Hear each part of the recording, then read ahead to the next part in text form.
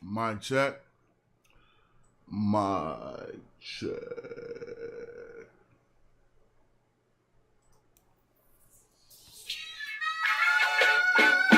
I've been bout my papyrus since I've been in it. Put me in the debate, you know I'm gon' win it. If I scream black power, don't get timid. If I say black city, I'm talking about Kemet. If I say black city, I'm talking about Kemet. Primary research and we done pushed it to the limits. All you dudes finished. The king counting cattle up with brother Reggie. When I'm in Oakland, smoking, bro, they love the Chevy. Back in the day, it was the spokes on the chariot. Long procession when the king got carried out to every spot. Woman looking nice as ISIS. I read ancient texts on my advice is priceless. Nubian gold, your ice don't entice us. Beating me harder than counting grains in your spices. Your heart was beating, but your brain dead. You're lifeless. Yo, they ain't nothing like us, yo. Don't try to make me mad. Make me smile and say you love me, man. That's real right there. Come on. You should listen to your main man's advice. Do a YouTube and apologize like Dice. Or the back fade coming like the Antichrist. Egyptologists sent me reading and said that I'm nice. I got a Stella with your name on it. I'm like Sargon. You the type of dude wake up in your car gone. Told, cause of the money you owe. Before you stream, you should clean up that humble abode. Like I'm not in city for my woman in gold. I keep the pseudos running, people coming in droves. You catch me on a live stream with Pan-African James. When we building, call us by our African names. I'm for the children. And ain't nothing happen to change. We on that black height, so we still packing them things for protection. Got connections, My complexion, pure black, that's the S. Make me smile. You love me? Show me some love. What up, people? Let me know if y'all hear me clearly on that good microphone. All right.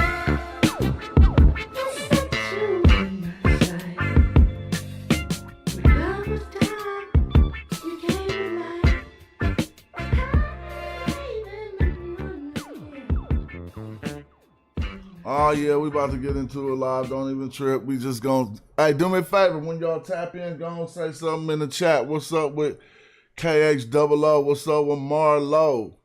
I'm gonna play another tune and we gonna go and get right into it. What you wanna play? Go on and play this. Black people, I love you, and I love you enough to tell you, you ain't ready to revolt shit. You don't feed yourself, you don't hunt your own animals and slaughter them, you don't prepare for your own meat, you don't own your own land, you don't have a seed growing in your window. So when you think about revolutionaryism, and you think about fighting and dying in the street, you ain't shit. Killer Mike said black people ain't ready to revolt. It's a disparaging marriage and he ready to elope. Maritime coastline, deep V hull boat. Crack a nose turned up, machete to your throat. The divine snatched the arm back, she fine, she in Zinga. Moroccan mercenary got a line on Moringa. Ask Chief X to swing it. Go fund me to rock a new car or build a school like I'm Dr. Umar. Nah, go fund some more guns, banana clips and cannabis, and bury it, the jackal, Anubis. I'm cool, keep them heaters and I'm in tie in an abyss. He ain't rapping due to libations, he just channeling this. Hands down, you ain't ready to oppose nothing. I'm just trying out a new format for the day. They say vertical get more views, we gon' see. Hovercraft propellers over swamp water. We make the thoughtful think they should've thought harder. Be aware of this. Don't blink, there's only one blunt between the careful and careless. It's hard to face it when you need a shrink or a therapist. Mental disorder ordered them to label you a terrorist. I breathe elements and I found the secret. We could all walk on water if it's ground beneath it. I carry my weapon and keep my trees, and still be Hotep and ask Tariq Nasheed. 6 in the morning, I greet my seed, then do everything I think I need. I have to say this, because I know our spirit and our emotions get stirred. I'm not against nobody on the panel. I'm with everybody on the panel. I'm not diametrically opposed I agree with everything my brother said about revolutionaryism. So let me ask you guys a few questions. We're in the South. Say something when y'all come in the chat, man. Who knows how to fish? Hands down. Who knows how to hunt? Let's hands down. Hands Y'all don't know where that's from. That's right off this album right here. Fights Over Egypt. You get that right on my Bandcamp. Casual Bandcamp. And that's exclusive slap. Everybody don't got that slap right there. Black people, are you ready to revolt? Black people, are you ready to revolt? It's a little different now, huh? When we was young in hip hop, you wanted stuff that everybody didn't have. It made you cleaner. It made you cleaner on the block, like when you came outside and you had some hip hop that everybody didn't have. You could put your cassette in the tape decks in the boom box and rock the block with something that and everybody like, ooh, what's that? Let me dub that. Let me get that. Y'all don't remember that? So yeah, that's that. That's off that. I like still putting out albums like that where they still exclusive. You see what I mean? Hey, let me see something. I want to see if I got my chat bot working right. Hold on, let me see something. Oh yeah, I didn't have it right. Okay, so what I'm gonna have to do is this. Y'all see? Say something in the chat. We're gonna see how them chats come popping up on the screen. But I don't want them going over my face, so they might come on the screen a little delayed.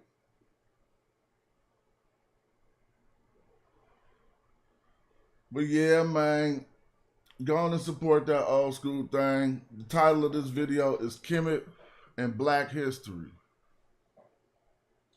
If you ever watched my show before, you could go back how many ever years you want to. That's one of the main topics we be talking about. We talk about it when it's hot, when it's trending, and we talk about it when it ain't popping. Black history. Particularly pertaining to stolen legacy of Egypt. And all the revisionism that's happening right now in the world, but I'm about to put it in your face and show you the relevance of our studies. Right now, in the world, in American politics, there's a group of people in your face trying to take a land from another people based on whatever it's based on. Whether it's religious,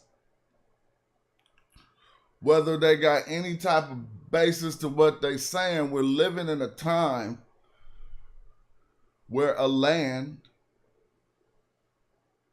is being taken from another people, however you want to put it. All my studies, I see Palestine.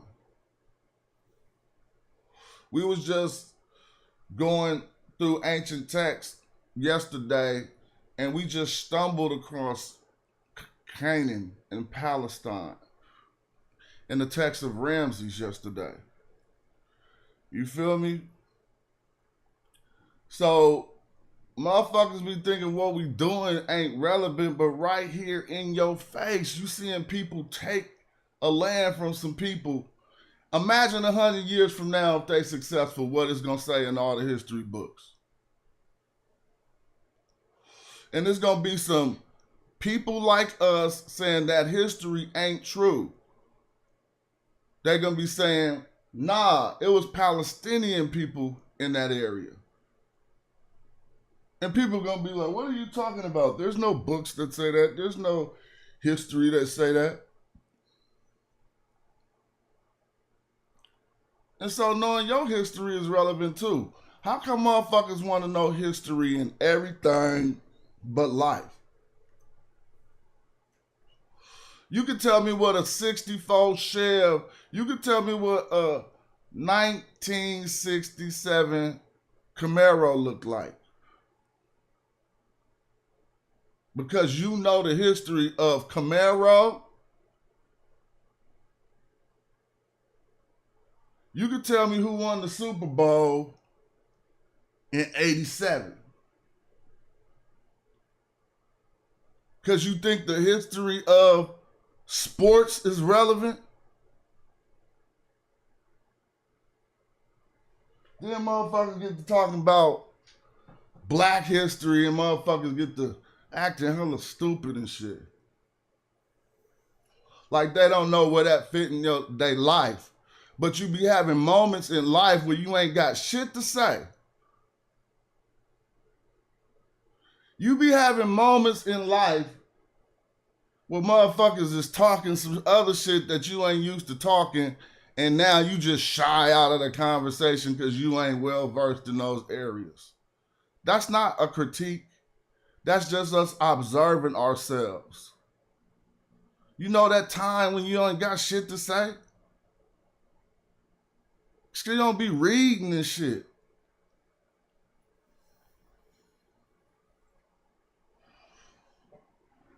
When I ain't got shit to say, I shut up.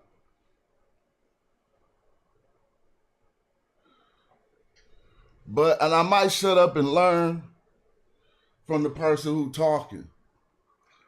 But a lot of the times we try to change the subject just because we ain't got shit to say. Oh, I see Mike P in the building. I see mechanics in the building. Oh, it's popping like that. But for real though, now the way we was reading this shit ain't been part of my whole shit. Being brought up the way I was brought up, that just wasn't part of it. But I'm grown now. And one thing I don't like is not having any qualified thing to offer. Motherfuckers get to talking about something important, you gotta shut up. Or switch the subject. So all we gotta do is address that shit right and start building on shit that's relevant. I just got through telling you you could turn on the news and just see them wiping out a straight people right now trying to take their land. Trump talking about putting fucking Trump hotels on their land. What would be in history books 100 years from now? They're going to be saying that shit didn't exist. They was already there. And that's why you need to know what's going on.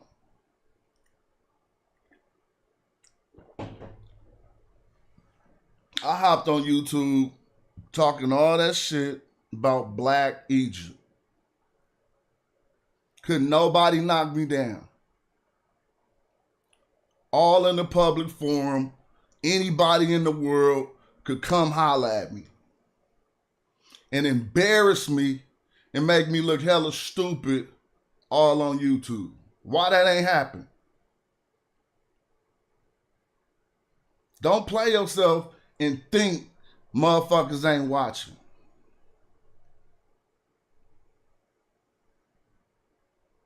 Even if only 1,000 people who is interested in that subject matter seeing that information, that's a lot of people. And stop being like, acting like you need 1 million people to get some significant people watching what you're doing. I be watching some rappers' pages sometimes. I run a record company. I could probably help somebody.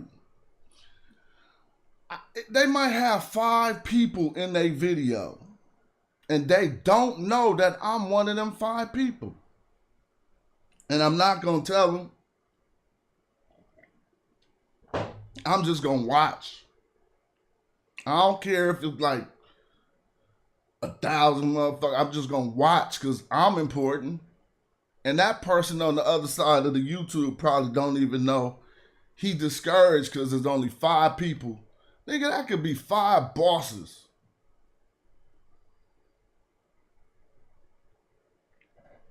So we start getting the numbers game wrong.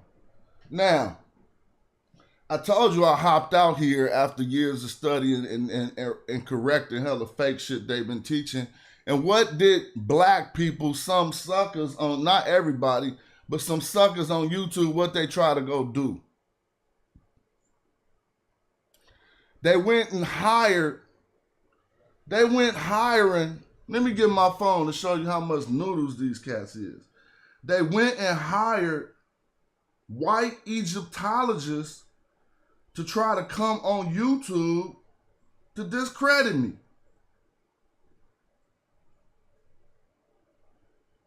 All they did was play themselves. You gotta understand, man, we know how life works. Some motherfuckers just clean, bruh.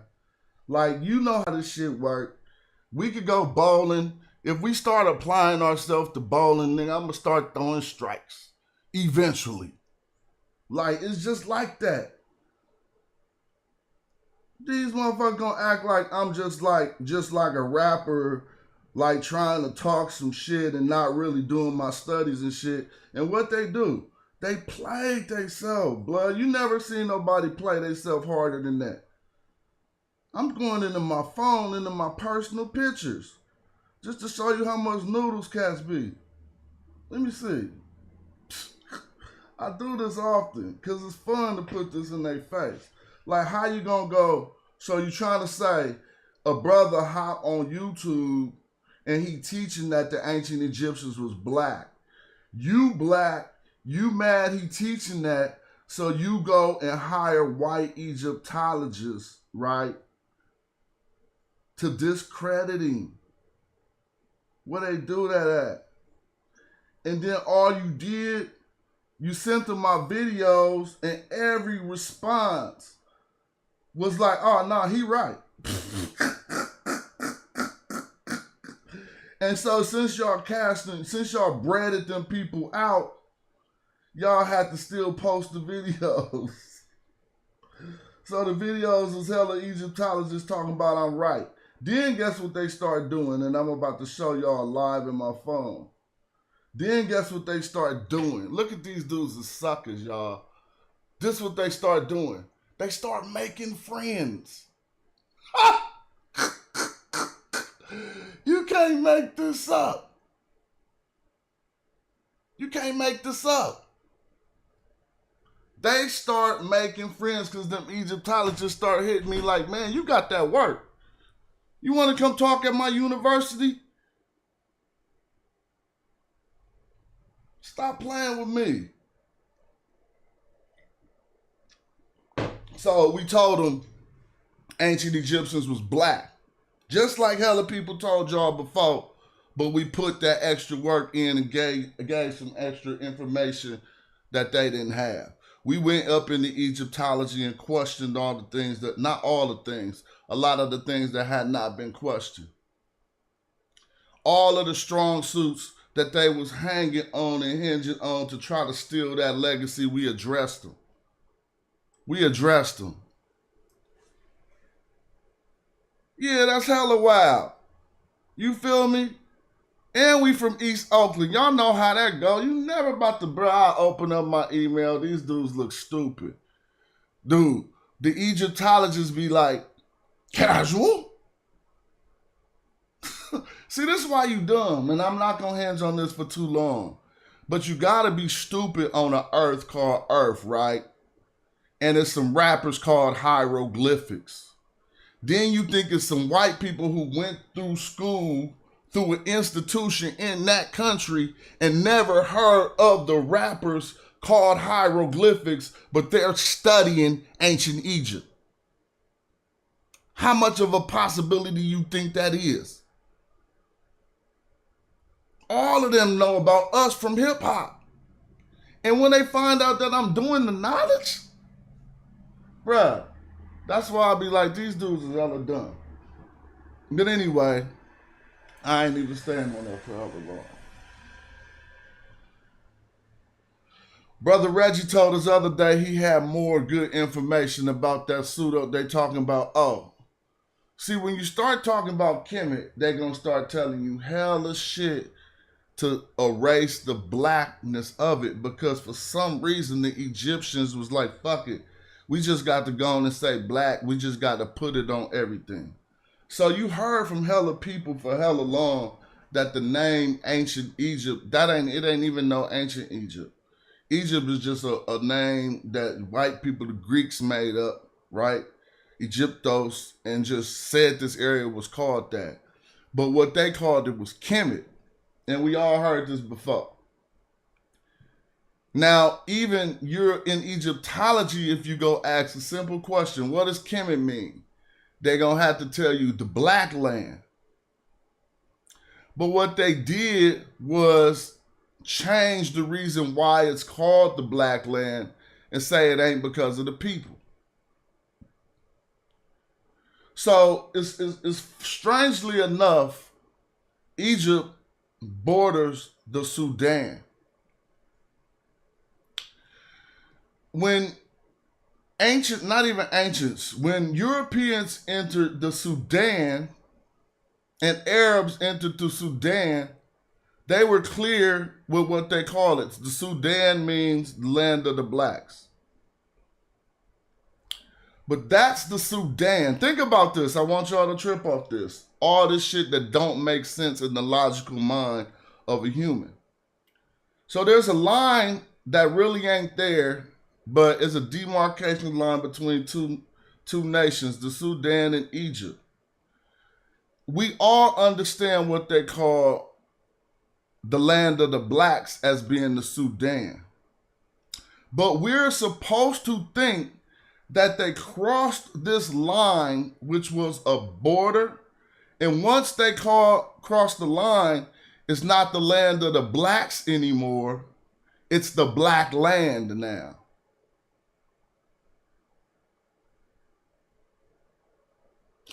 Literally, you're standing in the Sudan, you're in the land of the blacks. You cross over the border to Egypt, now you're in the black land. But the land, it's about the soil, so to speak.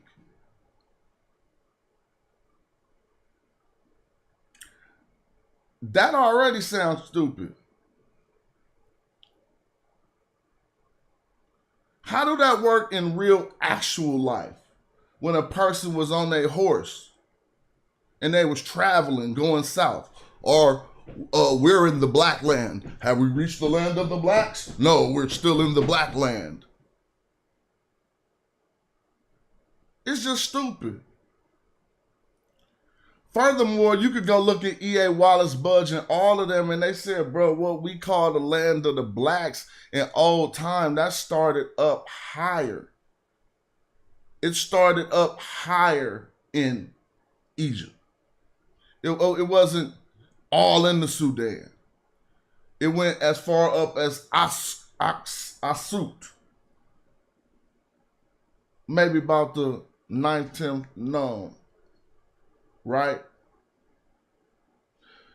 So we argue with, okay, they calling it the black land, and we wanted to prove that ain't true, and we've done that definitively. When we start reading the Metal Netter, the word for land ain't even in that term. They take a glyph, which is Gardner 049, and they act like this glyph for town, community, what have you, is a glyph for land. Now, let me ask you something. A simple question. What's the difference between a town, a community, and land? I ain't gonna even hold you. I'm gonna just break it down. The difference is people. If you don't have people, it's not called a town. It's called a ghost town. You don't have no town without people that you call a town. You don't have no community without people. But you do have land without people. So why is that significant? Because the glyph they used behind when they say the black land is Gardner 049. There's a circle with an X in it. I call it X marks the spot. And the spot that it marks or denotes is where some people at, congregating. Specifically in the name of Kemet is where black people are congregating. The black community, the black country, all of those translate properly for the term Kemet. But the black land don't, if you think it got anything to do with the soil. And that's period. So it ain't like we just got on, white people didn't give us blackness. People like to be like loving that, since they got it fucked up right now and they got in power and they make a caste system where that's lower than theirs. You think that's how life works. They just got that like that because they in control. But all throughout times, you could go to the Azana, and I'm giving you sources. I was going to say Azana Stone, but I think it's the Azana Stella, King Azana from Axum, where he's describing the wars. This is like in the 3rd, 4th century AD, right? Matter of fact, 4th, 5th century AD, right? And he talking about how the blacks is fighting with the reds. Reds being lighter skinned Africans than the blacks. The darkest hue, who he would be talking about, something they say in anthropology, Nilotic Negroes. So they argue with us, race is a social construct. Shut up. Everything is social construct. Stopping at a red light is a social construct. These nations we live in are social constructs. And we're not talking about race. Let's repeat. Dude, when you do a description, and I ain't talking about, just don't internalize this. Just think of yourself as a Lemming or Green Army character. Don't be like, I don't do that. If you have to give a description for the police and somebody say what he looked like, the first thing you start saying ain't race. You might say race, he was a white man, so they know his physical description was white. But let's say he's black, but he hella light skin. You're not going to be able to start saying he was black. They're going to say what he looked like. You're going to be like, he was a light-skinned African-American. Because you are going to his physical description first, which in America has you included in particular races. In the world right now, it got you included in the race, your physical description. But you can talk about a physical description without talking about race. This is what the ancient Egyptians was doing. Like I don't even get it. How often we show that? I still got that on the screen. That's cool. How often we show that? Oh yeah, okay, I do like that.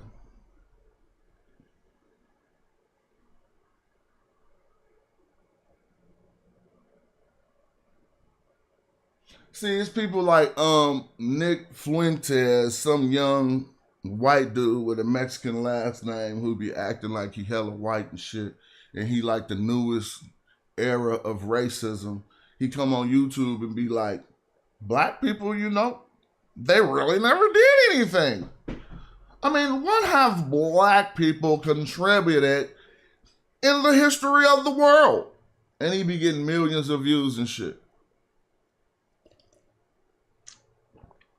And since you don't really know and start listening to all of this, you don't even know that these are the people who contributed the arts, the sciences, civilization. Writing, mathematics, everything that's being taught to you at an elementary level in school. It'd be funny. Motherfuckers be trying to act like Sumer. See, it's all a fight. This is just a racist fight. Taking the creation of history out of Africa and placing it in the Middle East, that's some racist shit. So when you hear the argument between Sumer and Egypt, it's it's an academic struggle to wrestle the cradle of civilization up out of Africa and to place it elsewhere. I could prove it. They doing it all in the Bible. You could go to Genesis 2:13, where they talking about Ethiopia. But they use the name Cush. Now, if we it could be a lot of confusion about this. If you think about modern day Ethiopia, it will not line up to ancient Cush. But in about the, when the Greeks and stuff was talking about Ethiopia, they wasn't talking about where the modern day Ethiopia was.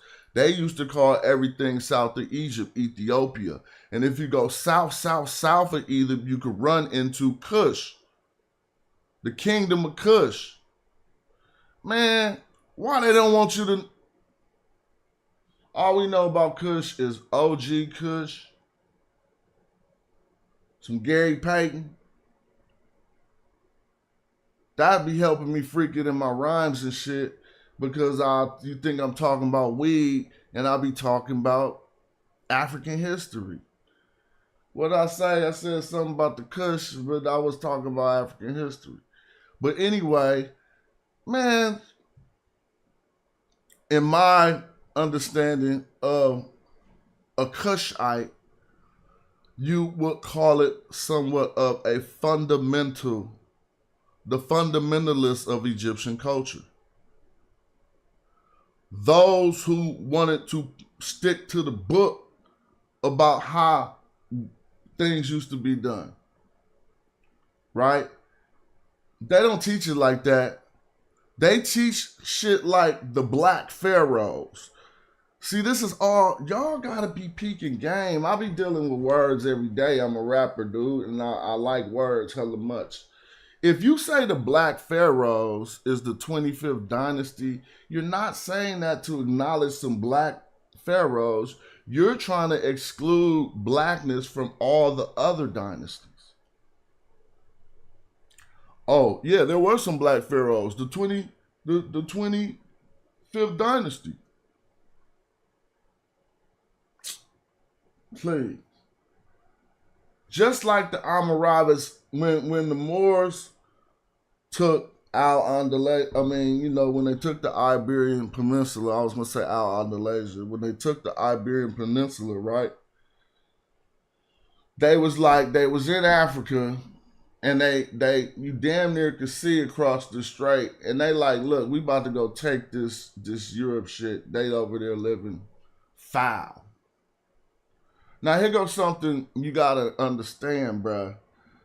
They taught us shit. When we say Eurocentric, that ain't no Black History 70s statement. That's something you need to understand what motherfuckers is talking about when they say Eurocentric, and I'm gonna show you like this. Everything we learned in school was Eurocentric, so they make you think the world happened in ways it didn't happen.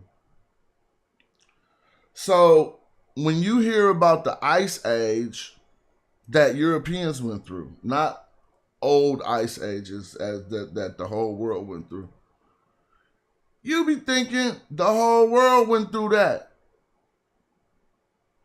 Bruh, didn't they teach us like that? It was an ice age then, nothing was popping. Bruh, that's just where they was at. How about the Dark Ages? Bro, you was taught that in school, like the whole world was ages. The whole world was in the dark and no enlightenment, and everybody was hella stupid from about 500 AD up in about 1400. No, that was just white people. Specifically, that was just Europeans. They was going through a dark age. Africa was flourishing. The Muslim world was flourishing. Bruh, this is so much so that all that shit they All that shit they teach you about the Greeks did, white people didn't even know that shit. They had forgot. They went into a dark age, start taking like baths once a year, doing hella weird ass shit. We can pull up sources on this if you think I'm on here talking some bullshit. And it was the Muslims, I'm saying Muslims, it was the Moors who had to teach them the history of their own scholars. See, while they were going through a dark age and doing all that stuff, forgetting hygiene, forgetting everything, like I said, the Arab world was flourishing. Islam came out 632 BC. That's during the European Dark Age. But what about the Islamic Age of Wisdom? When they was retranslating texts that they got from Egypt, they wasn't retranslating Egyptian texts. They didn't even know Medu Neter. Y'all gotta be peeping game, bruh. So what text could they have been able to be retranslating from ancient Egypt if they didn't know Medu Neter? It would be old text written into Greek and stuff. So it was Arabs who taught white people about what the Greeks did for them. They had all forgot. Admittedly, they were in a dark age. And I'm saying the Arabs just so you can pull it up. I said Muslims, not Islamic. If I misspoke somewhere, I apologize. But you know what I'm saying. So, and I started this to say how the Kushites are the fundamentalists I'm just building. When the Moors did go and take Al-Andalus or the Iberian Peninsula, one of the first kings they ran up on was a Visigoth king named King Roderick, who lived in a barn. His kingdom was a barn. His castle was a barn. Like, y'all gotta stop playing with me. And I make sure motherfuckers know this so they can have some shit to say. His castle was a barn. Bruh, Tariq, not even Tariq the Moor, Tarif, who went before Tariq the Moor in 710 AD, was like, bruh, these fools over here tripping. Half of the shit we got come from them Moors putting down the law and teaching the white people. That's why Trump is on the news talking about tariffs so goddamn much. That come from Tarif. Tarif in 710 AD when he ran up on the Visigoth king who was living in squalor in a barn named King Roderick. And he was like, bruh, this is some crazy shit. I don't even have to smash these people out. This is how he was. I don't even have to smash these people out. I'm going to make them pay me a tariff. That's his name, a tariff. Anything come up out of here, anything come back, that go back to us. Percentage of it.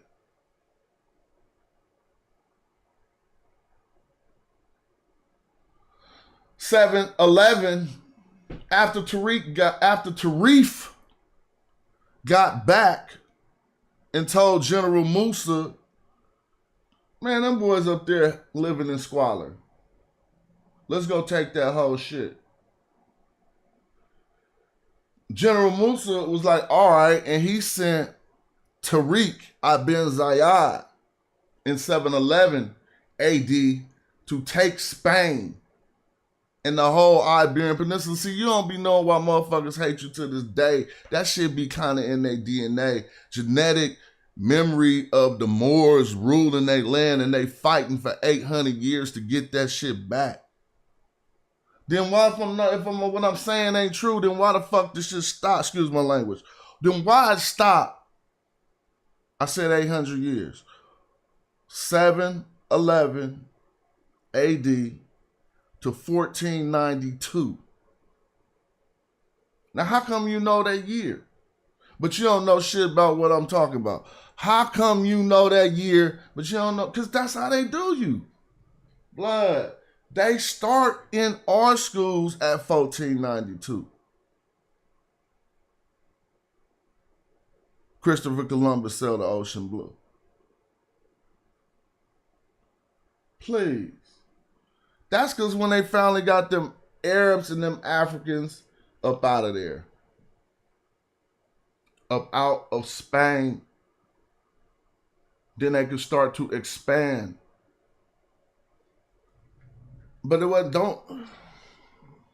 not just limited to Spain, but the Moorish control was centralized in about Cordova, at around Cordova. So that's why we be thinking stupid shit. And nowadays, me and you go get some gators. We want some gators from Italy. But then the best ones you're going to get is called Mori. Stop being stupid.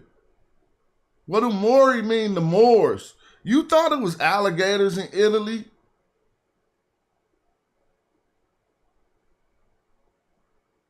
So you don't like African shit until a white person sell it to you.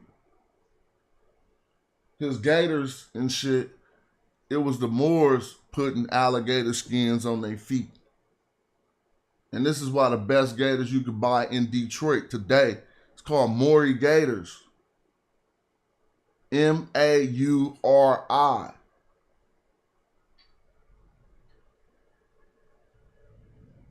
We don't be knowing though. While they in a dark age, they didn't bathe. So religion, when you got baptized, some people only bathe when they got baptized. Some people bathe once a year.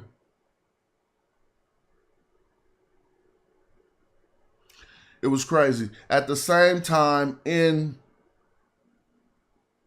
just going to say in the Muslim world, they were translating ancient texts and reteaching about Socrates, Aristotle, and all the Greeks. Africa was flourishing. We hear about Timbuktu. Man, we thought that was just some far place when you threw the football over the fence. You didn't throw it to Timbuktu. You didn't know that was the center, the knowledge center of the world while Europeans was in a dark age, bro, in Africa.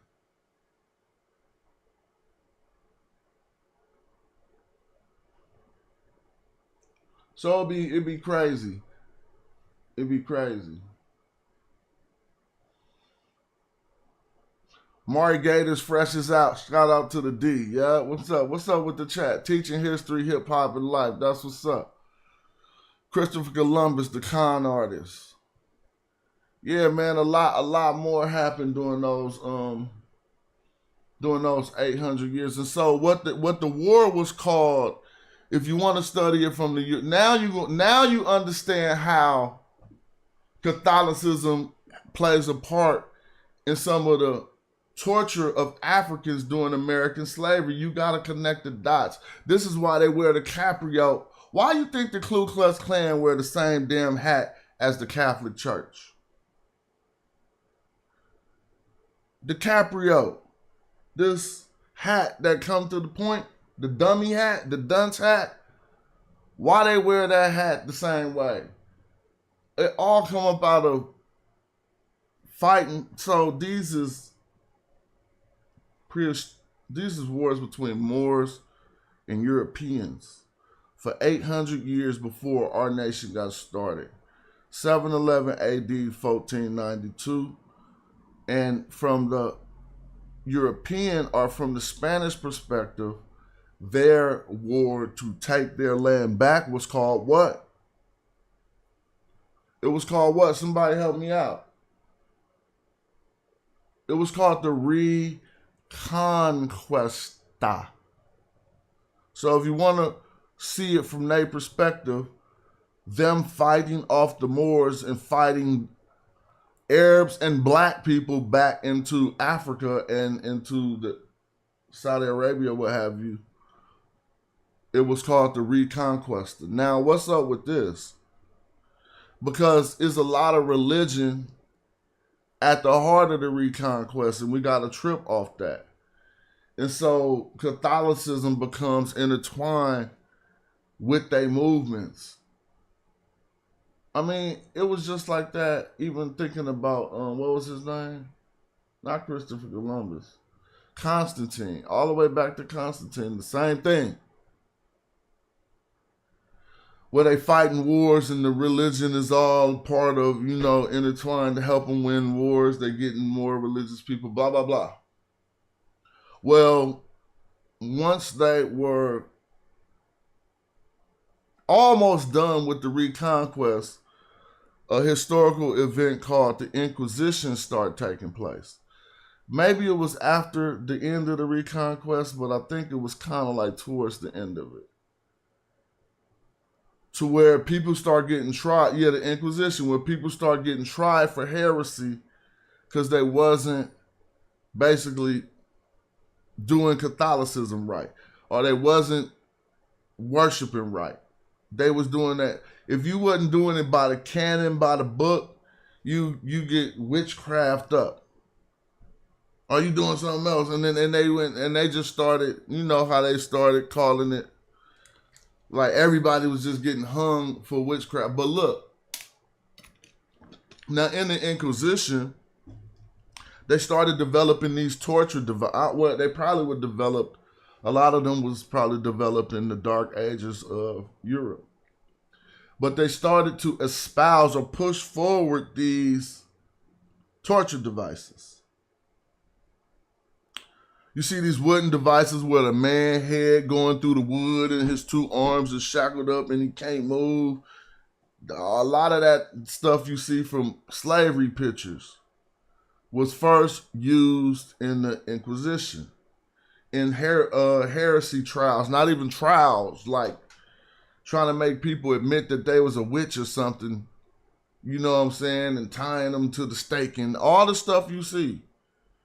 You seen black people burn at a stake in the South, and you seen so-called witches burned at the stake in Europe right prior to 1492.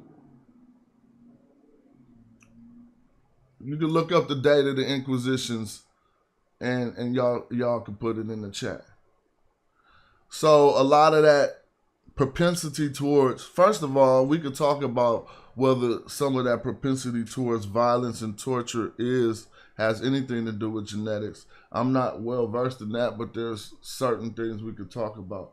But a lot of that extra torturous mentality that even was seen in slavery was just exported from the Inquisition into the Americas. But you're just dealing with a different type of reasons why you're inflicting that brutality. It's not because they not worshiping right. It's because they slaves and you need them to know whatever.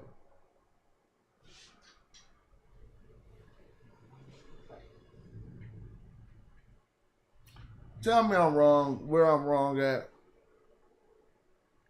We'll start opening up some screens.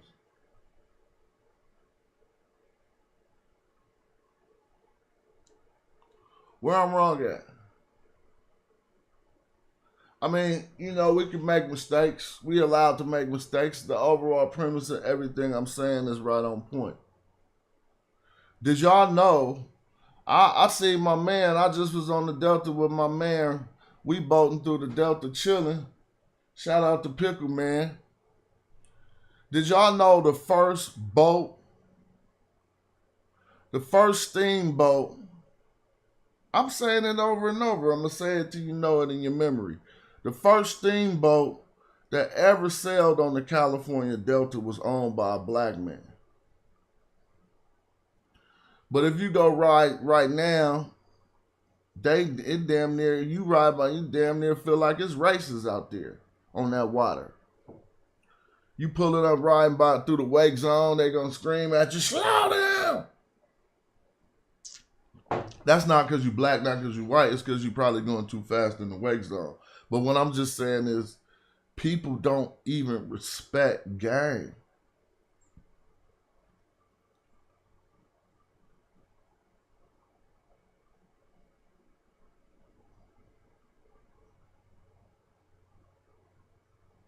So let me get this popping over here. I just set up a little format to start streaming vertical because they push it out to a few more people. I see there's a few more people in the house. Shout out to y'all. We is about to do what we always do and just build on the knowledge. Now, they was mad at me when I went. See, let me show y'all how it worked. I tell y'all over and over, I show these videos over and over. This is a video. So they went right. Man, Smash make me sick. He get on my nerves. He on some pseudo shit. He talking about the Egyptians was black. You know what? We can't read the Metal Netter, so he got an advantage on us. He can read the ancient Egyptian language. Let's go hire some white people who can discredit him, y'all. Then we're going to record it. We're going to put it on YouTube. And I'm just showing the people who ain't even peep game. Look. Here go one of the people, Dr. Maggie Bryson, that they hired. That was like, hey, it's this guy on YouTube keeps saying the ancient Egyptians were black and that they called themselves black. She watched my videos, right? If the vid ever want to come on, I'm just now starting this, so my hard drive is waking up. I got a slow ass external hard drive, but it's like 14 terabytes. I have sympathy. But it'd be hella slow. This is what she told them when they hired her to discredit me. And this is not the same Egyptologist I just showed y'all in my phone. I can sympathize with the impulse to sort of to be very strident, to be very argumentative, to be very certain, to act very certain about the blackness of the ancient Egyptians, because for the longest time, the very longest time, there was this prevailing idea that black is Africa and Africa is less than, right? That no matter what happens, no matter how you cast it, anytime you fall on the wrong side of that dividing line between black and not black, even not between black and white, whatever's coming from that black side is going to be less than. And it took people being willing to challenge that orthodoxy, and sometimes in a very ill-informed way, right? Sometimes, it just took people coming up and going, I feel like this, and so I'm going to say it and make it right. And it turns out they actually were in some ways. So now, first of all, she just said I was right, but listen to what my man, I don't even know what that say, Skype AM Productions 2442, peace to you. He says, bro, we fuck with what you're trying to do, but your sources are not reliable. That's 100% bullshit. And spreading misinformation isn't good either. And he's not going to show you guys what I spread that is misinformation. Now let me fry, dude. I'm about to go and look at what a scholar said about the information I'm disseminating. A scholar that I sat down, a PhD who came on my show and was like, oh man, I'm gonna go to the other channel and ask them to take the video down. This is a quote from Camilla DiBiase Tyson. What does she say about my information? She says you are using the corpus correctly to make the claims you are making. But a dude on YouTube say your sources are not reliable. So who y'all believe? Y'all believe the dude on YouTube or the PhD? Because she say I'm using, the corpus is my sources. The text corpus. So who y'all believe? Misinformation. Man, I got the most correct information on the subject on YouTube.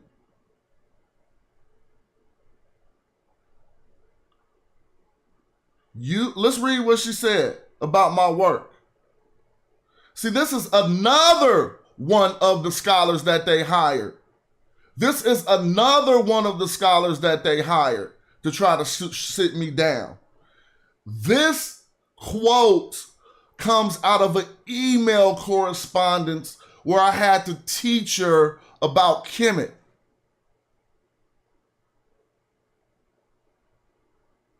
The guy in the YouTube chat says, bro, we fucks with what you're trying to do. I appreciate that. But your sources are not reliable. Name one unreliable source I've ever used.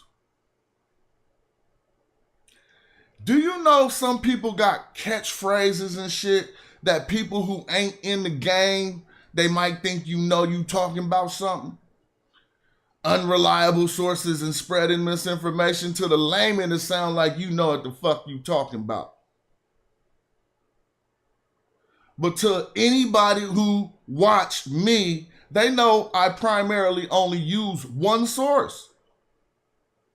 And it's called the TLA, the Ancient Egyptian Text Corpus.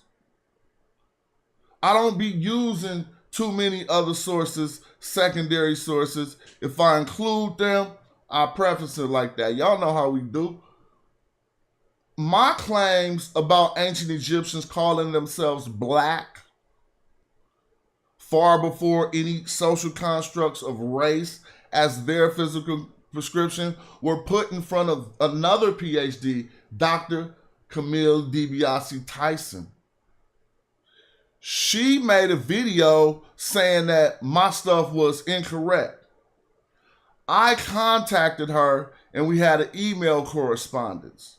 We had a back and forth, and this is what she said at the end. So stop playing with me. Ain't nobody gonna make me believe that I'm doing something wrong. Only people who could do that can do it with the information, not with rhetoric.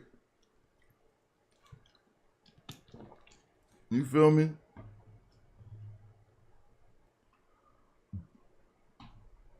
I just had to go to that just to show y'all real quick.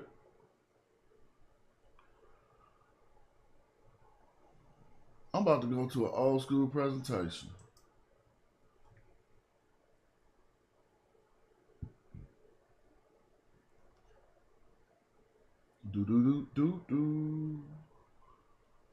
Now, think about Israel. Think about how they taking the Sudan right now. They taking the Sudan right now. Arabs is in the Sudan taking it. Killing black people in the street. Trying to build an Arab-only situation. In 100 years, they're going to be saying that was always all Arab.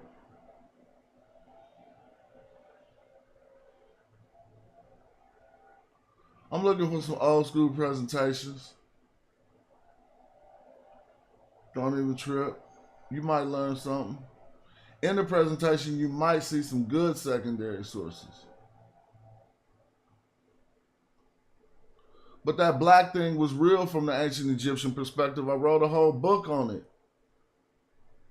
Not just to like monetize something on YouTube. I don't even be promoting my book as much as I should. Here we go. Let's go old school like this on me. Go on and say something if you're coming to the video. Share the video, like the video. Let's see if we can get the activity back cracking. Decoding. Wait, let me pull this down some. Pull that chat box down. There we go. I'll pull it down like to up there. All right, it says decoding black symbolism in ancient Egypt. My mic going in and out? Oh, hold on, let me turn it down some. It might be because I got a limiter. Oh, hold on, let me see if I got a gate or something on the mic. And tell me if anybody else having that problem with the mic. Thank you. Let me look and see. Edit filters. I put some noise suppression on my mic, and it might be. Everything is so small because I'm doing it vertically. Turn your phone to the side and watch it vertically. It's allowing me to get more people viewing the content. It looked like we got about 57 people in here right now. Shout out to y'all. Okay, they say the audio cool for them. Okay, cool. So this is a presentation I put together a while ago called Decoding Black Symbolism in Ancient Egypt. But look, man, before I get into this, I'm about to go grab me some papers from the other room. I'm about to throw a slapper on for a minute. Just a clap that I made, right? And gonna let this rock for a minute. I'm just gonna grab some papers and we're gonna build.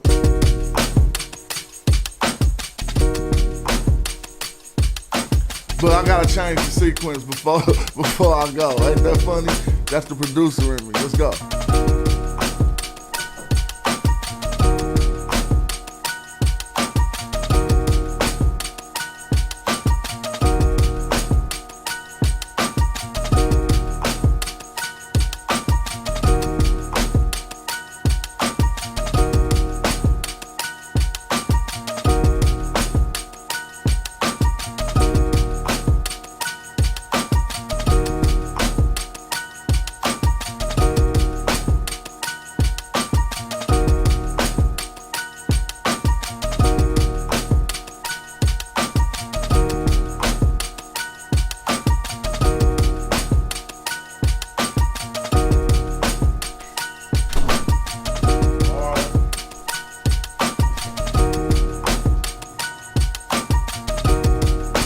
Hold on. So you saying you turn, look, bro, I'm looking at the, no, don't turn your phone sideways. Look at your phone vertical, because I can look at my phone right now. I'm about to look at the video. In my phone, when I click it, I hope it's doing this for everybody. It's just playing vertical. Look. See how it's playing vertical? So maybe if you look vertical, you'll see it better. See what I mean? Oh, that beat wasn't even, you couldn't even hear that beat? Well, when I just look, oh yeah, you can hear the beat. That was fire, wasn't it? Bring that back one time. We about to cook, I'm just taking an intermission.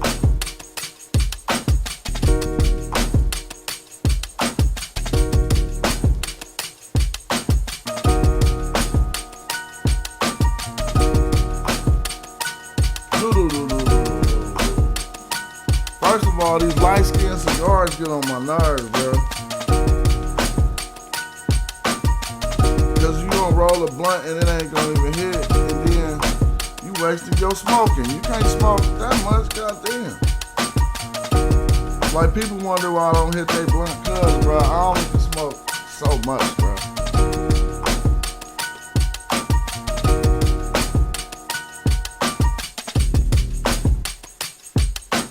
Hit your blunt and my blunt.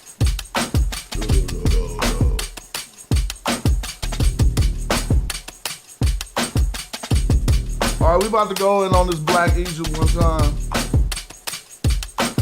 I mean, and what we really gonna do is put out a lot of information they didn't even know, from books that you didn't even know was in them books. See, they already been admitted that the ancient Egyptians was black. But it's a new fight going on right now.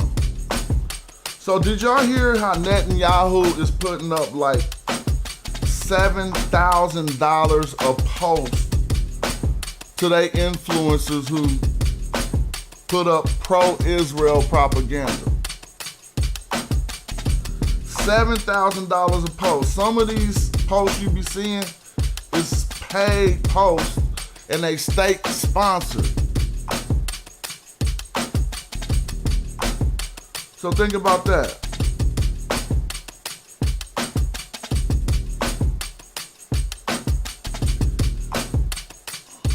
Well, Egypt also has a state-sponsored campaign that's being waged on social media.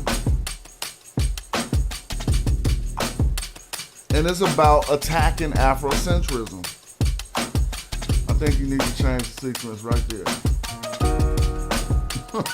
I could have went to a different one. And that's true. Everything I just said is true. They putting up money for people to post stuff, putting out a lie saying the ancient Egyptians wasn't black. Now, shout out to my man. Don't be mad at me because I fried you earlier. My sources is good. So I wanted to come to this presentation to show y'all, since people can't always rock, yeah, they can't always rock with me putting out, reading the ancient Egyptian language and showing you what it say. Sometimes you gotta use secondary sources so they can see other scholars is saying what you saying. So I used some secondary sources in this presentation decoding black symbolism in ancient Egypt. My book is called Black Like Osiris. It's doing pretty good on Amazon. Shout out to everybody who supported it. So one thing that they teach in ancient in Egyptology is about color symbolism and black symbolism. When you see the color black, it may have been symbolic of certain things. So what Europeans did was they went and made a whole fanciful tale inside of Egyptology. They made up all these fanciful tales about what blackness means from the ancient Egyptian perspective. At the heart of what they was doing is racism. Because blackness was so important to the ancient Egyptians, they didn't want the world to know that. Because how could that be like that if they trying to enforce all their slavery and racisms at the time when Egyptology, well, not really slavery, but castigating people who are black. So what they did was came up with hella fake ass answers to why the ancient Egyptians were so hyped about blackness.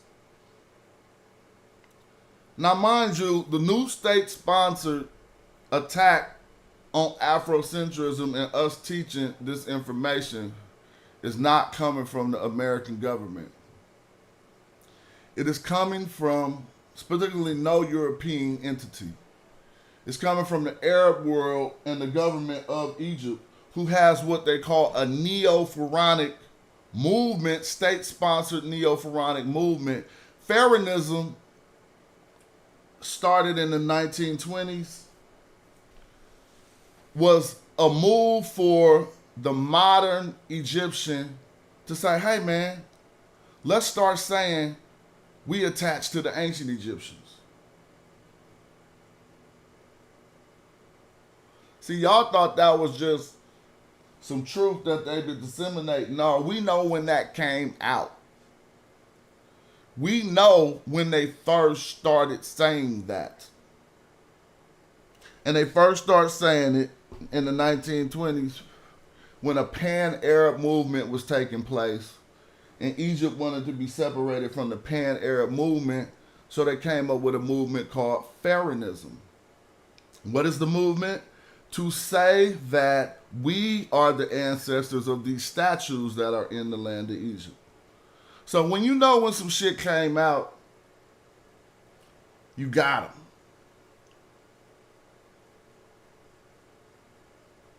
Before that, they wasn't saying that. That's why you can't find no old Egyptological books even trying to see, you know, when they was trying to see who the ancient Egyptians was, they never, ever, ever considered the modern Egyptians. Find an ancient book, Champollion, anybody, E.A. Wallace Budge, who was trying to say that the people who was in ancient Egypt right now was the people from the statues. You won't find one in the European world. You might find them in the Arab scholastic world because of the state-sponsored movement of Pharaonism. But Pharaonism got us in their radars. They tripping. Because y'all got new people to deal with. It's not just like Israel got to deal with social media and they forking out money just because normal people popping out with information. They got to stop that. Yep. You got some beast entities to deal with. We got people on ancient black people who can read the ancient Egyptian language and show you right on the wall what it say. Then go to one of your European dictionaries and qualify it. Now, I'm not talking to European Egyptologists right now because, again, they're on the side of black people right now is what you don't understand. When Europeans lost the fight for being the ancient Egyptians, when Sheikh Anta Diop knocked them out of contention, they deferred. They said, okay, we ain't in the fight no more. Now it's between the modern Egyptians and black people. They going with black people. Go read any new Egyptological book, and I'm about to show y'all some of these sources. So let's look. If you're not familiar with the brother on the screen, this is Sheikh Anta Diop. You can hear us say Sheikh Anta Diop. That's just us talking in our English. It's Sheikh Anta Diop, right? And I said I'm the Sheikh Anta Diop of hip hop. The rhyming Van Sertima. Well, Sheikh Anta Diop is the one who, in 1974, at the Cairo Symposium, he checked Egyptology. Him and Theophilo Banga, with the help of other African scholars, Dr. Raketi Amin and others, put Egyptology on notice. They said, hey, check this out. Y'all tripping. The ancient Egyptians was black. I have overwhelming evidence to prove it. Let's get it in. And at that symposium, I don't want to say a debate, a makeshift, they started going over the topic. All of the well-qualified scholars of the time in this field, the majority of them. And Diop and Obanga put on a show to where the neutral people watching, the curators or what have you, when they wrote about what happened, they was like Sheikh Anta Diop and Obanga was so over-prepared. They came with multiple disciplines to prove their point that they just forced everybody into. They didn't say they forced them into succession. They just said they just blew everybody out the water, so to speak. Basically, the results of their work was this dictionary, that encyclopedia of African history, used Diop's work, and he primarily was teaching them that the ancient Egyptians was black. He even brought new testing into the field that later, just recently, was substantiated by modern tests that they've been doing. He brought in the melanin test and what have you at this Cairo Symposium. So I'm going to skip this premise because I put this together for a discussion I was doing, but I'll just read it. Back in the days when we were saying black, we were talking about Africans. That's just a quote another person has said at some time. But when they realized Egypt was Africa, it became half black. When Reisner and Breston saw the great monuments of Egypt, all of a sudden it wasn't black anymore. When I say black, I actually mean African. That was a quote another person said. And, that's a true statement that he said. At first, Africa was the black continent, the dark continent, right? Then when they start finding great stuff in Africa, only half of it was the dark continent. The north was different. in order to do what they had to do with history. Right? So one thing I talk about is that, and it was probably good for them, that the ancient Egyptians worshipped black gods.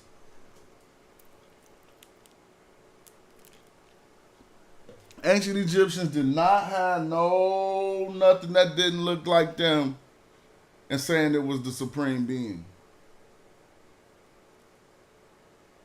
Which is significant. Nobody don't got that except black people.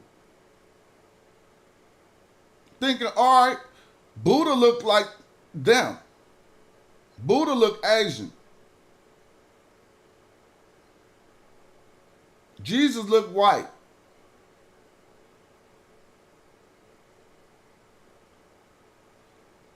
Asar Wasir was black. And the ancient Egyptians worshipped Osiris, Asar, or Wasir. Right?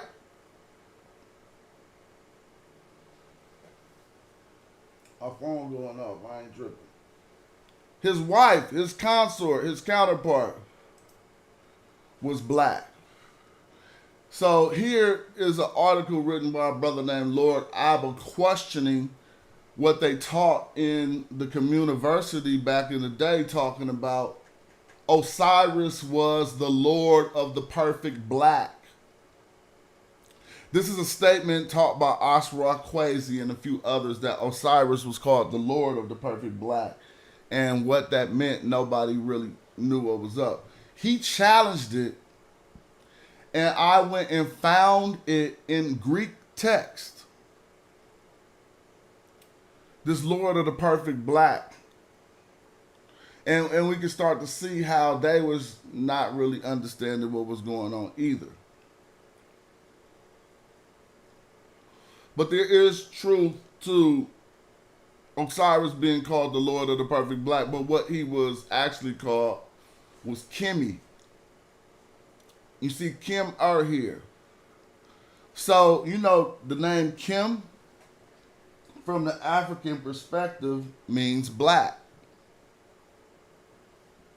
Well, not from the African perspective. In the language of the ancient Egyptians, Kim means black. It don't matter if it's your name, it still means black. Now, we understand, I'm going to talk about some grammatical rules real quick, but it's going to be easy for you to grasp. Because I know how to make shit easy. Peep game. If you say Israel, you know you're talking about a nation. Right? But if you say Israeli, you know you're talking about a person from that nation. Right? That's easy. If you say Sudan, you know you're talking about a nation. But when you say Sudan-E, you know you're talking about a person from that nation. What did you just do there? You simply added a I onto the root word, Israel. You put an I at the end, and now you say Israel-E. You took Sudan, in order to let a person know you meant a person from the Sudan, you said Sudan-E.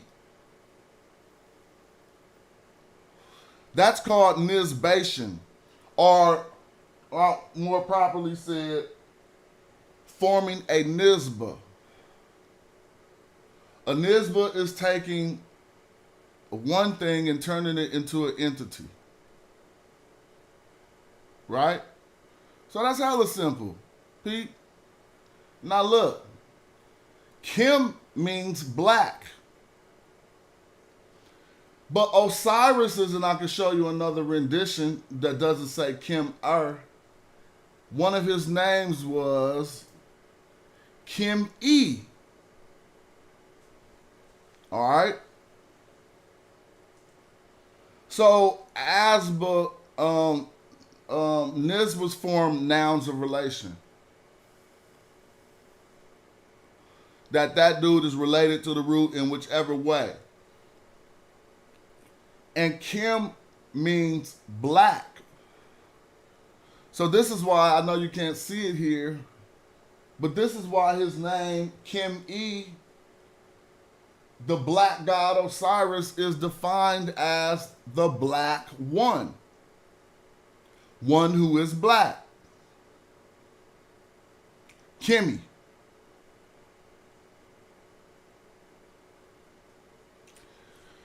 The way that a nisba relates to the noun can be in different ways. It can relate topographically. It can relate in the form of ancestry. It can relate in the form of another way, tribally. Right? You can say he's from the tribe of black. You can say he's related to black ancestrally, or they can say he's related.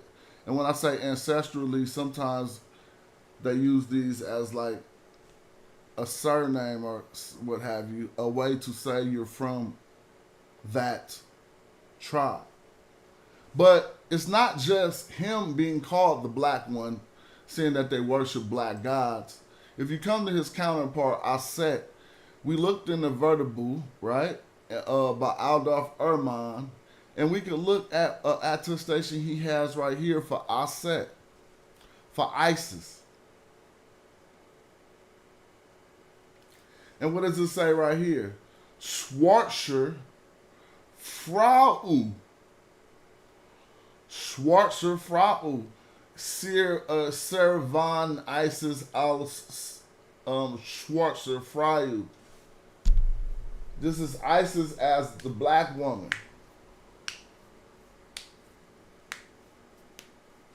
All right? Isis as the black woman.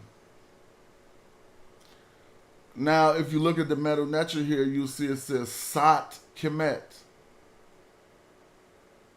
Sat Kemet. Aset was black. And I even have another source here, and you can see what the Medu Neter looks like. This is the word for black, is an adjective following the word for woman. Woman black. Woman black. Then they put the hieroglyph here in order for us to know to focus on the color. This is in the Vertible. There go to page, book 4, page 123. Now, out of the Thesaurus Lingua Egypti, I pulled up so you can clearly see that when you have the word awin means color. This determinative is called awin. But when they use awin here, it's just for us to know to focus on the color of the noun. The color, they telling you it's black, and the noun is a woman. So it's a black woman. This is Isis. Aset. This is why we don't know when we find she becomes the Madonna, and then they show the black Madonna. We don't understand all of that.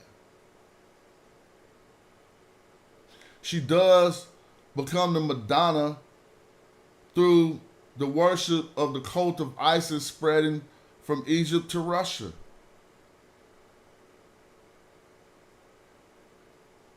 The cult of Isis was one of the cults Christianity had to stomp out.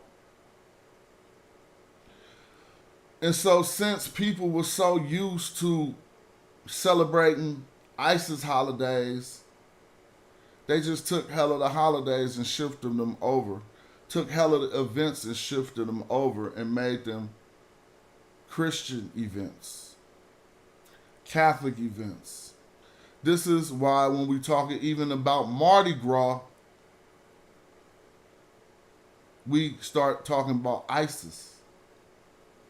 You don't know how that when we start, I'll open up Wiki right now, pop out my presentation, not even Wiki, open up Google right now, pop out my presentation and show you how even Mardi Gras, this celebration, goes back to Stella Maris, or a festival for Isis held during the cult of Isis.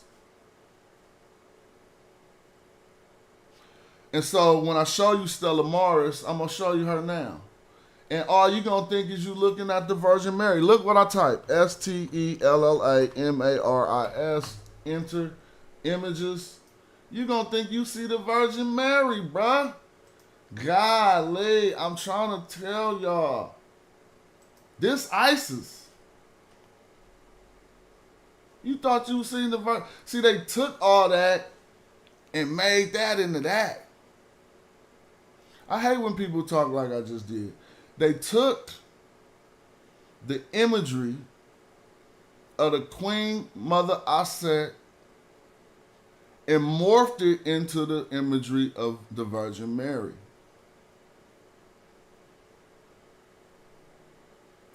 And these aren't the only motifs stole from ancient Egypt. Borrowed from ancient Egypt. I typed Stella Maris. You thought you was looking at the Virgin Mary. Let's read it. The statue of Our Lady Star of the Sea, venerated in the church of Selima. But let's go back and look.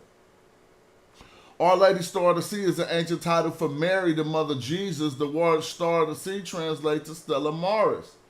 Now watch this. Let's go to etymology and history. Let's see if they're going to tell you. They probably not even going to tell you on Wiki. Yeah, they tell you. Look, the etymologization of the name of Mary as the Star of the Sea was widespread during the early medieval period. It is a reference to Isidore. They tried to sneak it in there, but I know Greek. Isidore is the image of Isis. Isidore etymology in the 7th century. Now let me click Isidore. They still not going to tell you. So watch this. I'm going to let a museum tell you. A museum has the image of the Stella Maris. It's the Fritz, F-R-I-T-Z, Williams. Let's see. Fritz Williams. Did I do that right? Oh, I got to get out of AI mode. How can I get out of AI mode? Here we go. Now look, why is y'all looking at ISIS? And what do this say at the top? Anybody, just read it. The Star of Mary. To say the Star of Mary, how do you say that? Stella Maris. Is that Mary?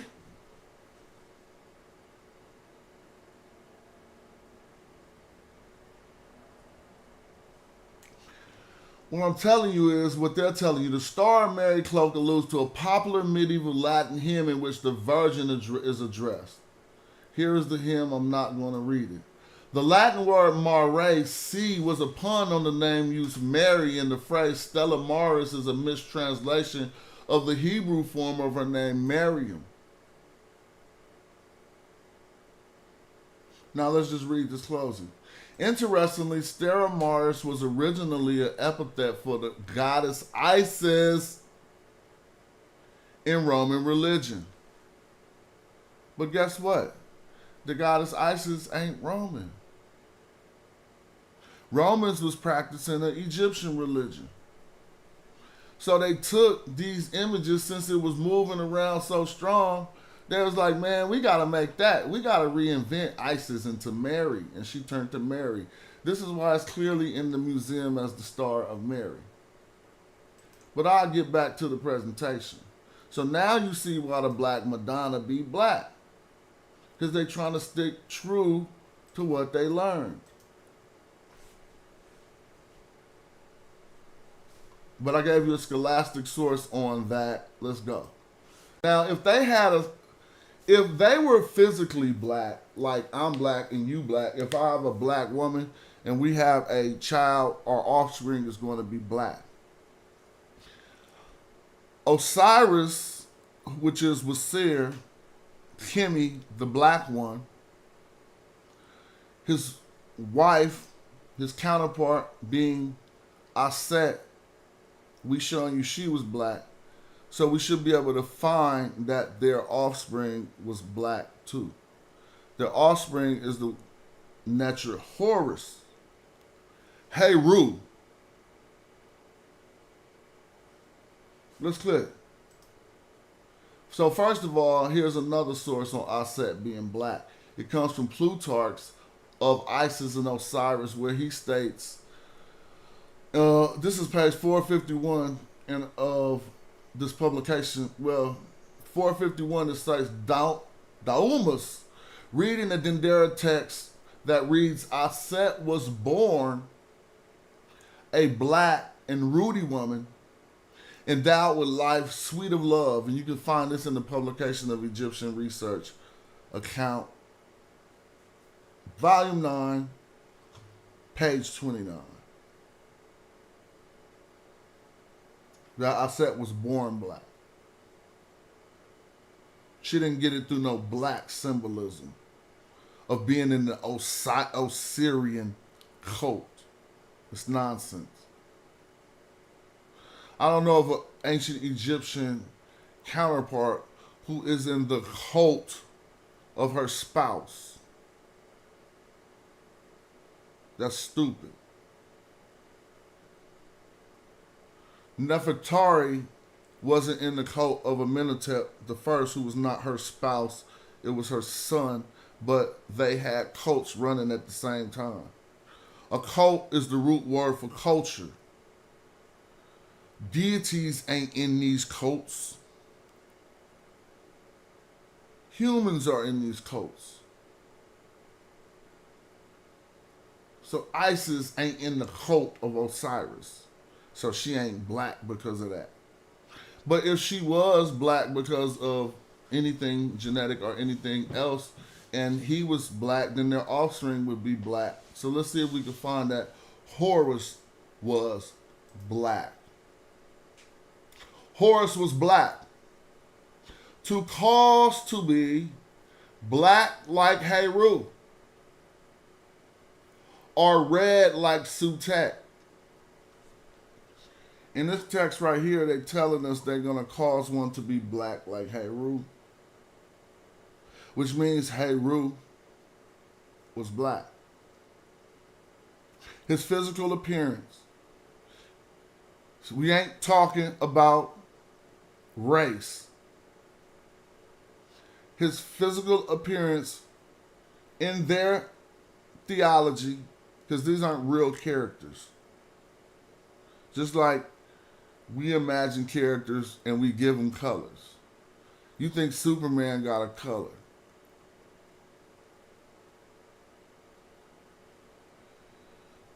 Black like Heru.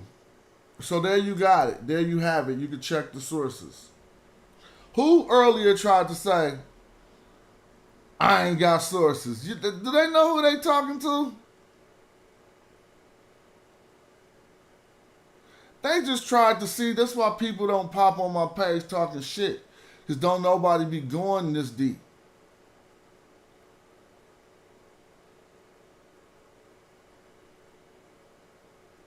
I mean, I've learned from others how to go this deep. Hundreds of thousands of people go this deep. They go deeper. But I'm talking about just amongst us in our little cliques. No, stop playing. It is reasonable to say that the ancient Egyptians were black. Now, not from what we just seen.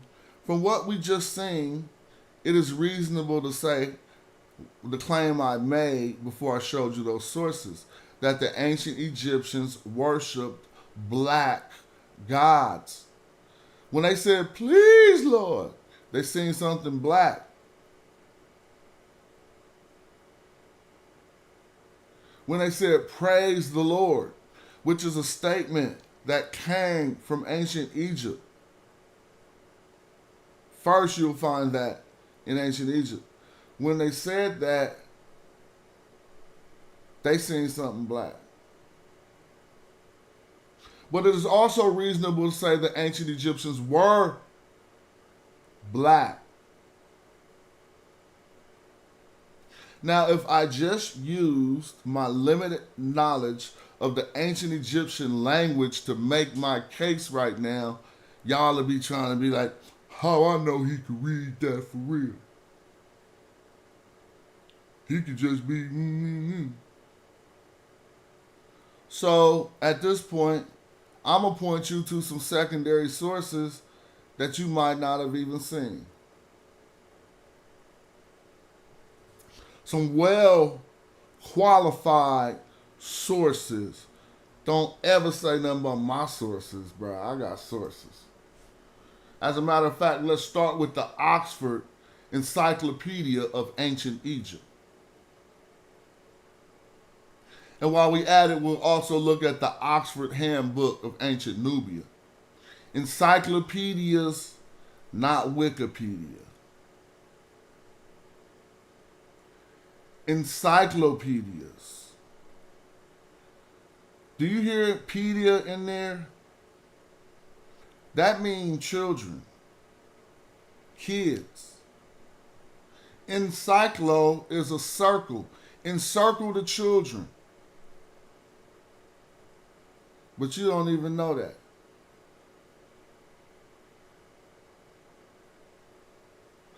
They say it was because knowledge was taught in circles with kids sitting down like at a fire, a campfire.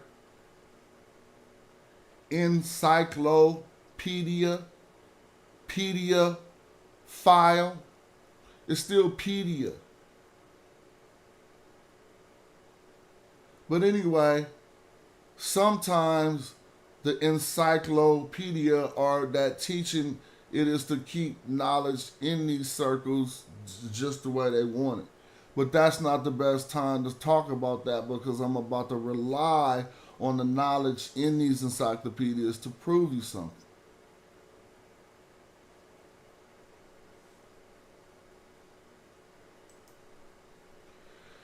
I just said it is reasonable to say that the ancient Egyptians were black.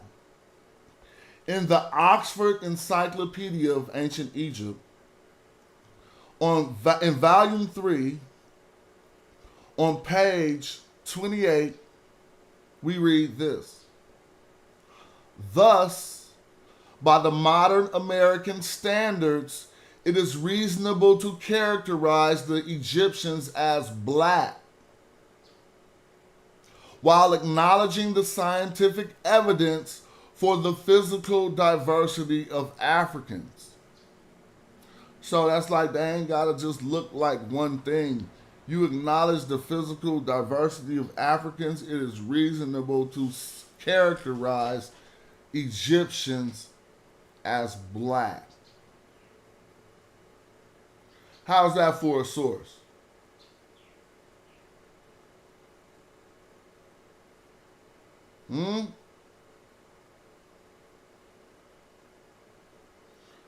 How is that for a source? The Oxford Encyclopedia of Ancient Egypt says, thus, by modern American standards, it is reasonable to characterize the Egyptians as black. It's pretty cool, right? I know what I'm doing. You're going to have to go debunk the ancient Egyptian encyclopedia from Oxford. When I told y'all Europeans is on the side of Africans being the fathers of Egypt, I'm showing you and I'm proving it. They don't say that they was modern Arabs. They don't say, thus by modern Arab standards, it is reasonable to characterize the Egyptians as modern Arabs, as the modern Egyptians. They say it's reasonable to characterize the ancient Egyptians as black. This is relatively new work. Their most up-to-date version. All right? So you can rely on this source when you want to teach what I'm talking about and don't want to rely on me.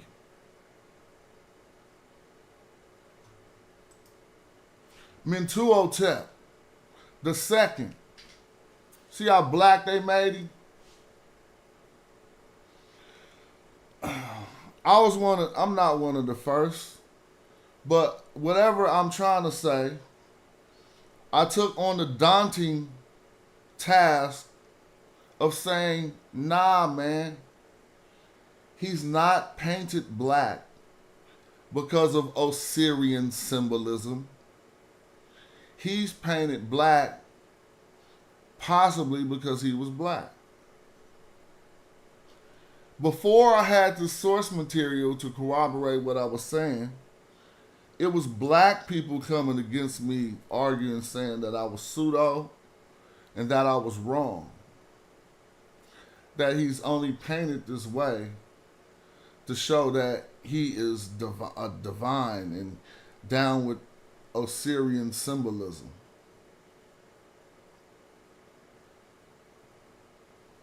It's nonsense.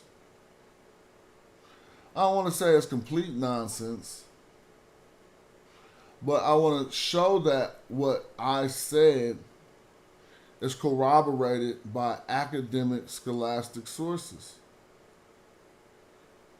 That it is reasonable that you can possibly conclude that they painted him this black because he was black.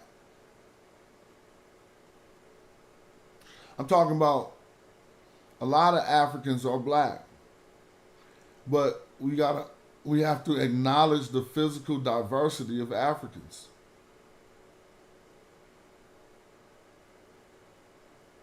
So you could be light skinned and you could be dark, dark, dark. And normally the ones that, when you're talking about physical appearance, the ones that you call black are the ones with the darker hue.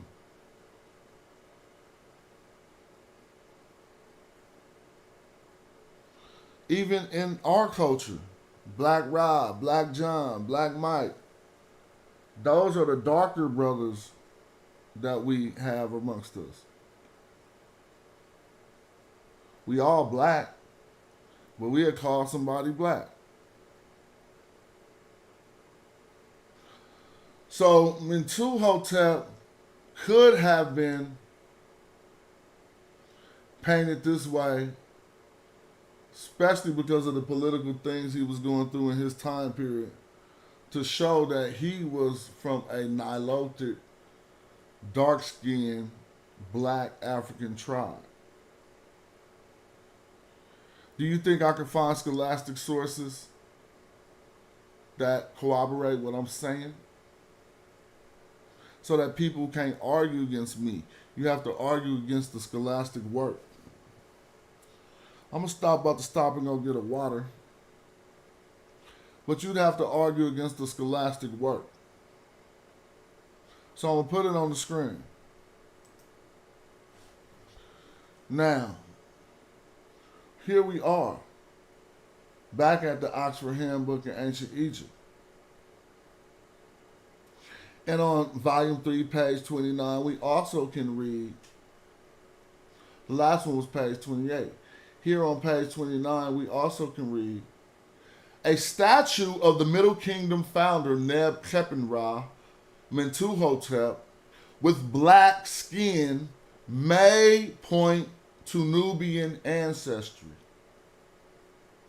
Although the use of black may simply reflect the statue's Osirian symbolism.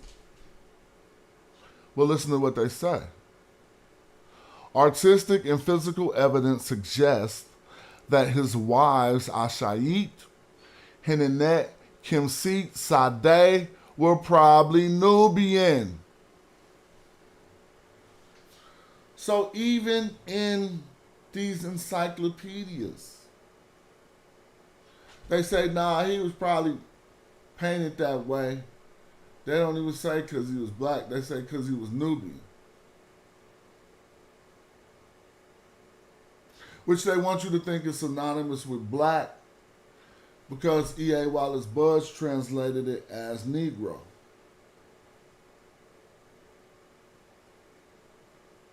So if they translate Nubian as Negro, then everybody else in the region that's not Nubian must not be Negro. See how they be doing that?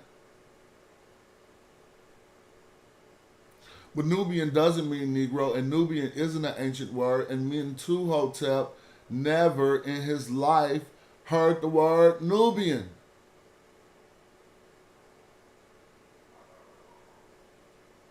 The word that he would have heard that might line up with that word Nubian would be Nahesi.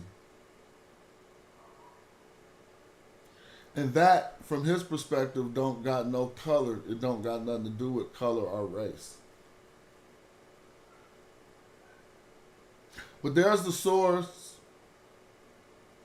showing that he might have been painted that way because of his own blackness. Let's play another slapper. Let's open up a different one. I'm going to just go grab a water. These beats I ain't using, I don't know, because cats didn't pick them in the clip. We making an album, cats don't pick the beats. Well, I'm going to let them just die on the computer. Might as well at least just put them up here and just have some fun. I like this beat. Go on and vibe to it while I go get some water real quick.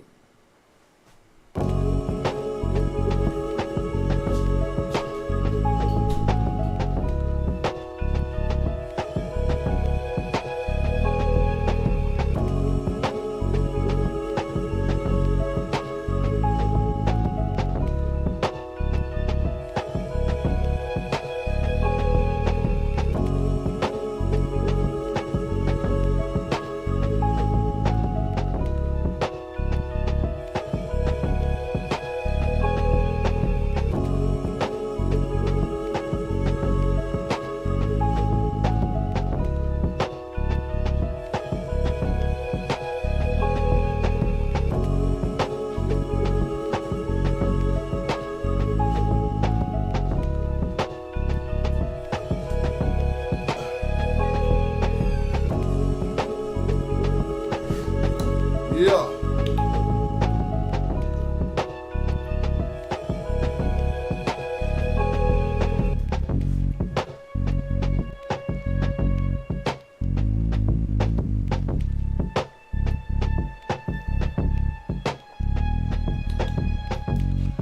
Woo!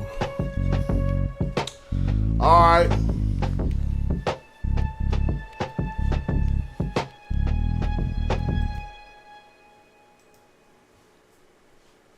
So that's easy work. Kill them with their own homework. Don't be talking about Mentuhotep. You don't even know nothing about Osirian symbolism. Shout out to you who said that was a dope beat. You want some of my beats, hit me at casual@hieroglyphics.com. I'm throwing them out right now. I ain't even tripping. I need to get back on my production. I want to produce a young rapper, help him do his thing. But people don't even know shit about no Osirian symbolism. That was made up by a white person trying to explain Egypt. Want me to prove it? I know the questions to ask. How do you say Osirian symbolism in the ancient Egyptian language?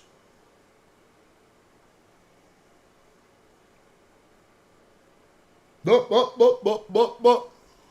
Got him. Ain't no damn writings. Ain't no way. Ain't no ancient Egyptian text. There is, kinda, and I used it in my book, but I corrected people on what they thought about Osirian symbolism. So it ain't no text outright describing Osirian symbolism. That's just all made up for them to explain away why ancient Egyptians were painted black. Seriously. Oh, it must be Osirian symbolism. Osiris was painted black. They never explained why he was why was he painted black then? He's not painted black because of Osirian symbolism. He is Asar. He is Osiris. So if you trying to paint yourself black to symbolize me, why am I black? All right. Here's another one they do this. They do this all the time, and they probably even think they got me right now in this video. Yo, do me a favor. Tag your biggest Egyptological distractor, Metatron, whoever. Bring them to the video right now. Egyptologist, your teacher, whoever. They just gonna not do nothing. First of all, they can't run up if they can't even read the language. Soon as they want to talk, I'm getting up out of all secondary sources. We going to the walls. Show me where it say that at.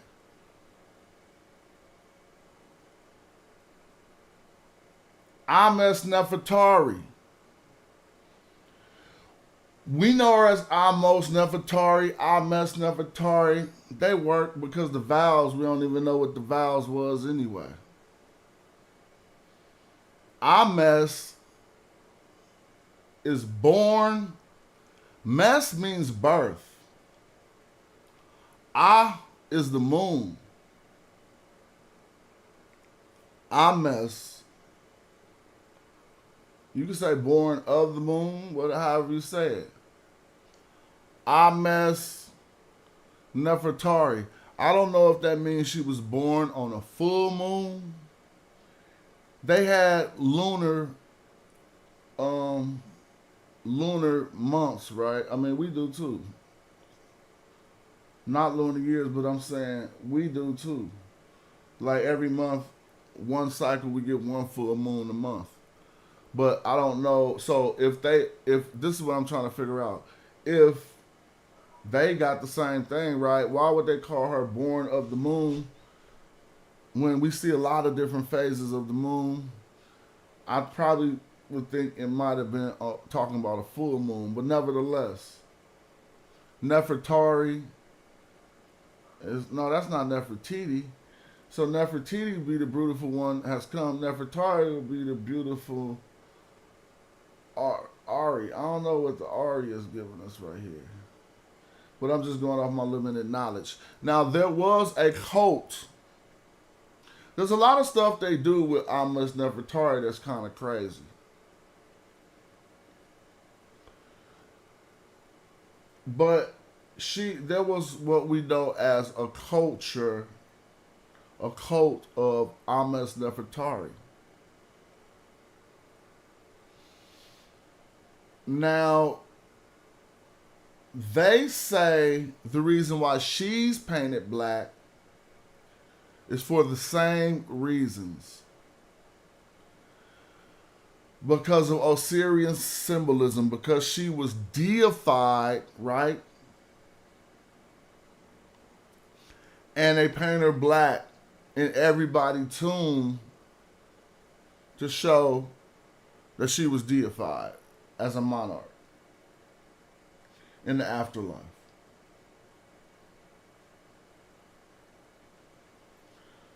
A little bit of truth to that is that there's a link between blackness and divine monarchy in the afterlife. But that is not the reason why she's painted black. And I can prove it definitively right now. Evidence would probably you could go to other type of texts. Her sons, what was that? What was her son's primary concern? See, this is some weak weed right here, and I hate weed. I mean, I like it because it's economical, but I hate having to smoke too much. So you have to pick and choose and win or lose. When you smoke that weak ass weed, then you're going to wind up smoking more blunts, taking damage to your body more, than just getting some good weed and smoking one blunt a day, because that shit was fire. But anyway, we're not talking about that. I'm just saying, though. I hate that shit. It's that Bammer. But, Ahmes Nefertari, right? What was her son's primary concern? Y'all want to know what it was?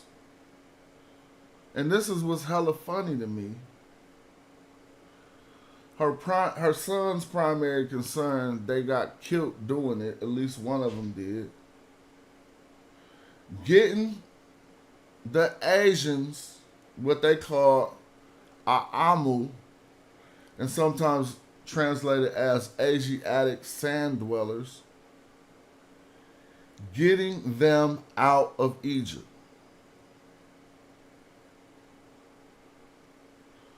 So don't try to be too smart. Just deal with it real quick. You got this picture of this woman painted black, and you scared to call her a black woman.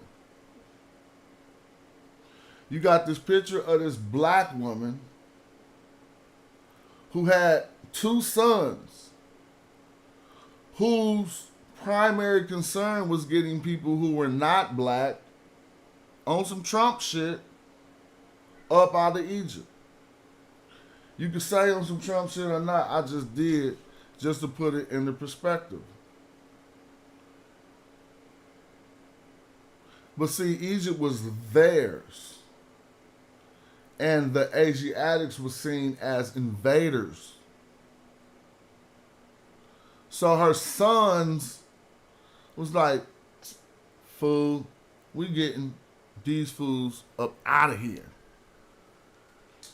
And one of her sons was named Amos the First.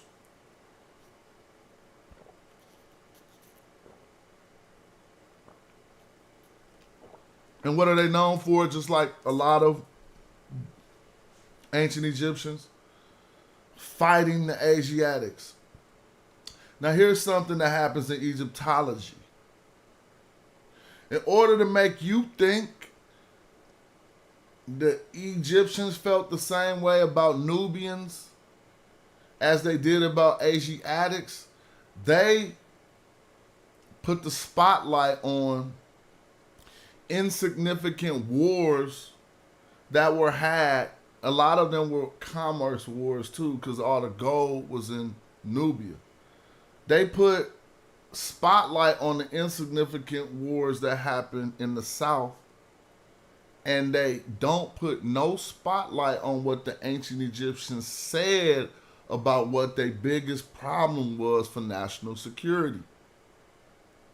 And their biggest problem for national security was Asians coming in, so to speak. That's how they translate it. Right now you're thinking Asian, you're thinking Chinese. That's not what they was thinking. They was thinking people from the East coming in, right? And the Levant, which isn't necessarily east of Egypt, but that is how they thought. All of those people were called Aamu. Aamu. And they wanted to get them up out of there. So, I'm just like, okay, well, she probably will be painted black. But they say, no, she's black because of Osirian symbolism. If you come to the Oxford Handbook of Ancient Nubia, page 188, you can read this. Another example sometimes cited is the appearance of Amenhotep I's queen mother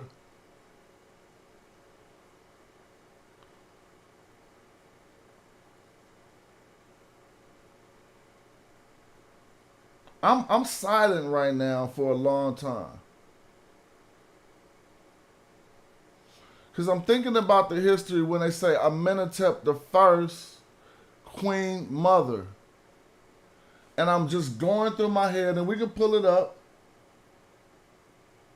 I'm going through my head. I know that is true, but I'm thinking about this coat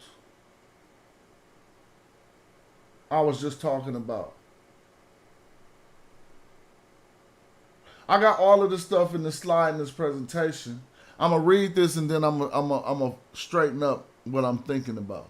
So it says, another example sometimes cited is the appearance of Amenhotep I, Queen Mother Ahmose Nefertari, who was consistently shown with a black complexion, contrary to the norms of representing Egyptian women. While various explanations have been advanced for this other than her actual appearance, there is one case where she is shown directly opposite Amenhotep in a manner that leaves no doubt that this was actually her appearance. So I'm talking about Amenhotep I when I'm talking about the cult that happened at the same time as her cult.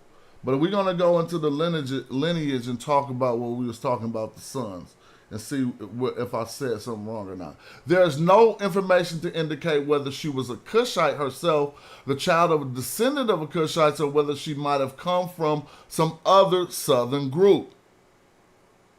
But the fact is nevertheless important that there is one instance that proves that this was actually her appearance. So hold on, I'm going to skip forward to, I want to get to this lineage part. Here we go, right here. Now, what did I just say? Let me find her in here. Ahmose Nefertari. All right, cool. So what I need to fix, and no one never, Ahmose Nefertari, I misspoke. And I'm glad I had the ability to fix this because somebody would have hopped on this later. And I just misspoke. When I said the cult of Ahmose I, I don't even know if I said that. But I said they were her sons. No, her son, and I'm trying to say this correctly, Amenhotep I, who had a cult at the same time she did. So if I said Ahmose I had a cult, I didn't mean to say that. But this is what I want us to look at.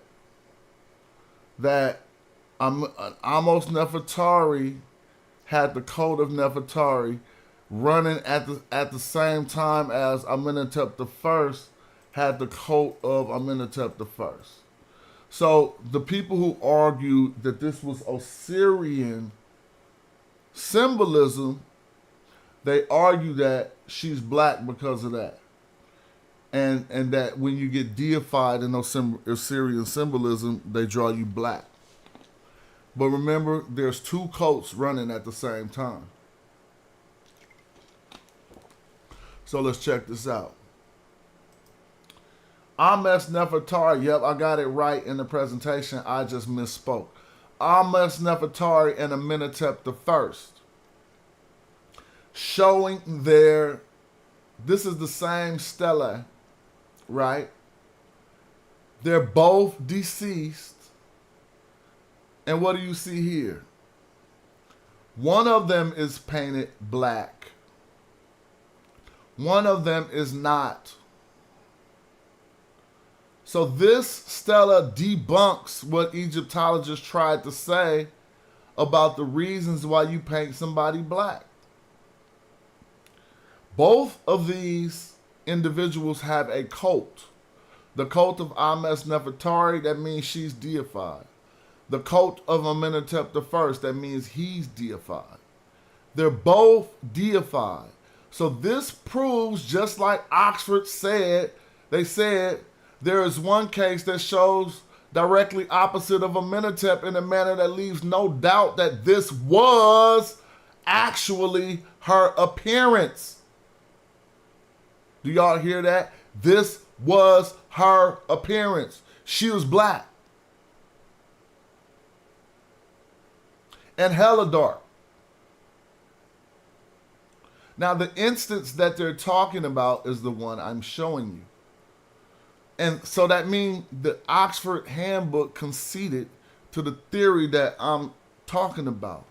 How could you argue that they paint people black when they're deified if he ain't black?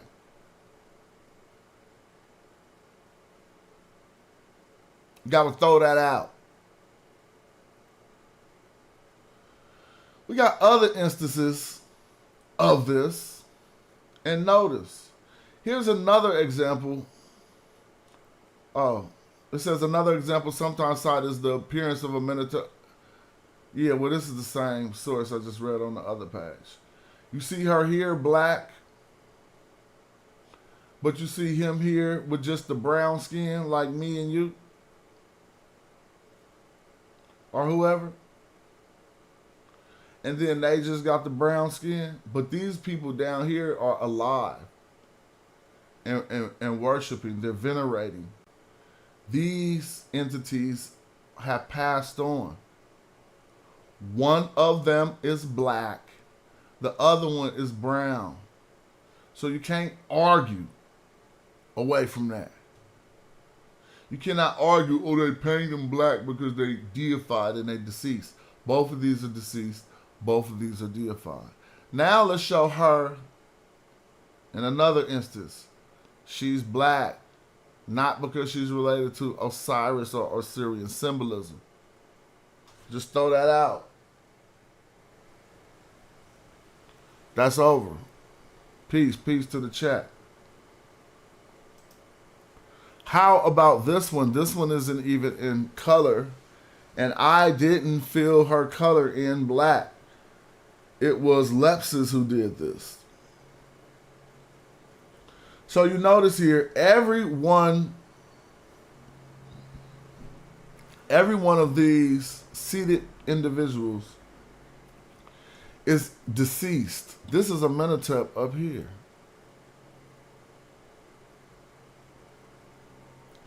Down here we have Nefertari. Why is she this dark right here?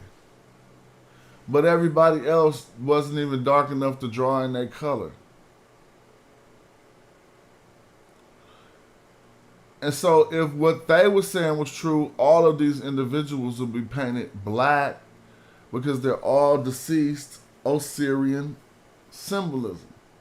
Showing Osirian symbolism. That ain't the case. So black doesn't mean you're dead. Don't let nobody tell you that. I've even heard some well-qualified scholars in the community arguing that. Black, not from the ancient Egyptian perspective, that's not true. But whatever. And it also doesn't mean you have been deified. I just showed you sources that say, no, they painted them black because they really look like that.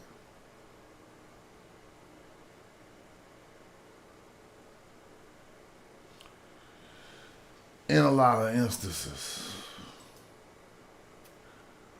And we have from Theory Bittenbender, the queen is not the only person of the royal family who could be represented with the black skin. He has a different contention.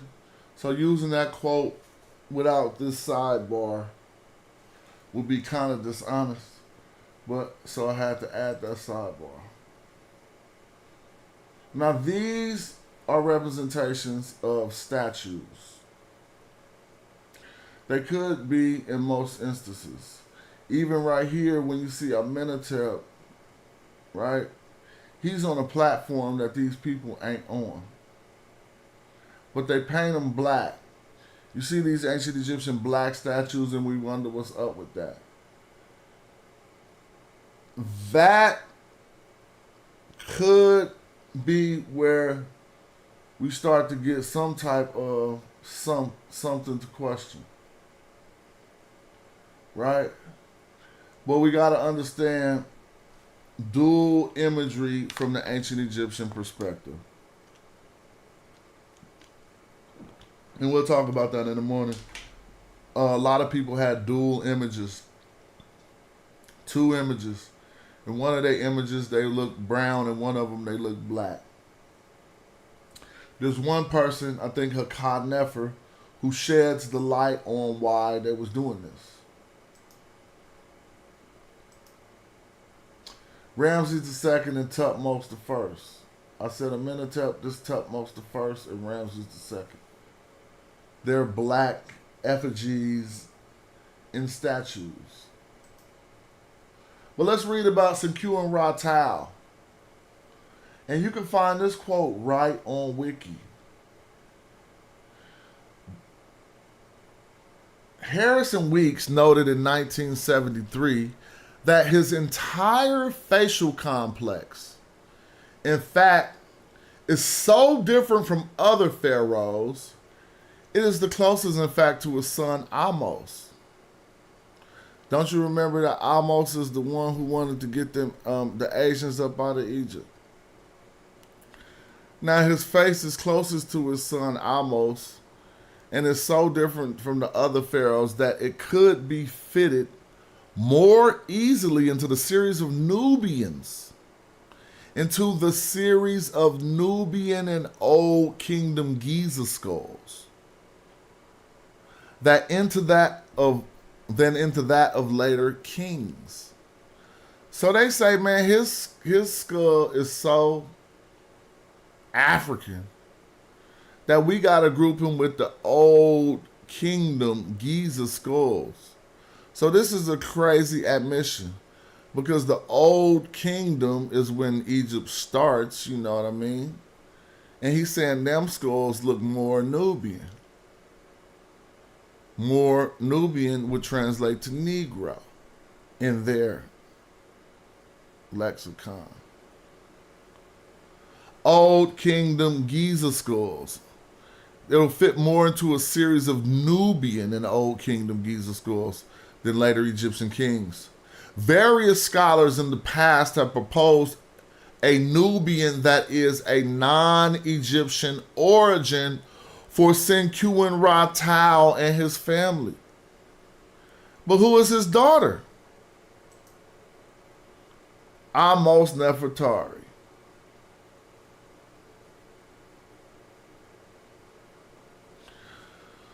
So you trying to tell me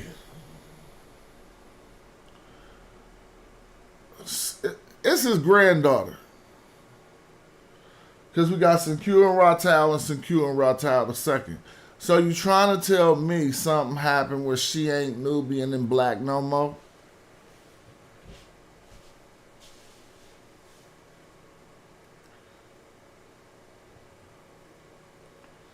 It's crazy. So this presentation is showing you what they saying.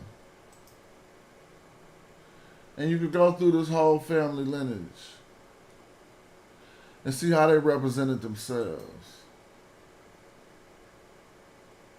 The 18th dynasty, Black Tutmosis I and Tutmosis III.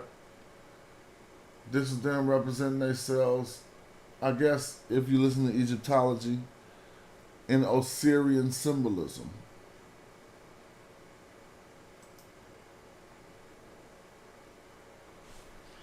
That's the question I asked about Senku and Rattau.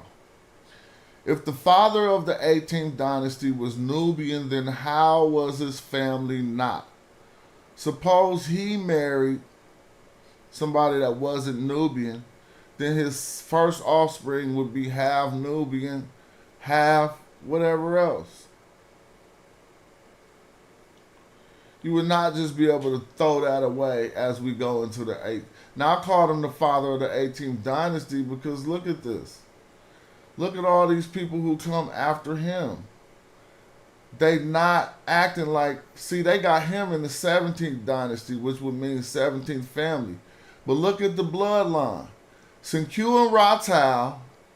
Then we have Senku and Rattau II.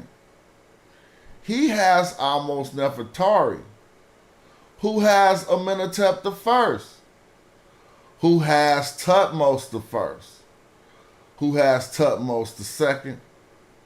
We got Hatshepsut coming from Atmos, Tutmos I. Look at this lineage.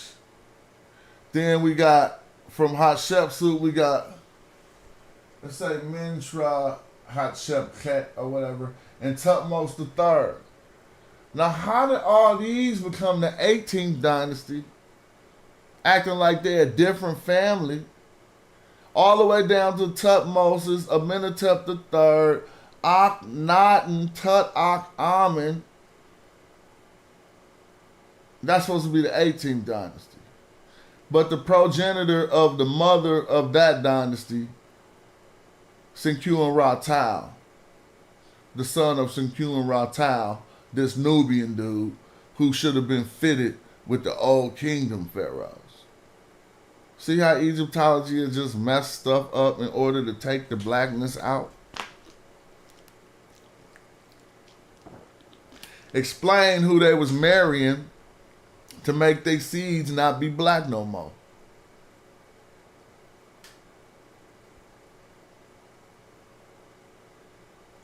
We know some of these later 18th dynasty who took the Mitanni princesses. We know Amenhotep III had 317 Mitanni women in his harem, given to him as a gift from King Dushrata.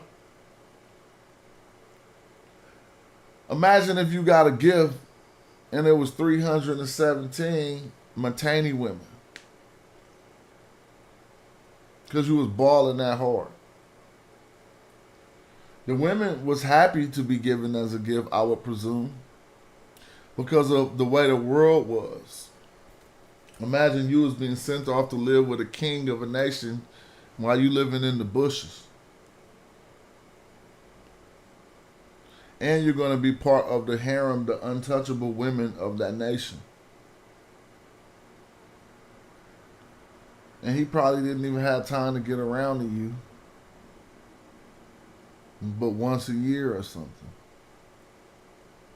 I'm just thinking how that played out. But I don't want to go off the subject. 18th dynasty, Black Tutmosis. The first is the father, blah, blah, blah. Now look, that looked like me, huh? Matter of fact, you probably thought that is me. You probably thought that was me.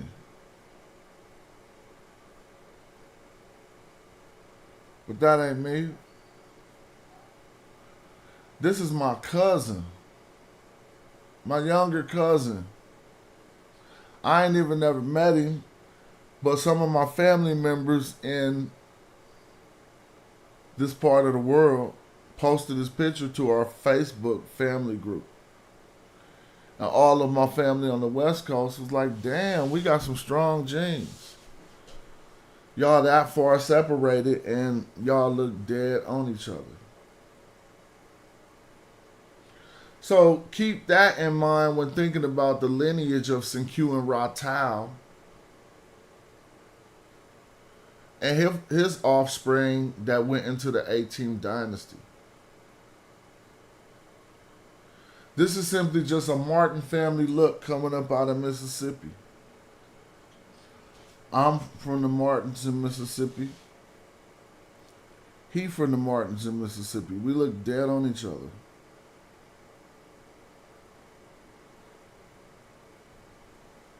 Just wanted to make that point. Look at us.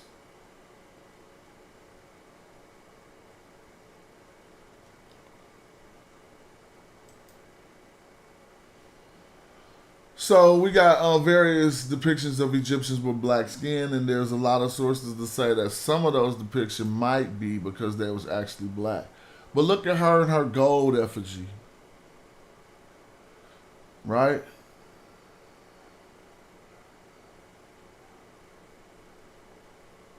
Look at her in her gold effigy. You can still see they was representing a black woman by the phenotype.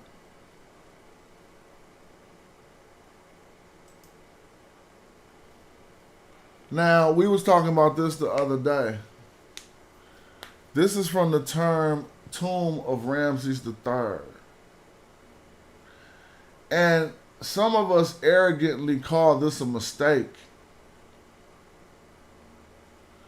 We be like, they messed up in that pyramid by drawing this person black. He's supposed to be a representation of this word here. It says wretch. Is short for remech. Here's a dictionary rendition of it. Remech means the people, humanity, mankind. This is on the tomb of Ramses III when they did when Hawass and them did his DNA. They said he was E1B1A. If he E1B1A,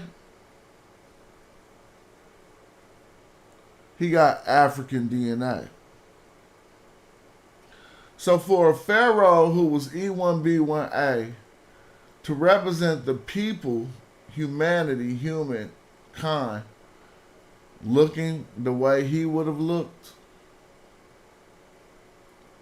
what would be the error in that?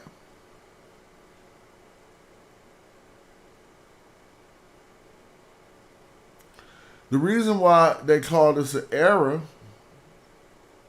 is because on all the other tombs, this individual is painted with a lighter brown, with a brownish red hue, and not the dark black hue that they use for people from the South.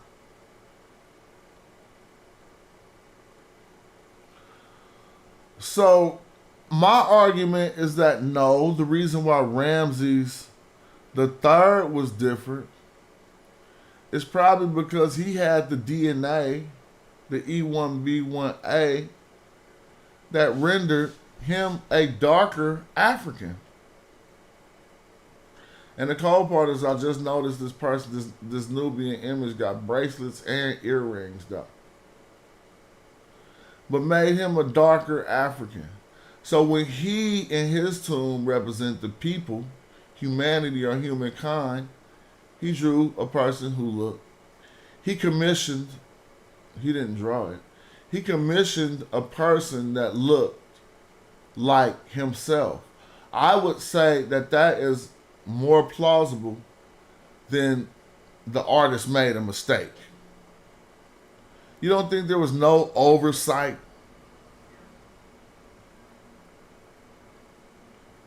Like, come on.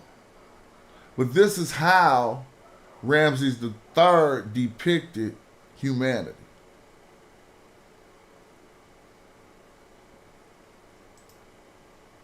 And there is his DNA. In this pop-affiliated ethnic group probability test, SSA stands for Sub-Saharan African. EA is Eurasian. A is Asian. You come down to Ramses III, who drew mankind looking like this, his affinity towards Sub-Saharan African population cluster is 93%.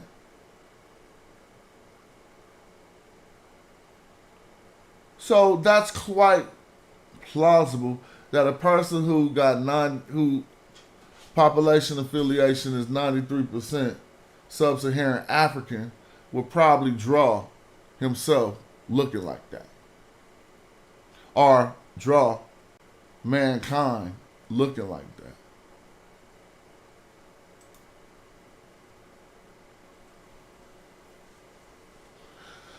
This image, oh, can y'all see the image? Yeah, this image is from the tomb of Rockwell. In it, we see processions of different people groups. And you probably can't see it so good because we're looking vertically. But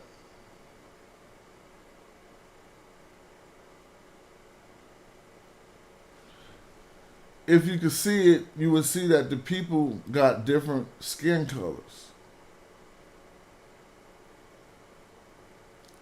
And one thing that I noted, the Syrians here, they drew with the lightest hue. You can't see it here, but maybe you can see it on the next page. See these different colors right here, down here, these people? With this people group right here is the Nubians. This is why they're bringing animals from the interior of Africa. I should say the Nahesi. But even here, you can see the Nahesi are represented with what? different hues. They're not just one color black. If you go to see how the ancient Egyptians represented themselves in taking the items, they are darker. The ancient Egyptians represented themselves darker than even some of the Nubians who were bringing them items from the interior of Africa.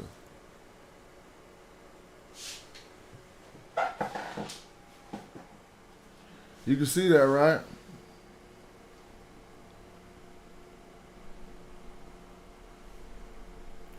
So there's a lot of nonsense about blackness when it comes to Egypt.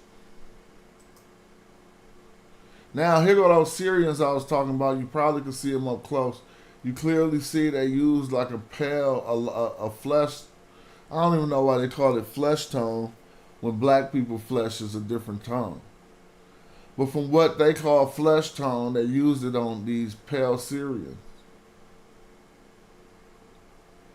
bringing the tribute to dark Egyptians.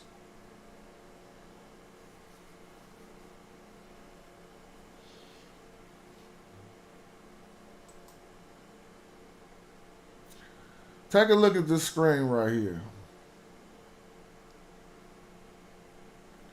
That's Dr. Sally Ann Ashton in her presentation, Origins of the Afrocomb.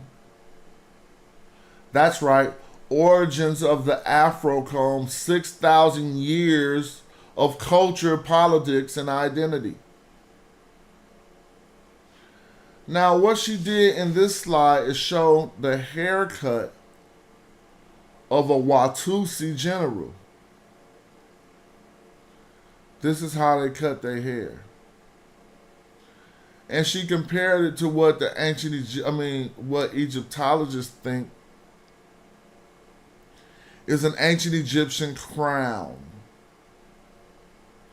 Because this ancient Egyptian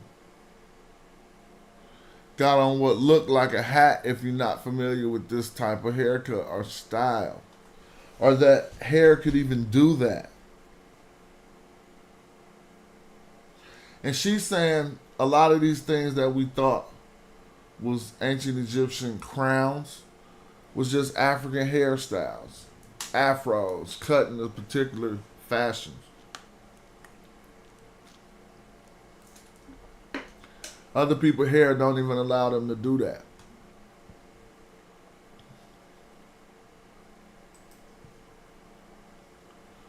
Now, throughout the ages, not even throughout the ages, just recently on YouTube, we had some people dumb enough to argue that this isn't an afro, y'all, that you're looking at. Like, you don't gotta be so smart. Just look at what you look. If that ain't an afro, then that's not a beard. If that ain't an afro, then that's not a beard.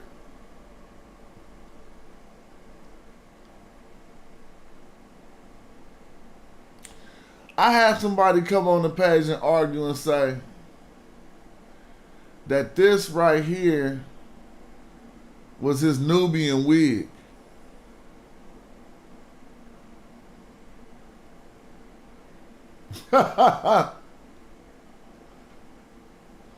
But if you go to the work of Sally Ann Ashton and a couple other scholars, there's a way to tell when they drawing a Nubian wig and when they drawing their regular hair. But to go as far to tell me that this isn't even the style that we call an afro is crazy work to me. It's craziness. Oh, damn. I went here, let me see what the video rocking like. Ain't that crazy work?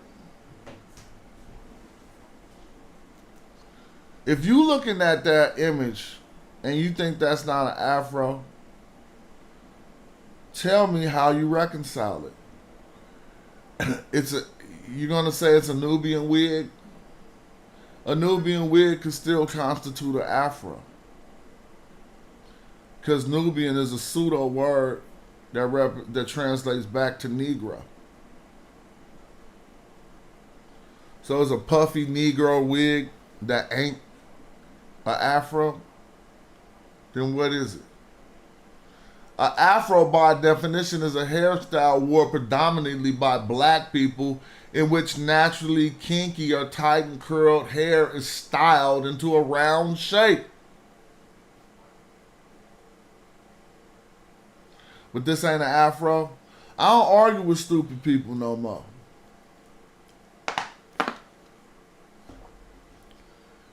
If you say this ain't an afro to prove your point that ancient Egyptians wasn't black, then say that this ain't a beard, these ain't eyes, this not a neck piece, and that's not a nose.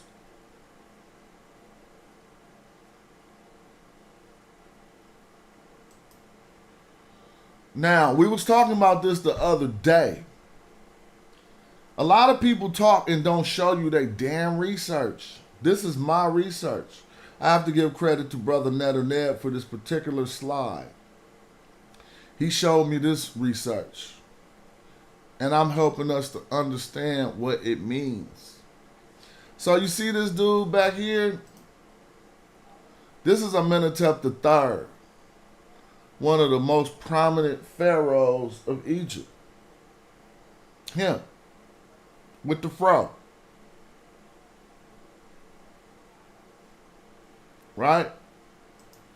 These people from the tomb of Keruef, these 9 individuals at his time period were known as the 9 bowls. Now they appear on this stela as individuals. But they're not individuals, they represent people groups.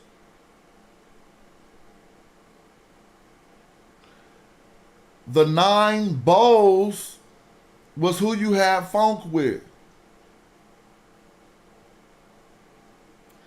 Take 9 people that you got funk with, or 9 groups that you got funk with.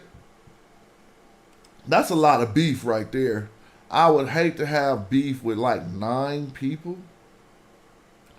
But take 9 people that you got beef with, and all of everything that they represent, all of they people who go against you, and draw them with their arms bound behind their back, and then write their name on top of them, and you just wrote out what was known to the ancient Egyptian as the 9 bowls. The 9 bowls are the enemy of whichever pharaoh is in power at that time. So again, our brother with the fro, Amenhotep III, was in power at this time. And in the tomb of Keruef, we could find out who his enemies were. See? We don't gotta go look in them damn books. We just do the homework and find out authoritatively and definitively what's going on. If you look at his enemies, and if we don't know how to read the language, then we're going to have to refer on secondary sources that's going to lie and mislead you back up out of this truth. But one thing you can observe is each individual that represents a different people group was drawn phenotypically different than the other ones. If you want to see this picture bigger, just Google the tomb of Keruef. They drew them with different skin colors and different facial features and different hairstyles, right? Then they put their name on top of each one so you can know which was which. Now, let's play a little game. What we're going to do is identify the lightest skinned one and read who he is from the perspective of the ancient Egyptian. They drew this one, if we could see, with the lightest hue.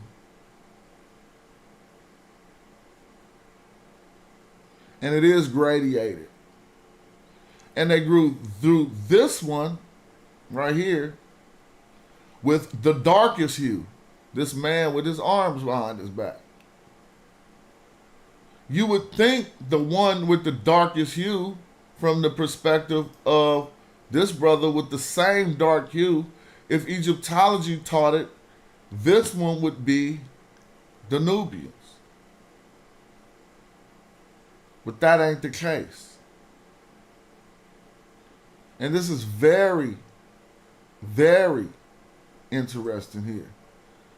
Out of these two individuals that I'm showing you, well, I showed you this one, but now I'm showing you two other individuals. Guess who I'm showing y'all now?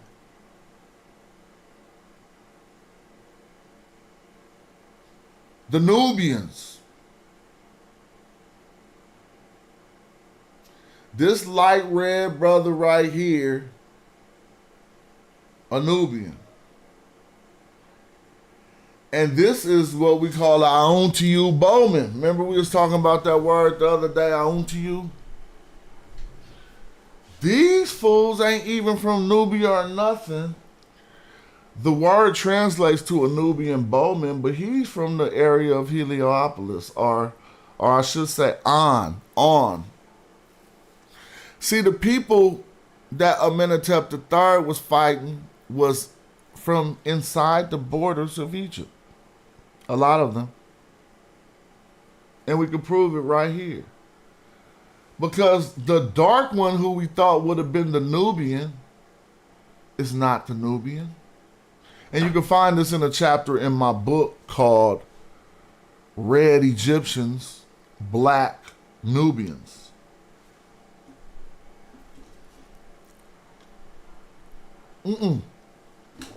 I said that wrong. You can find that in a chapter in my book called Black Egyptians, Red Nubians.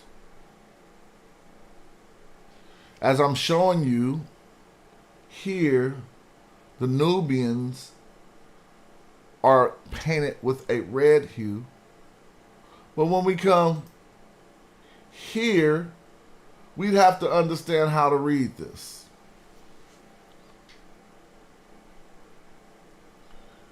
Are we going to have to rely on secondary sources? So this is very telling right here, because this brother with the fro, biggest enemy, one of his biggest enemies is the other brothers with the fros, just like his. And you call it black on black crime in ancient Egypt.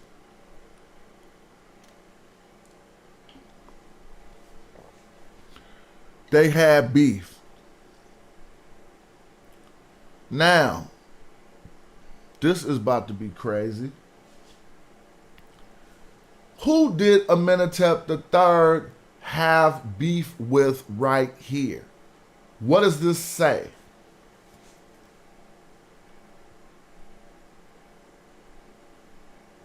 I know a lot of people who residents on my show know how to read the Medu Neter. I'm not even tripping. We the Magi archers, we out here hitting with pinpoint precision. We could even go to the archery range and show you what's up. Arrows up. These African snipers were so good at military warfare. First of all, when the Arabs encountered the warriors of the Black Land, they gave them a nickname. Ramat al-Khadak. the eye smiters, those who smite the eye. Magi archers were the fiercest, most effective warriors in the Egyptian army. You see, Egypt wasn't even that good at defending its own area. They didn't never go all the way from the time of Pepi II all the way up to Cleopatra. As a matter of fact, Cleopatra, the one y'all be talking about, that's how I know she wasn't black like people be talking about, because she didn't have no love in the town. She didn't have no love where all pharaohs had love in the South. When they came after Cleopatra, she fled to Syria.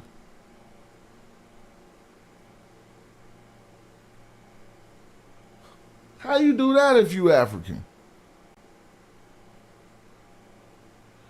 I'm not saying she's not, I'm just saying when they came after Cleopatra, she fled to Syria. Bruh, every pharaoh from the beginning of pharaonic history, when the beef popped off, they went to the blacker areas.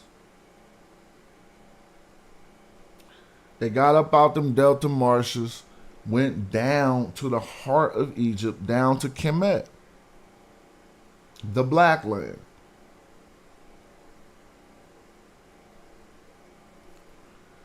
Name a pharaoh who didn't. When you wanted to get coronated, you could get a Memphite coronation up in Memphis. You're not a real one. You're not all, I'm not going hard on those who had Memphite coronations. But that wasn't, you had to be down with Thebes, which is in the south of Egypt, where even to today they tell you it get black when you go down there. Now look at this. Thebes, Waset, by its proper name. We hear of Luxor, all that stuff. That's all in Waset. Thebes. About the fourth nome of ancient Egypt, coming from the south.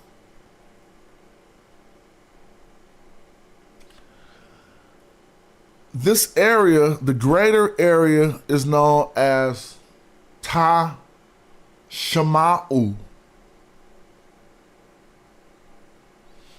They translate that to ancient Egyptians didn't, but Egyptologists translate that to Upper Egypt. To the ancient Egyptian, it was simply Ta Shama'u, one of their lands.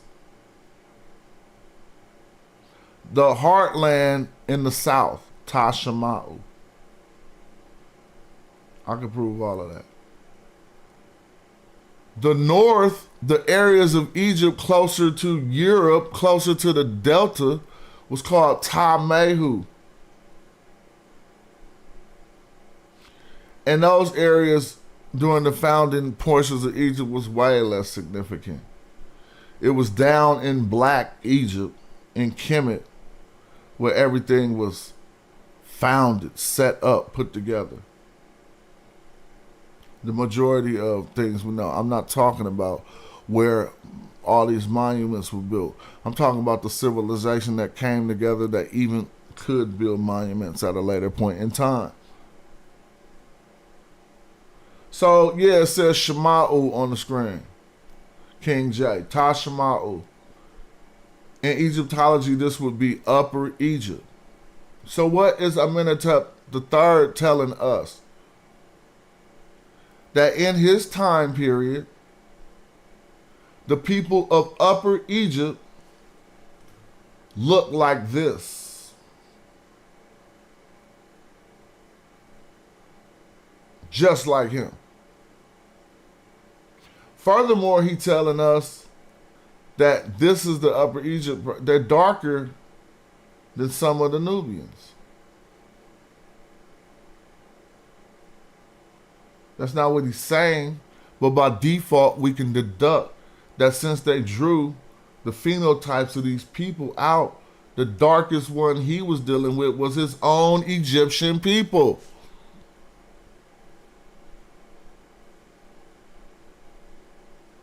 So since they convince you that this ain't an Afro, they can clearly convince you that these ain't black people. Because you're that impressionable.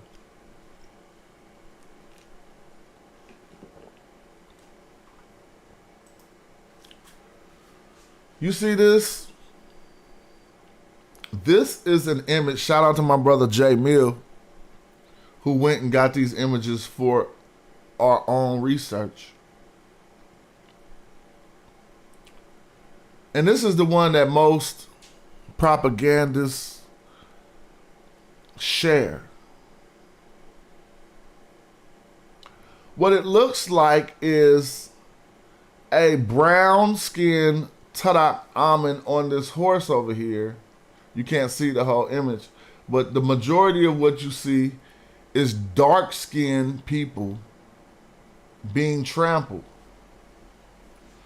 And, you know, some light-skinned people inside of here are, you know, killing them up. People use images like this to say the ancient Egyptians hated black people. But everybody down there was different hues of black. And the funny part, if you was below the equator, you started back getting light again.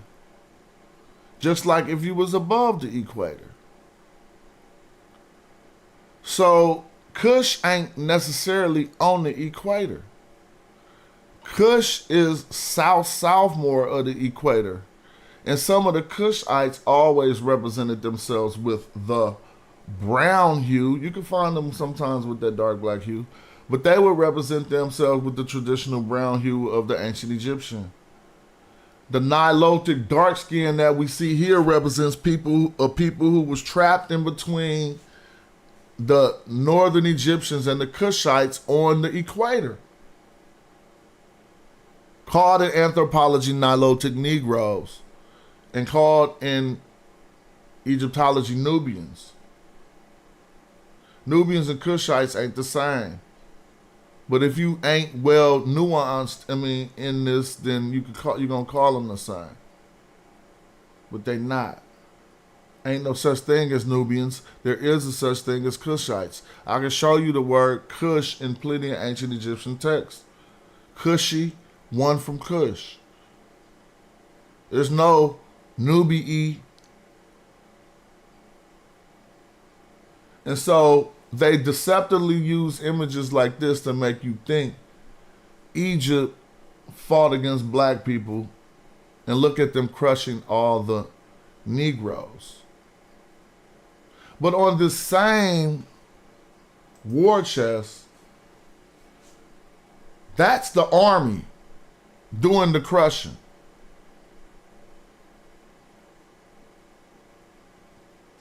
And one thing you see behind the super enlarged chariot of Tadak Amen is his fan bearers.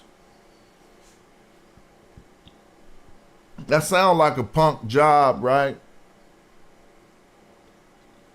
That sounds like a low-level job. A fan bearer was a high-level job. The fan bearer, as you see them in front of the procession, right after the king. Because of the fan bearer's ability to be close enough to the king to cool him down, he had to be a well-trusted individual. He was almost as important as the cup bearer. Because if I'm going into war and I need to drink, I'm only drinking from one cup. And it's the cup that I know ain't got no poison in it, because I got my right-hand man, the cup bearer. People don't understand. People be thinking this shit is just like, oh, hella hard to understand. Simplify that shit. You ain't drinking out of nothing. Well, my homie got the chalice. We in the desert war. I'm the king. Where my juice? Here you go, bruh. Cool, I'm good. That's the cupbearer. He is very important. The king drinks something and die, the cupbearer die. But we looking at the images of the rest of the procession that was coming with Tarak Amen, and you clearly see a mixture of dark brown and light hues. So you can just see Africans in all different colors. These are the people killing these. See, this is the front of the carriage. Here is the rear of the carriage. These are the archers. Look at these black afros. Look, and you see other hue people. They wasn't on race. They had a problem with whatever these people did. It wasn't about their color.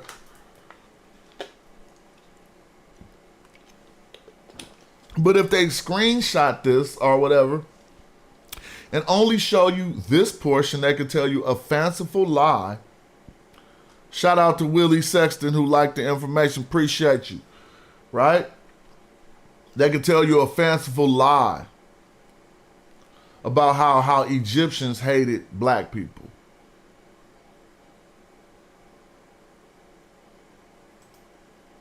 Without showing you this. Even look on who on this other horse down here, bruh. Stop playing.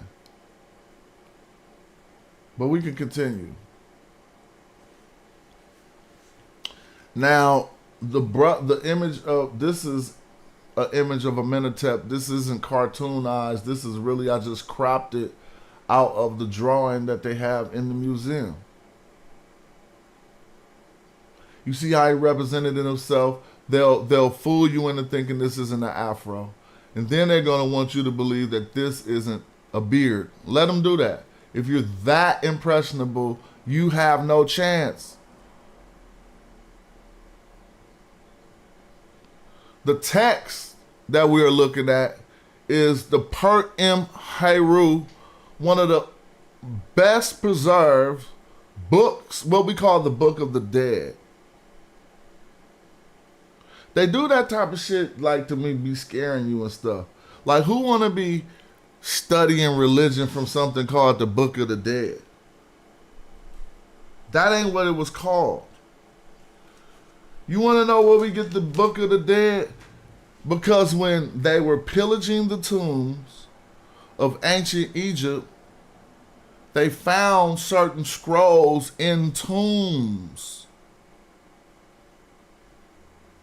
And it became known as the Book of the Dead, these scrolls. But they were called Pert M. Heru. Someone say Runu Pert M. Heru. This is the coming forth by day. Runu Pert M. Guru M. Gert. Coming forth by day and night.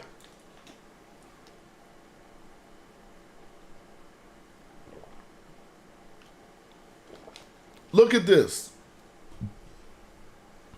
This brother right here name is Mai Hepri. He lived in what we call ancient Egypt, about the 18th dynasty-ish, right?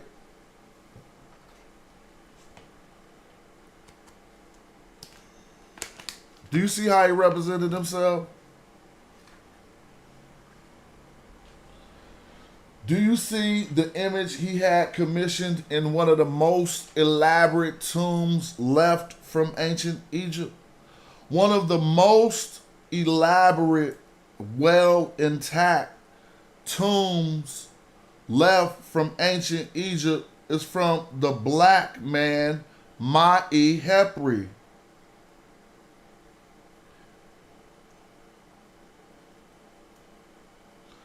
One of the most vivid.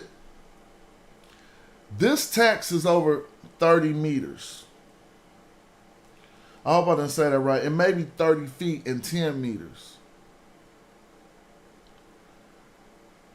Imagine somebody wrote, so just peep game. This is some game to peep. This is still a book, but it is a papyrus scroll. But peep game, it's just paper before we used to cut the paper.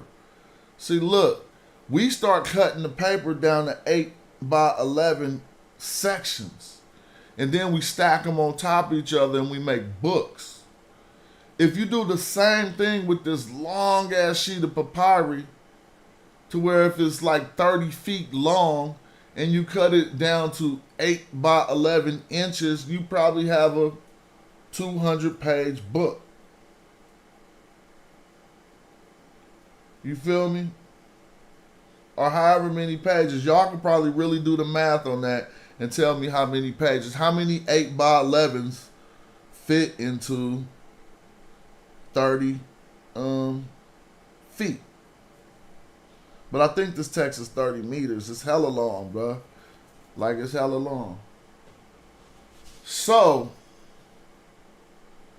they, in Egyptology, because of the way Ma'i Hepri represented himself, you see, with that dark hue, darker than me, darker than Amenhotep III, he represented himself damn near as black as his afro.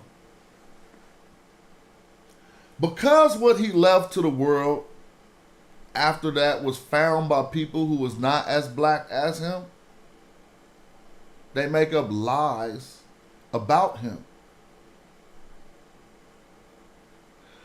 One of the biggest lies, it's one of them, that you need to notice in Egyptology when they're talking about Ma'i Hepri, is that Ma'i Hepri was a Nubian.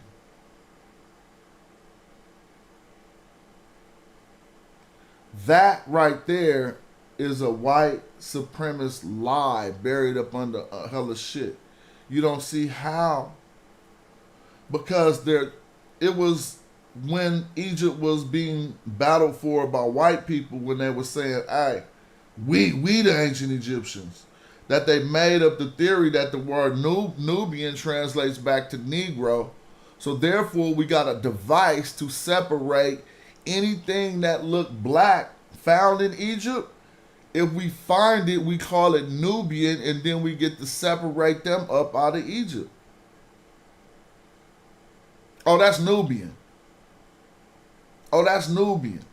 That is weaponization of a pseudo term that wasn't even used by these people. If you found the spirit of Ma'i Hepri and said, hey, you was Nubian, he'd say, fuck is that? And if you found the appropriate word that he knew, which was Nehesi, he'd tell you, no, I was not Nehesi. I'm not Nehesi. I didn't live in them areas. What are you talking about?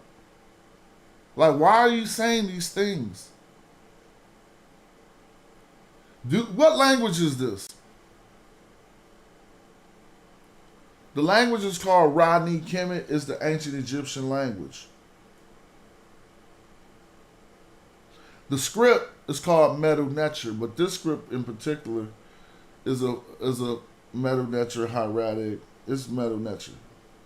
You don't see no Nubian language on the screen.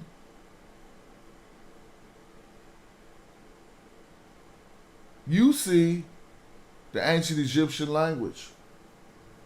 So how can scholars say that this man, this African, who left us one of the most elaborate tombs in Egypt, is a Nubian? The only reason why they could say it because he definitively made sure you knew how black he was.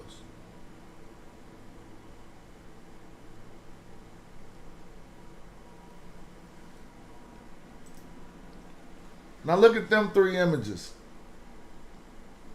All from similar time period around the 18th dynasty.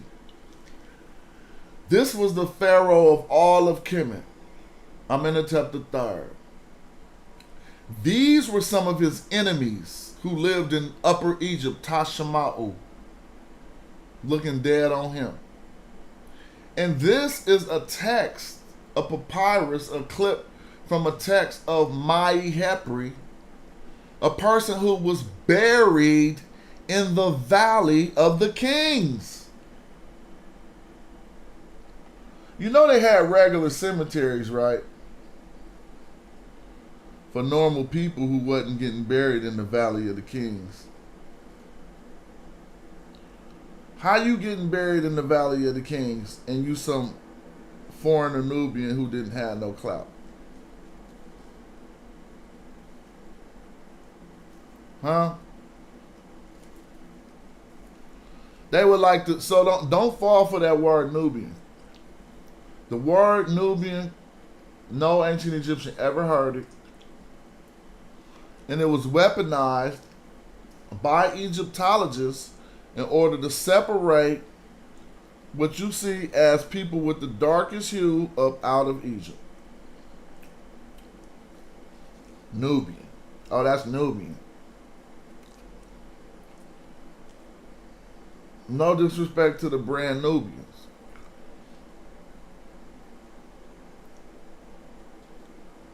Right? Oh, that's Nubian. No, this Egyptian, and it's black. By every definition of the term. So how they was trying to escape from this argument? They say shit that sounds smart. The funny part is I be hearing scholars using these talking points and I'll be like, damn, you behind some of the people in the community.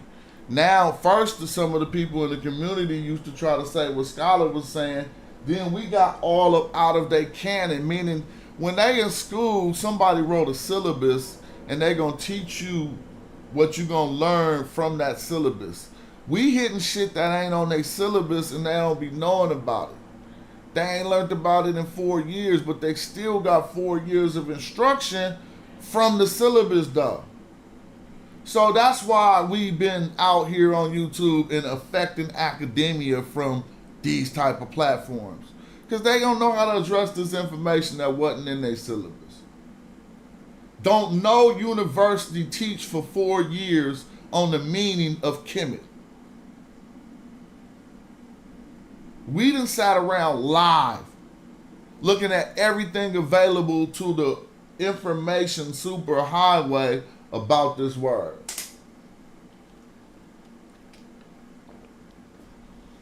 So they say black is a social construct. No, it ain't. First of all, we have to talk about this blackness. In a sense of physical appearance, blackness is one of the only things that ain't a social construct. That is a natural construct.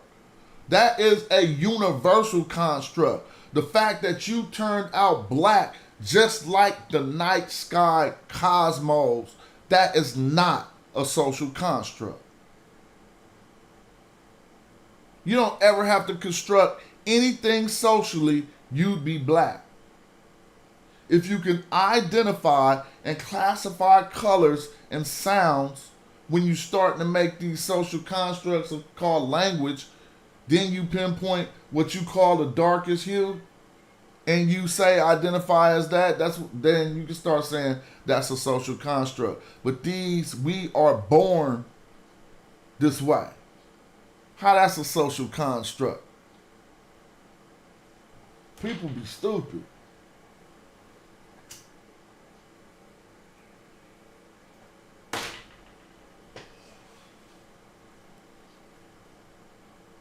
And so they argue this to make the argument about race. It ain't too much in my book about race. It ain't too much in my book about race.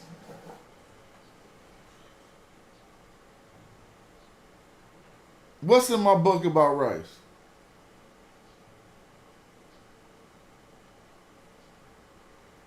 In my presentation, we talking about physical appearance. The way they looked and the way they described themselves. That's not, the social construct about that is how they're going to use language to make that description. But the description is evident as part of how they were born. So the argument that black is a social construct ain't valid here. Black, the race, is a social construct. You telling me if you look at a bull and the bull is black, that's a social construct?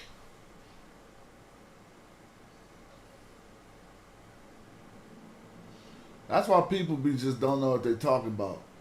African. See, you want to not call them black and they physically appear black. You say you don't want to call them black because it's a social construct and you prefer to call them African. Does any of us see the problem with that?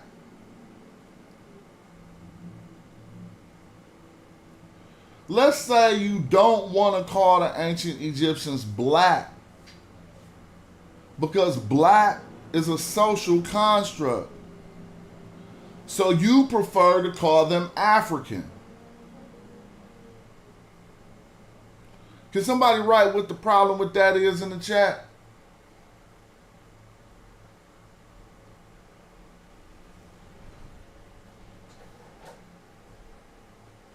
That sound right. I heard people who thought they was intellectual agreeing to that right there.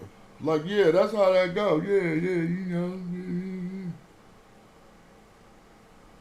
First of all, there's nothing natural about, hear me out before you say, yes, there is. There's nothing natural about being African. What is that word? It helps us to understand the geographical context of where someone was born, which is a social construct, so we could do just that. We can understand geographically. If you say African, I can say, okay, I know what part of the world you're talking about. But that is not natural. That is constructed by language. Being black is natural. That's not a social construct. You could never, ever, ever develop language and you would still match the hue of the cosmos.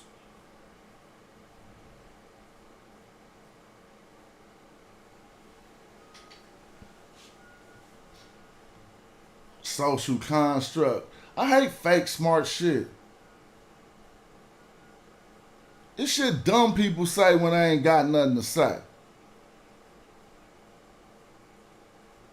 Use your real brain and stop trying to think of what other people said in that instance.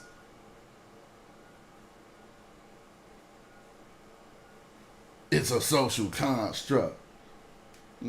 I would allow you I would challenge you to tell me one thing in this world that is not a social construct. You're going to go into the realm of nature. And things that occur naturally, like a person being born black, could not be classified as a social construct. I hate when people can't fuck with me like that. I'm sorry, bro. I'm talking crazy right now. It's stupid. It's not even a challenge. I'll be going to play video games. I'll be like, this is not a challenge.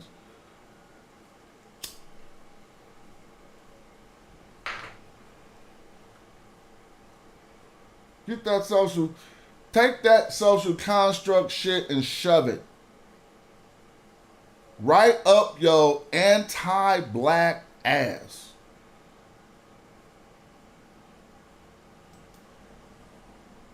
Egyptian is a social construct. But you willing to say they Egyptian, you want to say they African, but you don't want to say they black because it's a social construct. All countries, every country, a social construct. Money, that's a social construct.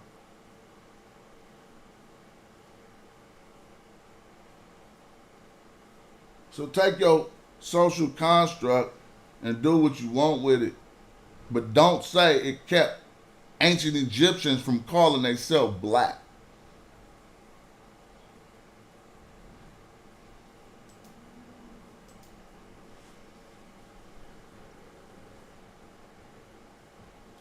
You seen they scholars trying to address this term for black people. Some people want to try to still argue I knocked them all off YouTube. They somewhere else. Half they punk ass is in the chat, not texting no more, because they so not nothing on YouTube no more. That they just watch now and shut up in the back of the class. Remember motherfuckers was like cheese boxing for the wrong side and shit? Making videos on me and shit. Trying to do propaganda. Where they at? Half motherfuckers' lives ain't even in enough order to even do research. I know I'm gonna beat motherfuckers because their life ain't even in order. How the fuck could you research as much as me? What you doing? Where you get your bread? You got, nigga. You gotta be in the institution to beat this type of shit. You gotta dedicate your life to it.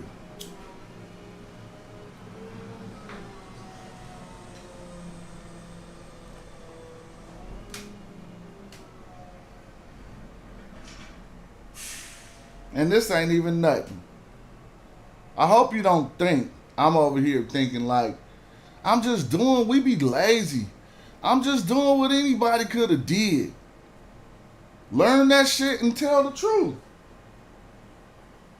This ain't no miraculous shit.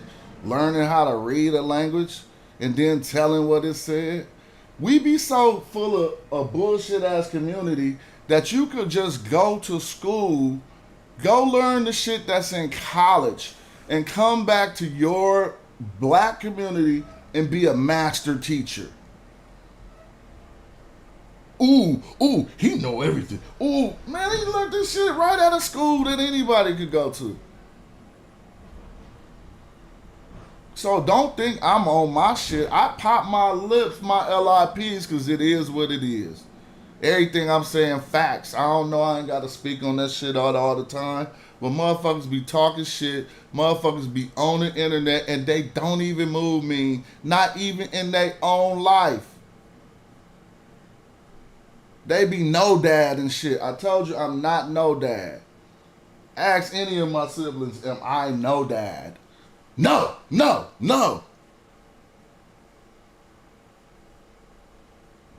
So shut that fake shit up.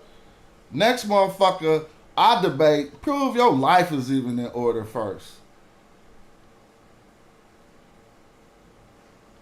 Because you just coming with some bullshit. You can't be focused on this with your shit all over the place.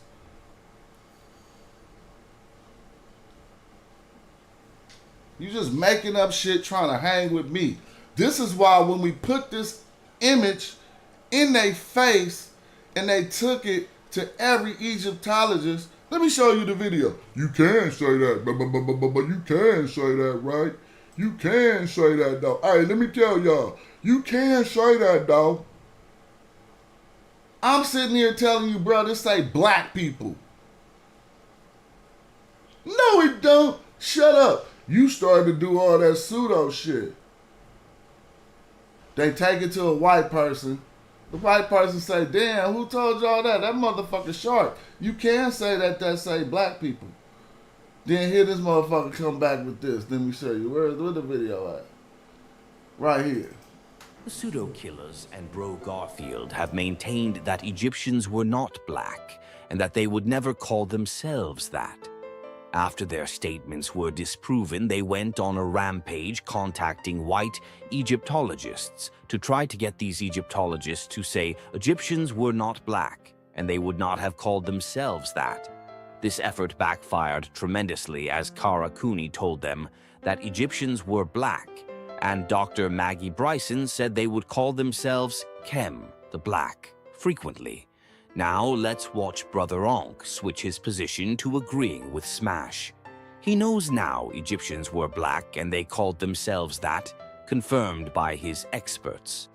In Egyptian, similarly, Kemet, another root of 3 sounds, right, 3 consonant sounds, refers to something that is black in color. Yeah? So it can be used for different words relating to blackness via the Kemet sound. It doesn't mean they're the same thing, it just means they all have something in common. So when it is used for Kemet, the black land, it carries the classifier, and you identified it correctly, it is indeed a classifier, or as Egyptologists sometimes call it, a determinative, which shows that it's a place, right? You were showing me, you showed me the glyph. It's a place with crossroads that you're seeing from the sky. That says it's a location that is referring to the black land, yeah, the inundation, the Nile Valley. This one, you see, the classifier has changed, and so now it is cattle with horns, and it's referring to cattle that is black in color.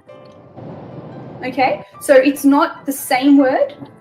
Like I'm saying, everything that's sort of Kemet related, like this guy who calls himself Kemi, the Black, in his nickname, right, his epithet, that's also black. It's a slightly different word. It's got the same root, so it means something that's connected. Does that make sense? Imagine trying to get her to prove me wrong and she say that shit to you like that. And you sitting there with your mask cracked all in the video. Like, damn, that's what Smash said. Yes, it does. So let me ask you this. Can't you hold on, let me say this. So you could read that the black people, right? You could read that. I ain't even gonna let it play. The black people, right? Yes, I am. So you could read that the black people, right? So we got the sound bite with a person clearly saying you can read that the black people, right?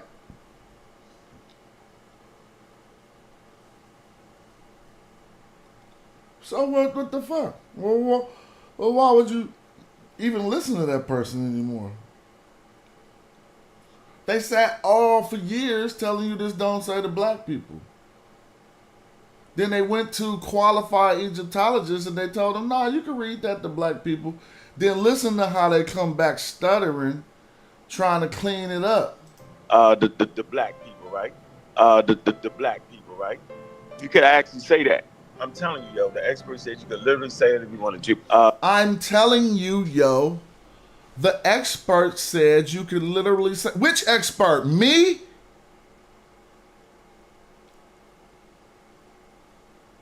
Which expert? I'm not no expert. But you just said the expert said that. I said that.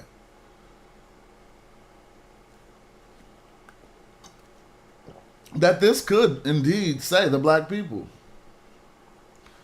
The word Kemet means black. The category it is in is people. The black people, right? So let me ask you this. Can't you hold on, let me say this. So you could read that the black people, right? Then look at that look of desperation. Oh boy. I thought I had something else up here. Let me see. Yeah, I had this up here. So, when we understand ancient Egyptian grammar, we know that it is a possibility, and listen to how I'm speaking, there is a possibility that this term clearly means black people. You could say that the black people, right? You could say that. I'm telling you, the expert said you could say that. So imagine that. You contact the expert, thought the person who said that this said black people was wrong. You paid your bread, the expert come on and say he was right.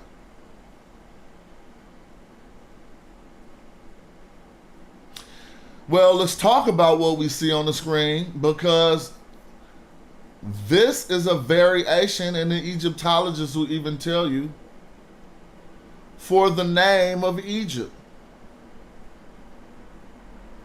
See, some grammarians try to translate this as Kemet to you, to be like it's a derivative. Some translate it as what we see, Kemet, with the classifier behind it to let us know what Kemet means in this instance. In this instance, the word means people. So if the word means black, the category is people, you can say that, yo, you can say black people. Well, what is the other option of what you can say? And I would like you guys to think about this. They say the other option of what this says is Egyptians. How would that work? You see, at the time that this word Kemet was used, the hue black, I'm not talking about the English word black. I'm talking about the hue, the color of a bull, the color of the cosmos. That hue existed. This means we can say that this word means black because we know black existed. We cannot argue that this word meant Egyptians, because that did not exist. That person, and that owl would not know what you're talking about. They would know what you're talking about with referencing the darkest hue on earth, because the darkest hue is not a social construct. It's natural. It's just there. So they made up a name for things in their surroundings when you start to socially construct language. And they called it Kemet.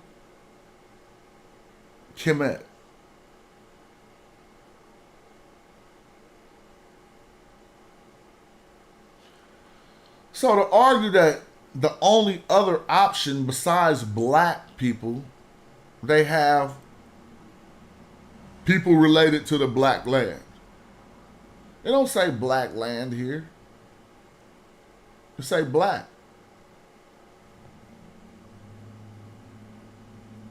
If I substitute these two individuals and these three strokes which represent plurality, if I substitute them with, let's see if I got the other image. I don't. I thought I had the other image. If I substitute them with the bull,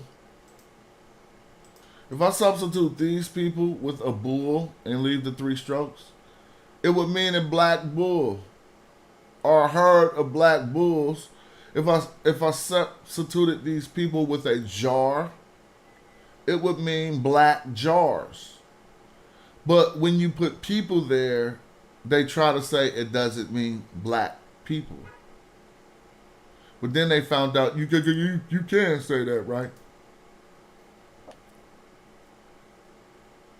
And that we know that is because the root of that word is simply black. Anybody who was in their head on the elementary level saying to themselves, but the word black wasn't known back then, man, you have to stop tripping. I explained that 100 times. The things that are natural exist, right? The things that naturally exist and persist in your atmosphere. Once you develop a language, you start to name those things. And some of the things that persisted were colors. So they came up with their own words for those colors. Their word for this color was Kim.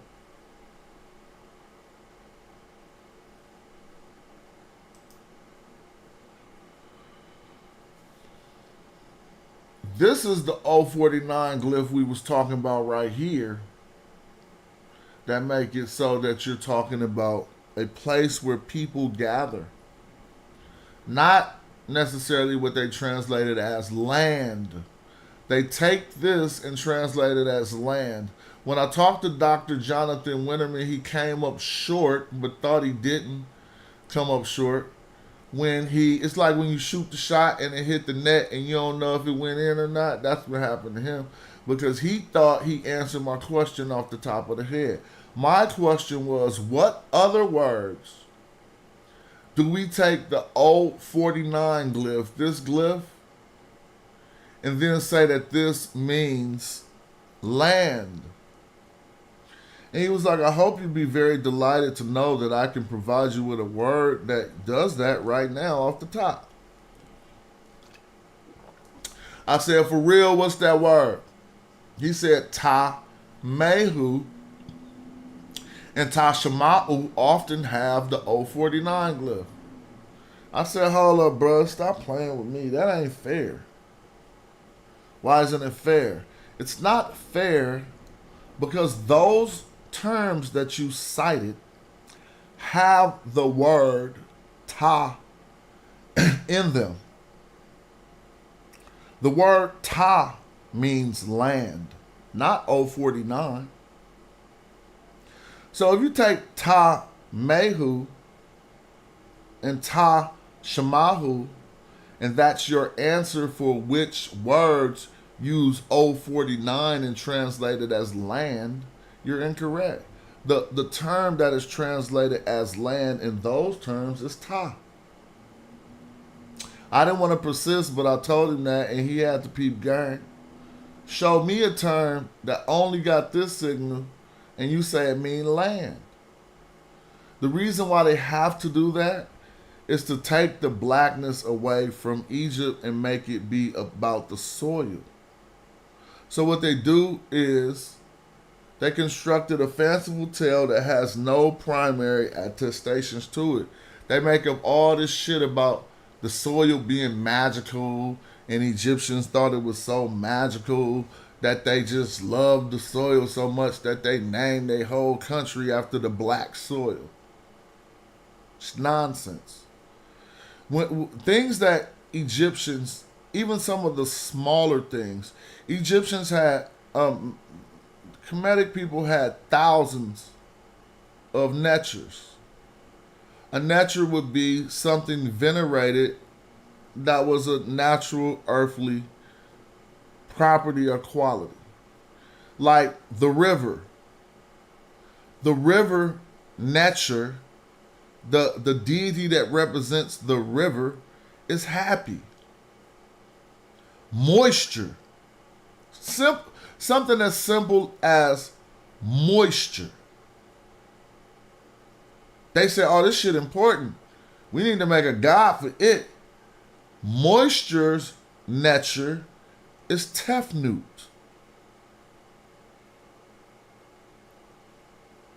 How about the sun? Something as simple as the sun got a nature. Ra.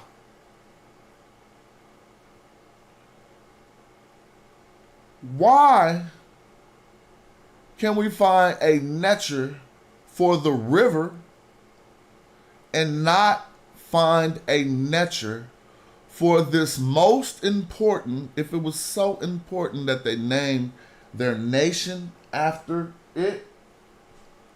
Why then ain't there no nature for the black silt? It don't make sense. The ancient Egyptians did not like, in the way that Egyptology tells you, the ancient Egyptians wasn't fucking with the black silt like that. They wasn't. Not in one text at all that's in the text corpus. If you show me some extra text that ain't in there, I'm willing to look at it. There's not one text that speaks positively of the black silt.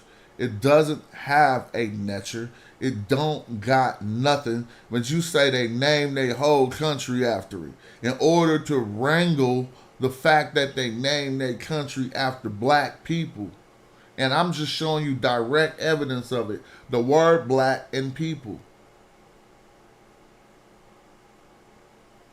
To understand this glyph, there is an ancient Egyptian word for a ghost town. And if I show you it, and it looked just like this glyph without the circle, your brain needs to start thinking. If it's people there, it is encircled, this glyph. If you just see an X or two sticks without a circle around them, what does it mean as a determinative in the ancient Egyptian language?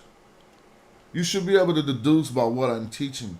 What does it mean? If you see it with a circle around it, it means people are there. So what does it mean if you see an X? It's really two sticks. In the ancient, it's not just the X, because you can see just the X, it means to strike something or something. But if you see an X of two sticks, what does it mean? The X of two sticks in the ancient Egyptian language meaning ain't no people there. Specifically, it means ruins. It'll be more synonymous with our ghost town. So when using 049, the fact that it's people there is more important than the fact that where they are is standing on top of some land. This does not say the black land. Yes, it's a destroyed village. Thank you, Moontu. You sharp. Moontu sharp. If you got two X's without a circle around it and it's two wooden sticks, it's a destroyed village. It's desolate. It means no people there. So that means when you got the X with the circle and we say a town, a village, or a community, the focus is on the people, not the land. This is why scholars tell us this is more appropriately translated as the black community, the black people, the black country. If you're trying to talk about the people where those place where those people congregate, right? And I showed a lot of this earlier. It's been a long stream. I'm gonna see what's up though. I got time on my hands, so I'm not shying away from the longer streams. Just can't talk for hell just too much. Goddamn. Let me see. So, I mean, these are just attestations of people talking about black men from the ancient Egyptian perspective. I don't even know why someone would think that like that's something revolutionary or something different to be teaching. Like, it's Africa. We've been taught so much nonsense that it's crazy. And I just got through showing you the significance of knowing this history. There's people in the world right now taking land from people, and they gonna write history that them people was never there.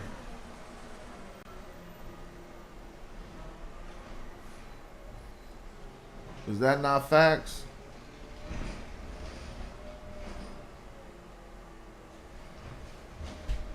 I love talking about modern black history. There's plenty of places you could go for that.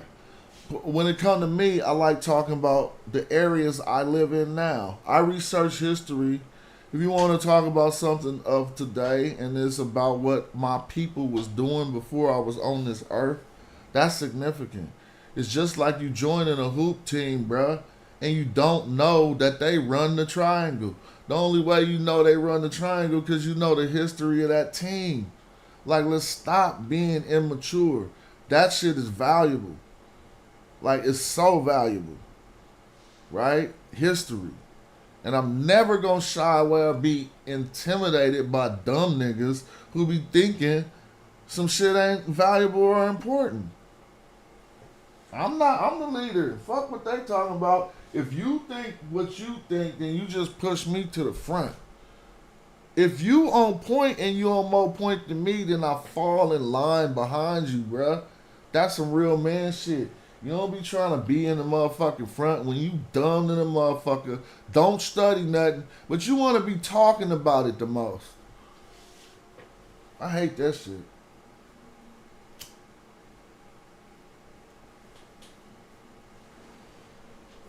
Anyway, what's up? We out there. We trying to get a live stream going. I never worked it out to get the Zoom on the screen with this new platform. Let me see if I can do it.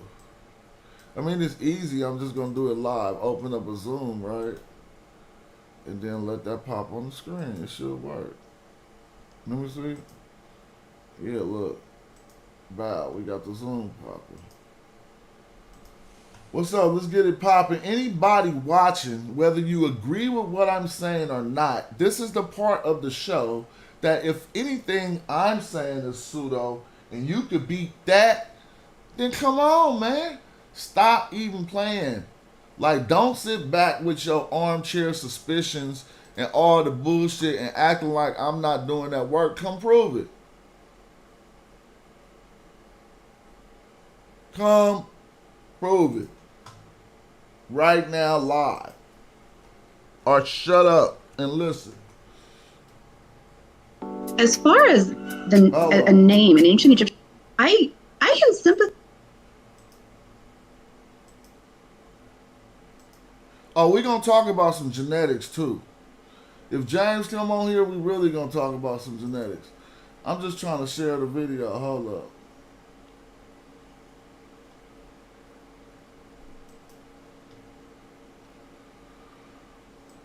Shout out to say 49 people watching. Shout out to y'all.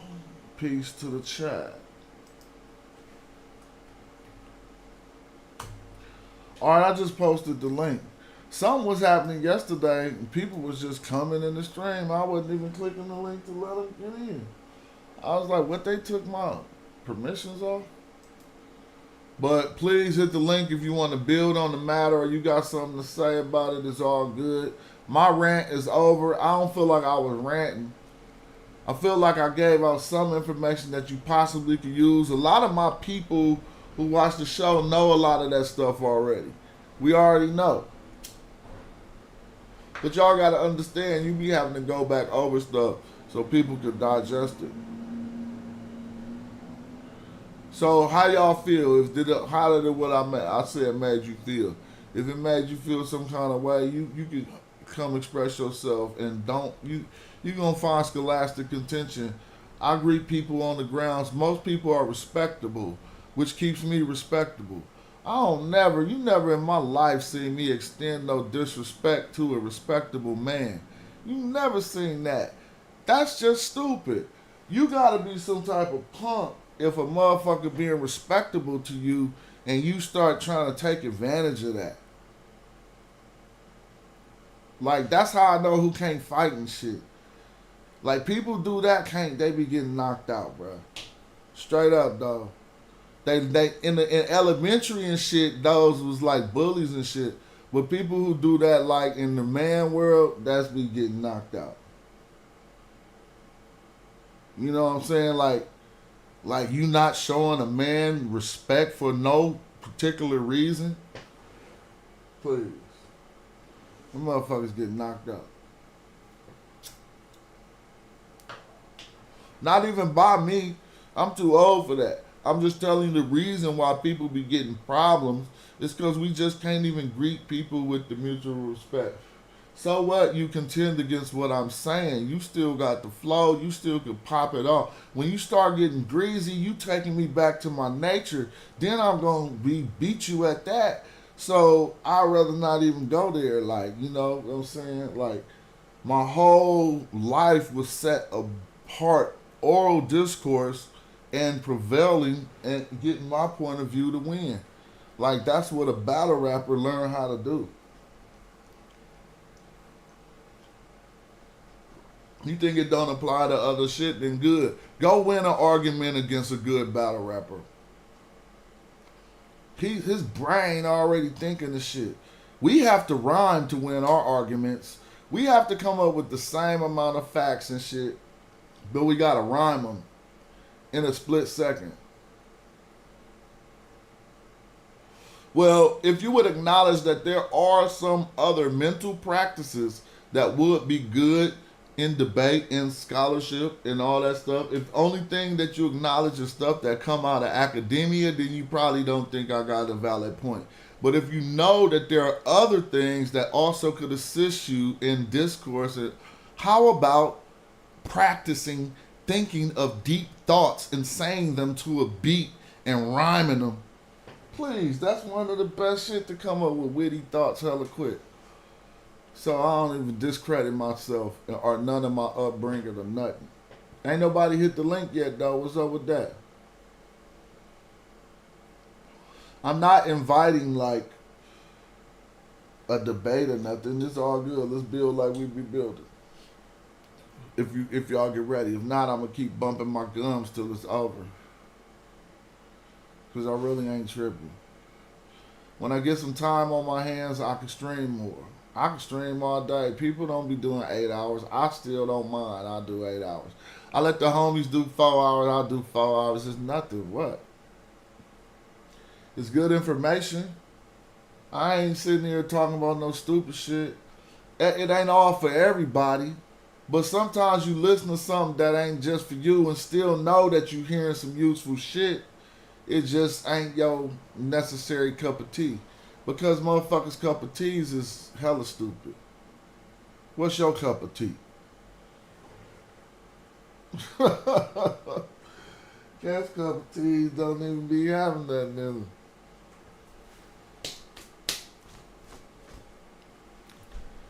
The link is posted, bruh. You can hit it whenever you want to. It's all good.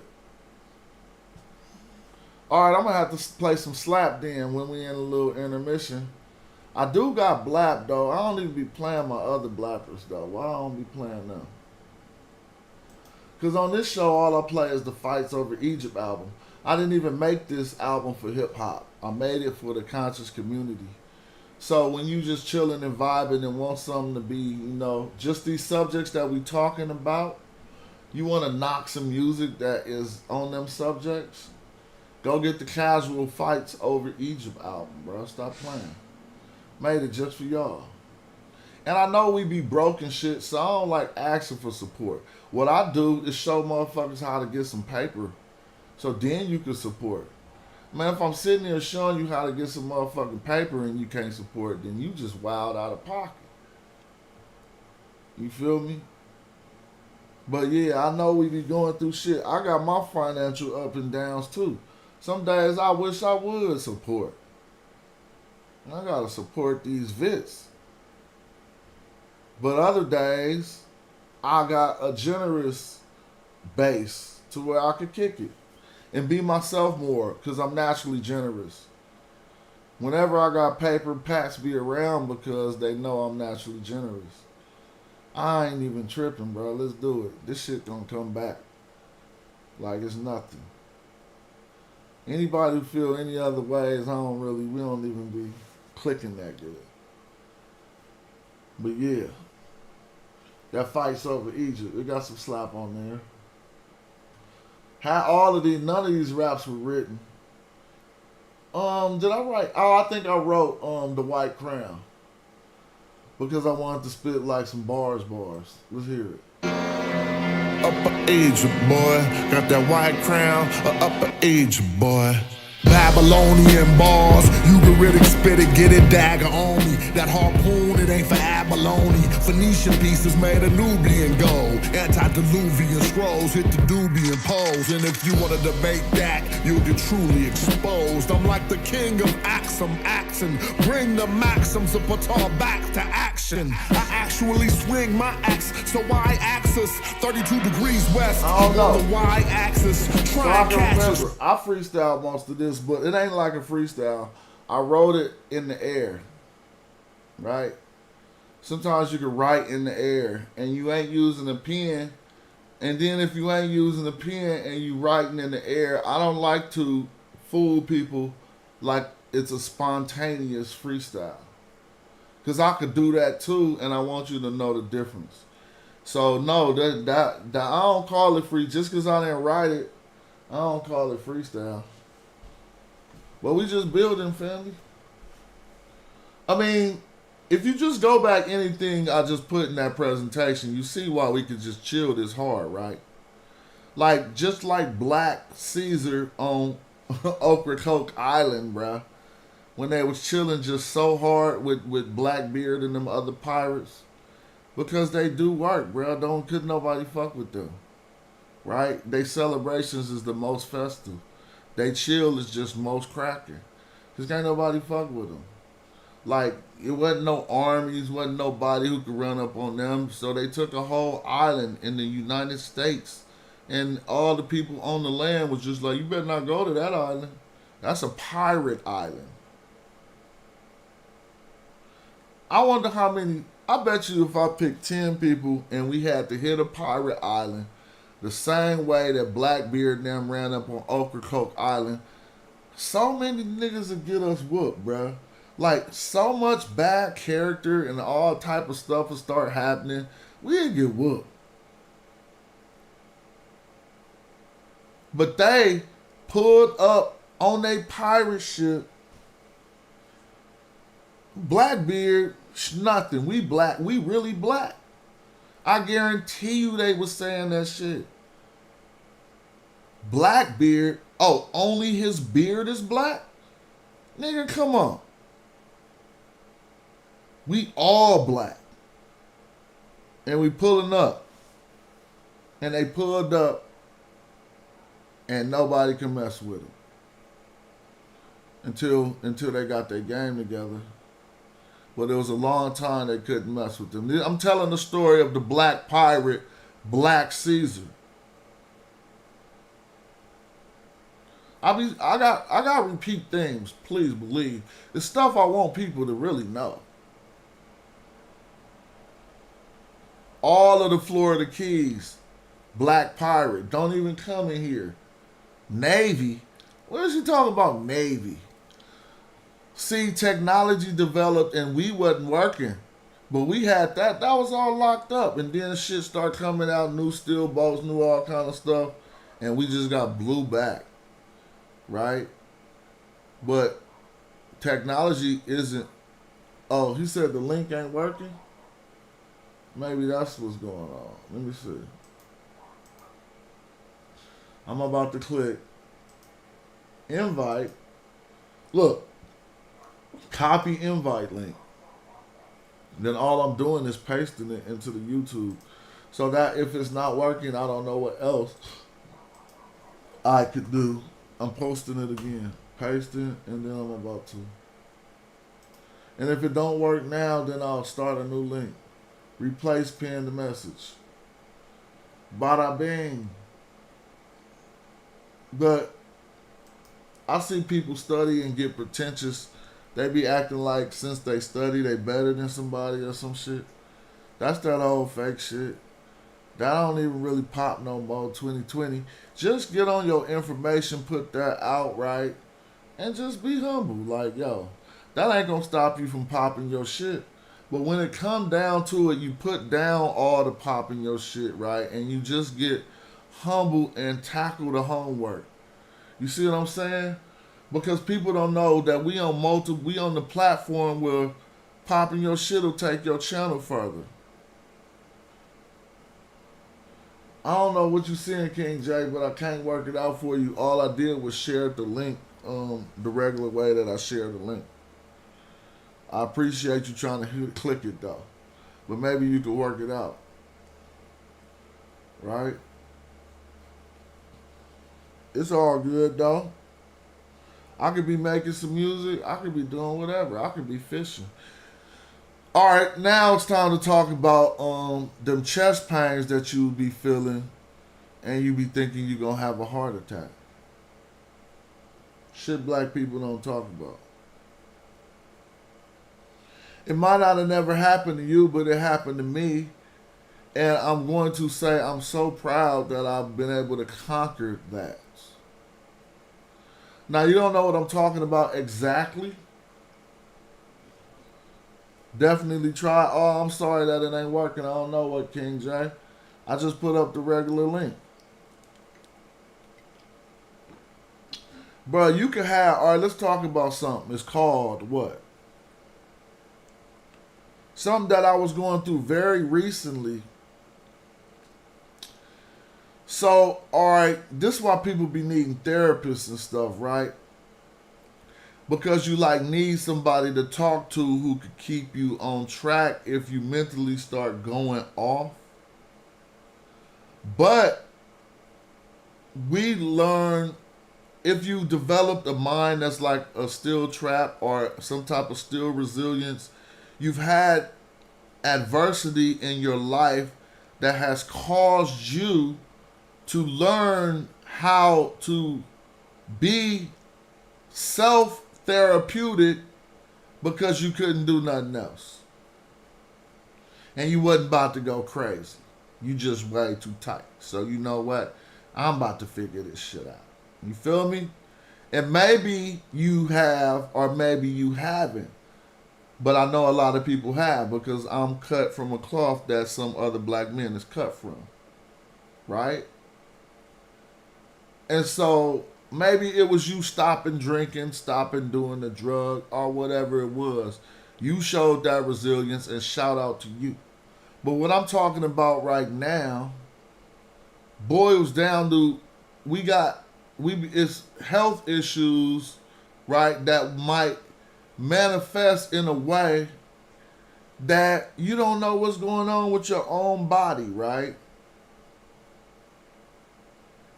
If it start to get into your torso, some of these, well, I don't want to go too fast, so let me slow down. But what I said to preface this was the chest pains and the certain all around your body ailments that some people may feel that they don't know what's going on. Well, go holla at Smash. I'm so happy that I'm the type of person that I am because I could have got just trapped, not even able to cure myself. So what I'm talking about is the way that anxiety, and people don't understand anxiety, they think that's like a punk ass word or some shit, or they think it's like a word that you should be embarrassed of or some shit. That's half the reason why you feel the way you feel. Because you don't understand how the brain works. And we never been taught this stuff, and so you could be, like I said, you could be thinking you got heart issues, and you don't. You could be thinking a bunch of things and you don't. It's related to your brain and your thoughts. The pain that you feel sometimes, like a pain shoot up your arm to the left, then it's all in your leg the next day. Now it's over there. I'm not talking about in every instances. These are, like he said, chemical reactions to your anxiety. But since we ain't familiar with the word anxiety, because a nigga don't want to even talk about shit like this at risk of looking vulnerable or a punk, I swear, that's why you gotta stay in the gym. You never, whatever your brain make you think, take a look at me. And you're gonna reassess that shit and say, that ain't what's going on right now. He just building. You feel me? And so if you are man enough to put down your false ego or what you think about yourself and start talking about shit that is really key, and I'm not talking about oxygen deficiency or any other things that a doctor will talk to you about you really having health problems. I'm talking about physical ailments that arise from us not using our brains correctly.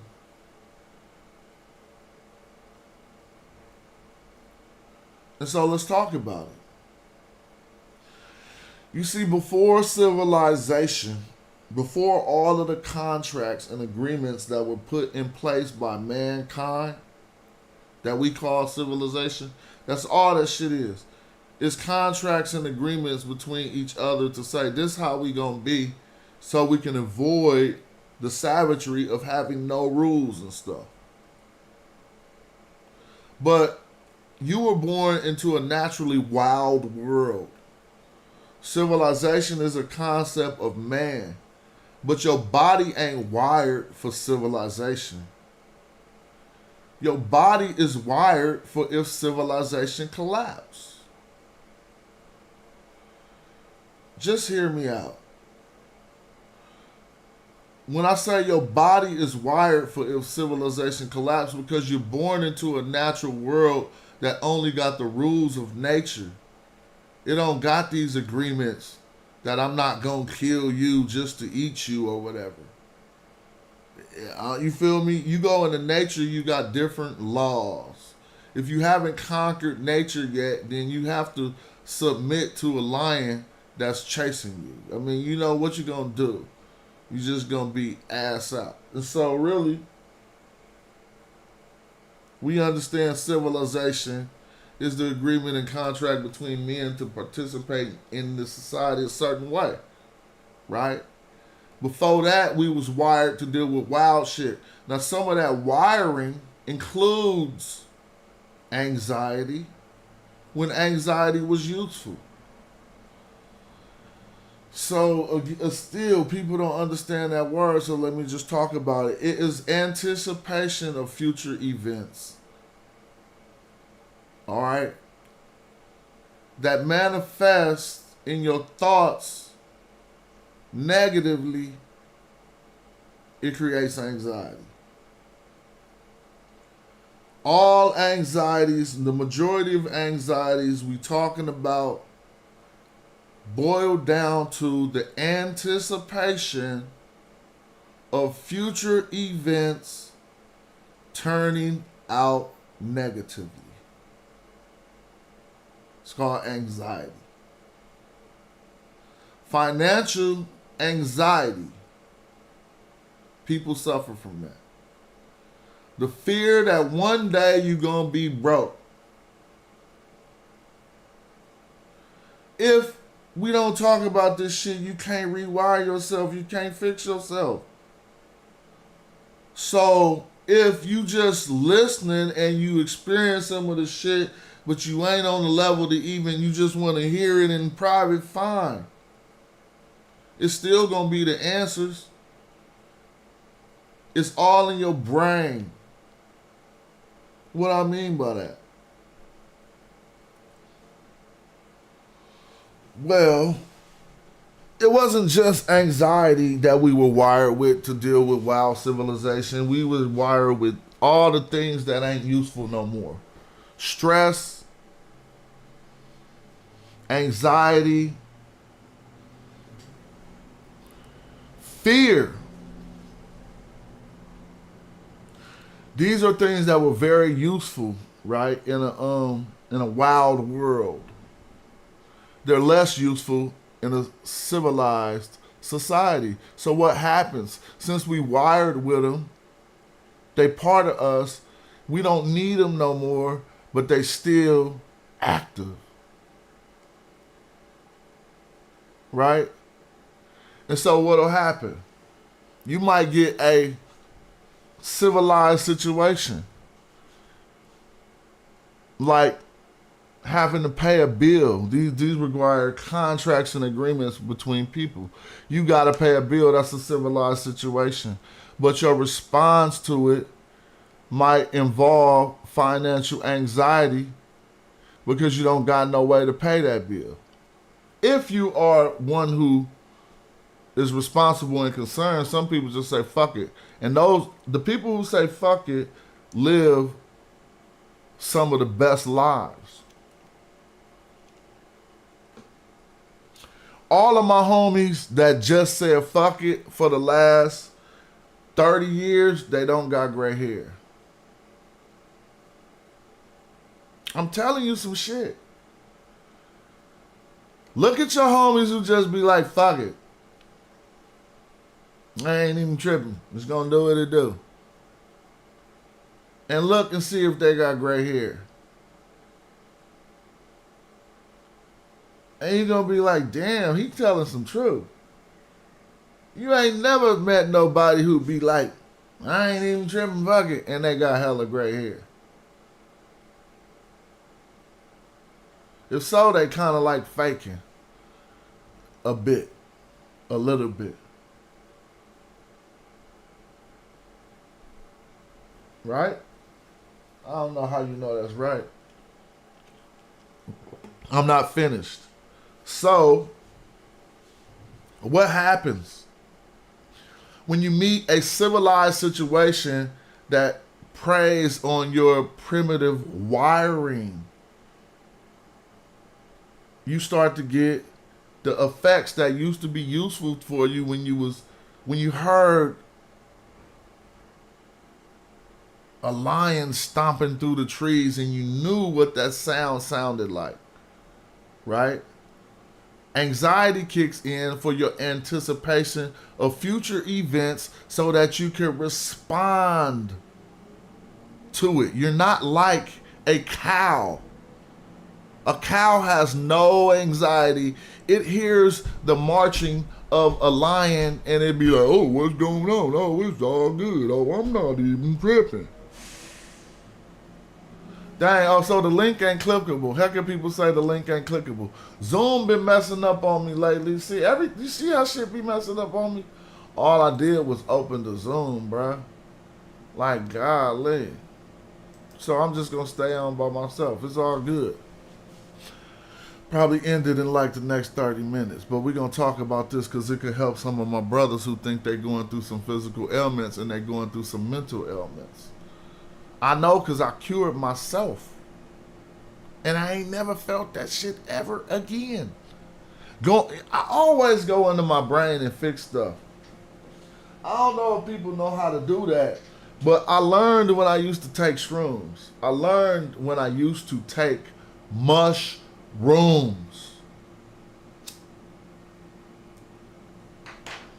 I learned how to go into my brain and fix physical ailments when once I took hella shrooms, right? Check this out. I mean, when I used to eat shrooms, bro, all that shit motherfuckers be doing now, check it out. When I was a young man, bro, we wasn't even like y'all, bro. We was way different. Like, I eat 1/8 of mushrooms. I'm not about to do no dumb hard and drugs, none of that shit y'all fucking with. I'm just gonna eat 1/8 of mushrooms. This is when I was young, not too young, but you know. Now let me tell y'all something about that. I don't want to get too far off the anxiety, but I just want to tell y'all. One time, I took some shrooms and I lost my nerves. Let me show y'all something. Look at my hand. Right? It's rather steady. You know I'm moving. But once I took some shrooms, I became one of them shaky niggas, bruh. I was like, and after I came down and wasn't affected by the shrooms no more, I still was shaky, but I mean, I was shaky for like, I had broke something in my wiring. I broke something. Cause after that trip, I was like this. Like I couldn't even pass the blunt. I'll pass the blunt.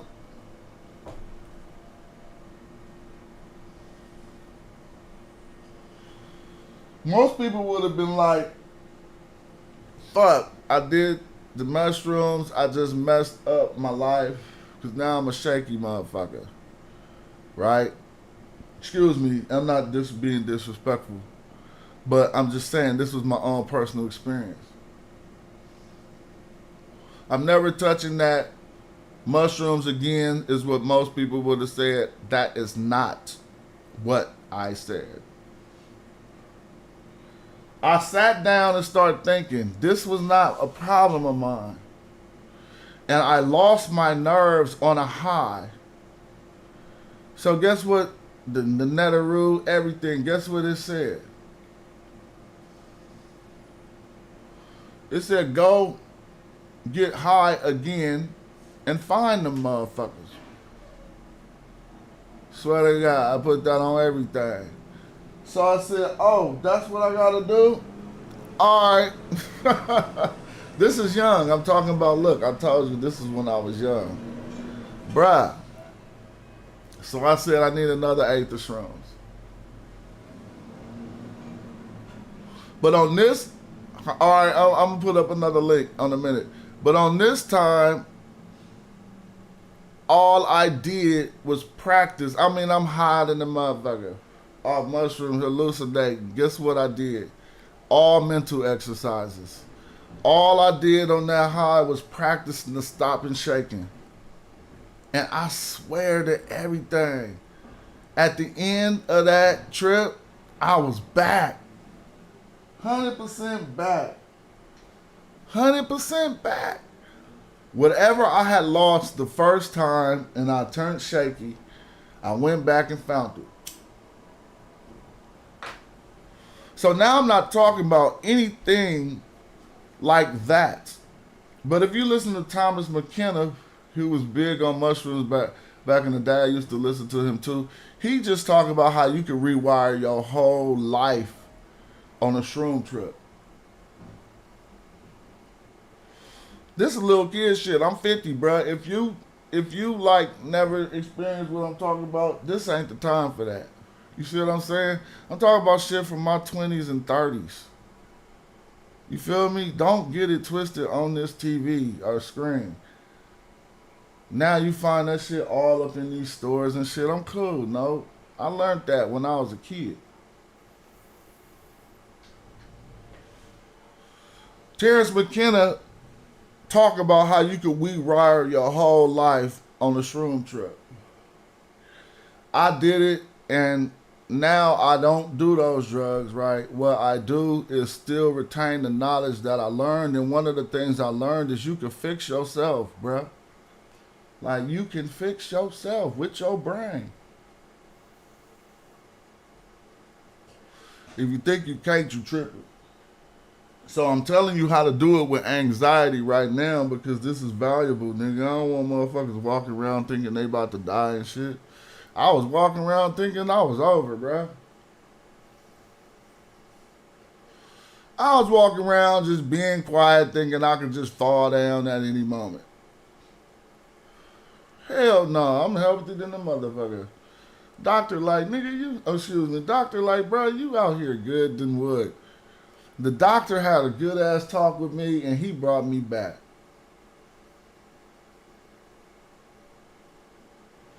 So one time I actually took myself to the hospital. So I'm not feeling cool, man. I'm feeling some fucking shit in my chest. Guess what? If you from Oakland, this was a long time ago. If you from Oakland, guess what? I went to Highland. No, is that Oakland? You know the hospital right there, bro. I forgot what it's called. This is Highland right there on 23rd, whatever. But I got in there, guess what? I'm like, man, I'm not feeling well. Think I'm about to have a heart attack. I smoked everything. I'm thinking the wrong shit, bro. They take me in hella quick, hook me up hella machines. This about a long time ago. Bruh, man, they put me on all that shit. They was like, what are you talking about, man? These machines say that you strong. I'm like, huh? Nah, bro, I was walking around today, fella. I'm like, y'all lying to me. Y'all just want to kill a black man. I'm starting to think of all kind of shit. They're not telling me the truth. That man was like, man, that's anxiety. He told me that long time ago. He was like, man, that's anxiety. I'm like, what you talking about? He was like, that's anxiety. It'll manifest and feel like that. I was too young to do anything about it. Right? And so, blood, I'm going to tell you this. It depends on what type of dude you is. So let me talk to you. You might be susceptible to this if you are a perfectionist. You might be susceptible to this if you are a performer at anything, not just the stage. You ever see Chess, the rapper? He Earl on stage. I wish I could have a talk with him. I could fix his Earling on stage and probably, if he believe in it, in like one conversation. Just like therapists do. But we can't afford that shit. So what is they doing? That's what you gotta ask yourself. You need some therapy? What the fuck the therapist about to say? Sit down and ask yourself that. But anyway, let me not get off track.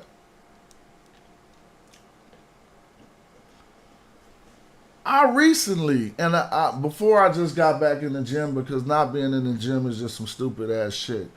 I have my membership and I just was just not going because I wasn't living a balanced life. I just was let life live me, right? And I'm like, fuck that. I'm back in the gym. Like, what's going on? I need my strength. It's part of me. And so I can't be separated from that. So I'm here. What's up? Let's get this money. Before I was on my shit, I'm feeling hella not good healthily. But I'm still smoking and blowing. And so I'm thinking my smoking and blowing is taking effect on my health, which it is. But it wasn't doing what I was thinking it was doing. Bro, you want to know something? And I'm about to say this. After I got vaccinated, bro, I started thinking I was feeling all kind of shit around my body that had to do with getting vaccinated. I mean, I concluded that was what I was feeling. And pain over here, bubbly nerve muscles. I'm like, what the fuck going on all over? Fuck, I'm just having a spasm in my shoulder and shit while I'm driving down the street. I hope I'm hitting to somebody who needs to hear this conversation that I don't even know who it is. Bruh. Nigga, all that the whole time was anxiety. So, me being a performer, and I'm like the rap guy, right? Ever not being the rap guy will cause anxiety for me. I figured myself out completely. If ever I have to perform, right, and I'm feeling And you can take this into your life too. It'll help you with some stuff if you were a perfectionist like that.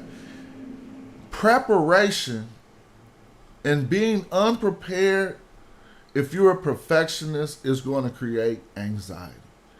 You're going to have an anticipation of future failure. This silent anticipation of future failure will manifest feeling like a heart attack. I'm trying to share some game with motherfuckers. You know what I'm saying? Oh, it says you can only click vertical links on the PC. That's crazy. Which I don't think the link is vertical. I mean, yeah, that's crazy. All right. So if you're a performer, like, and if it don't, you see some of them, it manifests in nausea. And you see people throw up before they have to give a good performance. What is happening physically? So we got different type of brain waves, right? We got alpha, beta, and theta, right? The brain waves that we gonna focus on right here is, well, I don't know about, I'm not encouraging anyone to take shrooms or not. That's something, an experience I had at a younger age. And I'm so glad it's something I have experienced, right? But I'm not really looking for psychedelics and shit in my life. I'm be on some real life, practical shit nowadays, right? So anyway, my bad. Kind of forgot what I was talking about. It'll come back though. Oh, that's why I said I wish I could talk to Chess, the rapper, to teach him how to stop throwing up. It's nothing I'm going to teach him. He's going to teach himself. It's particular questions he has to ask himself that a therapist would ask him. So, and it'll start like this for any of us. Since we know what it boiled down to, our primitive wiring, firing off while we live in a civilization that don't require that wiring, we have to ask the questions that make that wiring fire off. Right?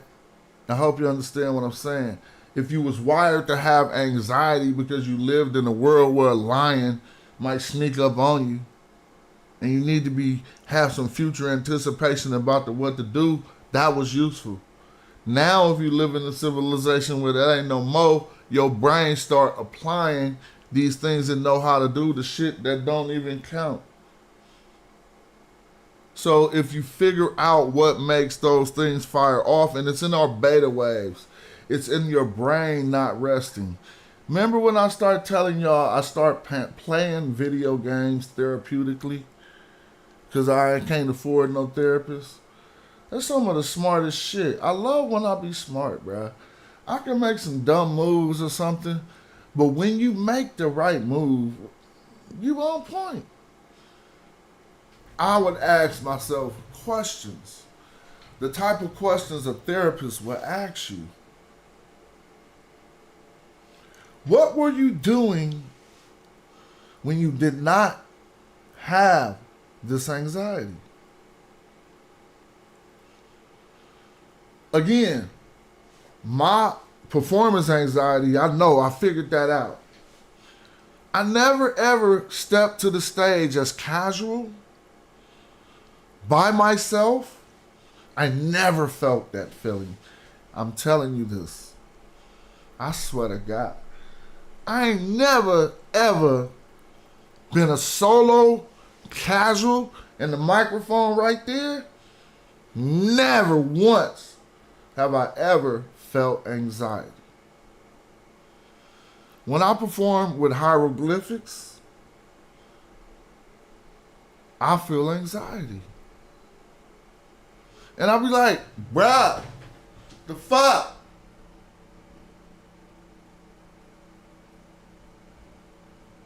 Niggas is doing shit in a way I don't do it.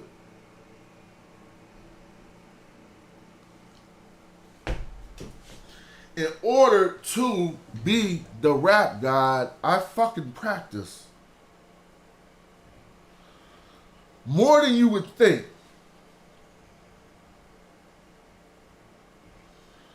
Almost like I'm crazy. I practice so much that I never, ever, ever could even think of having anxiety when I was about to rock a microphone.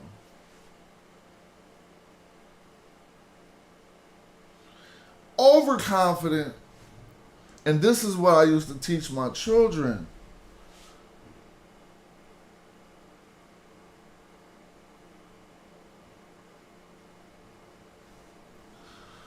Oh my God. Dude, it come from like knowing, you know you better. You know for a fact, nobody been rapping in the mirror since 2 in the morning to 2 in the afternoon.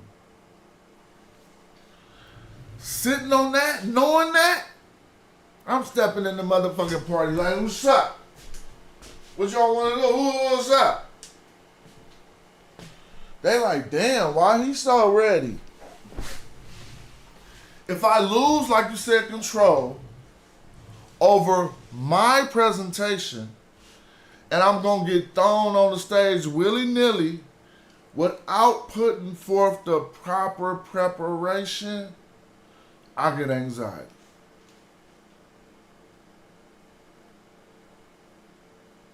Just like that. It's simple. Once I figured that out, it stopped happening. As I was like, why would I rap by myself? I don't never feel no kind of way. You motherfuckers talking about all this different shit. Now I'm over here tripping.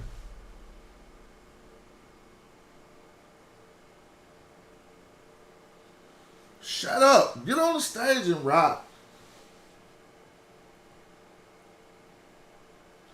This is my response fighting off that feeling.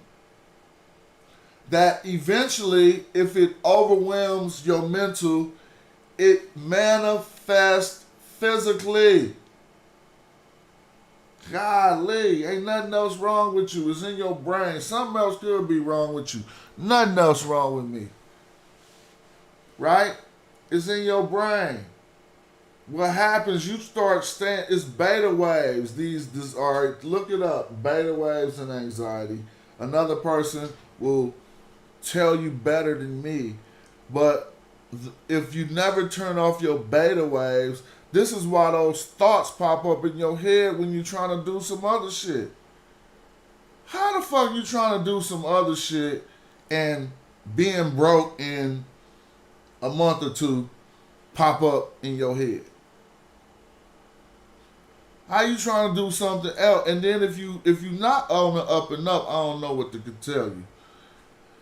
If you not on the up and up and you got like secrets making you do this shit, then you gotta talk to somebody else. The real reason why is because I can't tell you how to reconcile that, but you still gotta talk to yourself about it. You see what I'm saying? Like, if you know you're trying to keep some shit some secret, then that's a whole nother conversation. And I'm going off track. Right? And wanting and knowing who I am and wanting to feel like I am who I believe I am in my art, I never hit the stage unprepared. When I say I practice like I'm crazy, I be listening to my songs 1,000 times, right? And if I do it in front of somebody else, I probably don't like too many people witnessing me doing that. And so sometimes my family have to witness me doing it and they start thinking like I'm weird or some shit. Like, how is this motherfucker listening to a song he just made 1,000 times? Because I'm doing what it takes to address performance anxiety. So when I talk to Chess, The first thing he needs to ask himself, the rapper who be throwing up on stage, is what is your biggest fear? As a man today, you ask yourself that if you've been dealing with any of the shit I'm talking about. And then you get therapy right on my show, bro. The shit work. As soon as you answer these questions, you're going to stop feeling the physical ailments. What is your biggest fear? As a grown-ass man. If you going to hit me with the I ain't got no fear shit, you're not ready, bro. If you don't got no fear, you don't feel the anxiety. So you is ready, you better than us. I'm talking to people like myself who be having to figure shit out. Look at this weak ass cigar, bro. I hate this stupid shit. What's your biggest fear? Huh? Well, if you ever want to know, that is attached to the shooting pains you feel in your body. That is attached to the bubbling. You might feel spasm in your calf, and then next day is in your shoulder. Next day, that's attached to that. Not in every instance, but a doctor would tell you that what I'm saying is very true, that this anxiety from these unanswered questions will manifest physically and have you thinking something else. You'll start to develop cardiophobia. You know what that is? Thinking you always having a heart attack. The fear that you having a heart attack all the time. All these things I'm telling is the truth. Ask somebody, Google it. So how you make that shit stop is turning off the beta waves that's unnecessary in your brain. You can't just turn them off. You have to answer questions for your own spirit. You have to answer questions for your own consciousness and existence. One of the first questions, I laid it out. If you're dealing with anxiety, you have to ask yourself, what is your biggest fear?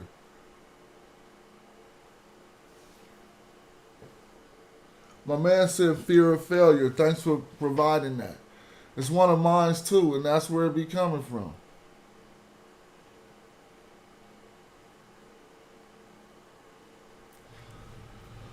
Fear of failure manifests in different ways, though. That's a big ass word. I mean, that's a big ass concept.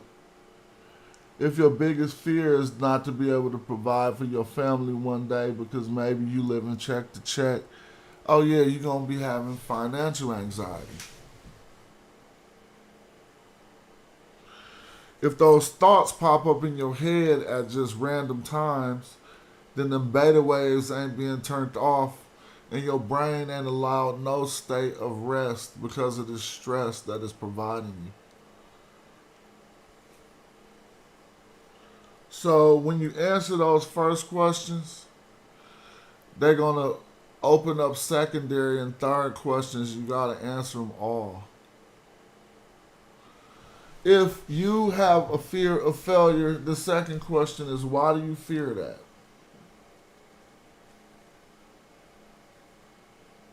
What's going on? Why you fear failure? Answer them questions inside your own head.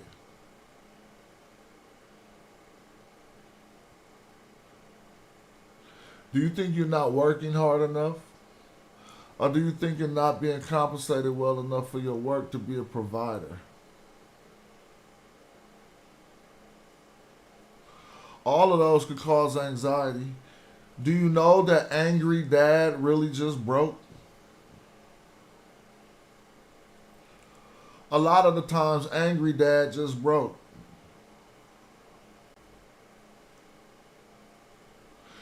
Let me ask the men in the audience watching this, please help me. Am I wrong at believing a lot? I mean, I'm thinking from my own experience, so I'm not putting things on other people. Am I wrong at saying angry dad is quite often just broke.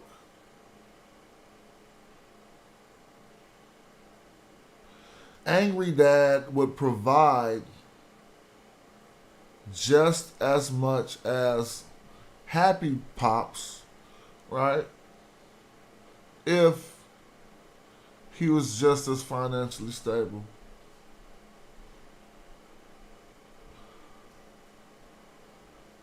Some of the times, the fear of not being a provider or being able to provide in the future will cause you to be not as. Excuse me, can you grab me a water, please?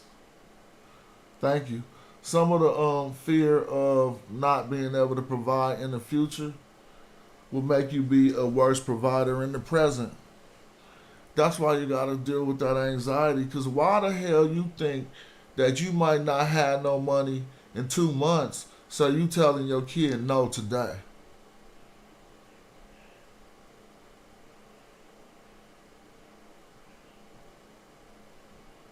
That ain't it.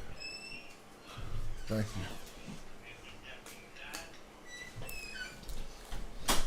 you. You feel me though? I know I'm rambling on, but I feel like talking about this. I want to be mature enough to talk about stuff like this. These are the conversations you should be having at, I'm 50. Shit. And I know it could help somebody. Because if I was watching a video like this, I'd have been like, damn, I'm not about to put nothing in the chat. But that boy right there is killing it. I've been wanting to know about this. So when I was younger, people thought I liked to fight a lot and shit. I didn't like to fight a lot. I didn't like anxiety.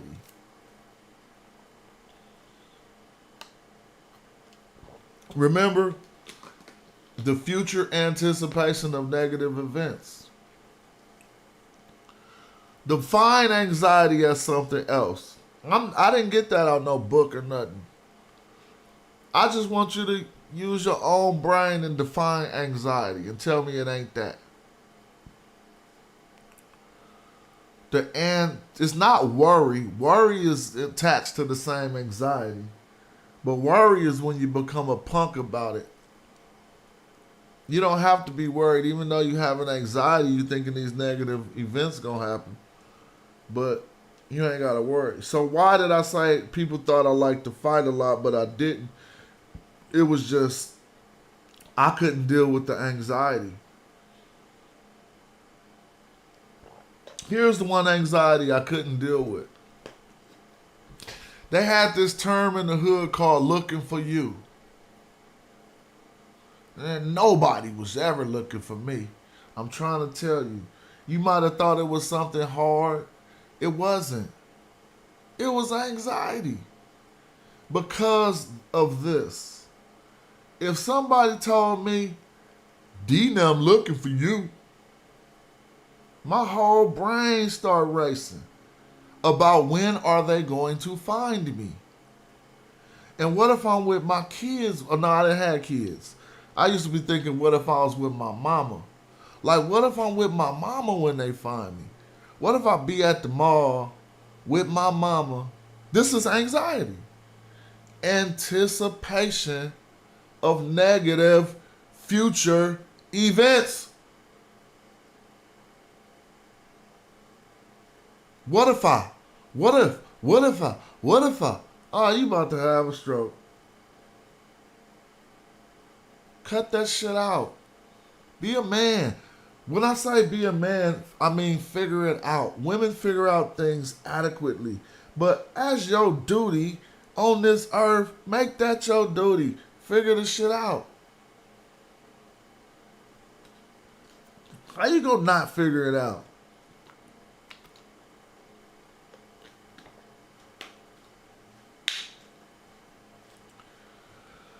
Oh, man.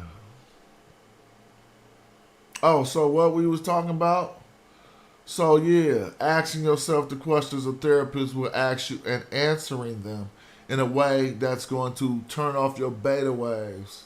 Nobody going to tell you how to turn off your beta waves. They're going to tell you to go to therapy. What I mean is nobody gonna tell you how you can make these worrisome thoughts stop popping up in your head at any given time.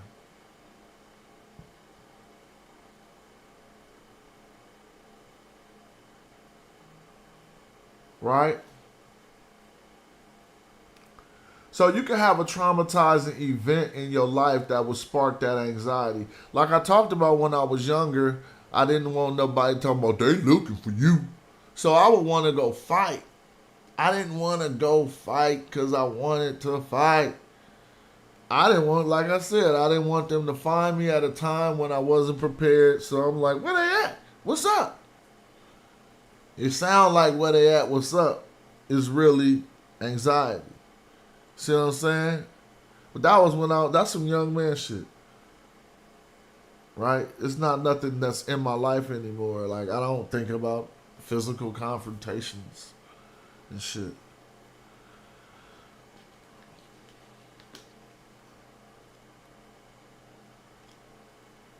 It's still here, though, with mature content. Thinking about bills and checks, and stop that, man. Cut that off. You have to understand so this is the problem. If you got financial anxiety, you probably don't budget. It's all the same shit. People who budget and they write out their life and how they gonna spend their bread, they don't get financial anxiety. They know what they gonna have when they gonna have it. If they lose a source of income, it might start to create financial anxiety. And a man and a provider, it might manifest looking like anger. But physically, it's going to manifest in his body feeling like shooting pains, bubbling spasms, chest pains, and feeling like you might have a heart attack. That could be anxiety. All right? How you make it stop? I can tell you how to make it stop. Turning off those beta waves. You have to refer to what you was doing in your life when you wasn't feeling that, and include something that you was doing from the time period of your life, in your life, for when you wasn't feeling them feelings. You want to know why? Because your brain is going to start referencing a point in time when those beta waves was turned off. See, you only got so much focus and shit. If you could direct your focus at something that you was doing when you didn't feel that, they're going to start to turn off. You could tell I'm speaking from experience. I'm not telling you nothing that didn't happen in my own body. And you know with the confidence that you set forth from that, I know I'm myself, like I told y'all what I did back in the day. I lost my nerves and I brought the motherfuckers back. Right? You don't believe in none of that, then the only thing you think is that you go to the white man, you sit on a bed, and they fix you.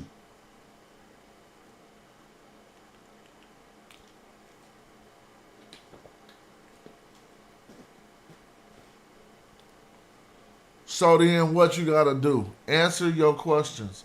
Ask yourself about these fears. Start with fear. It ain't just like punk or nothing. You might be fearful of some responsible shit. You don't want to lose this. You don't want to get kicked out the army. You don't want to do whatever. You gotta ask yourself.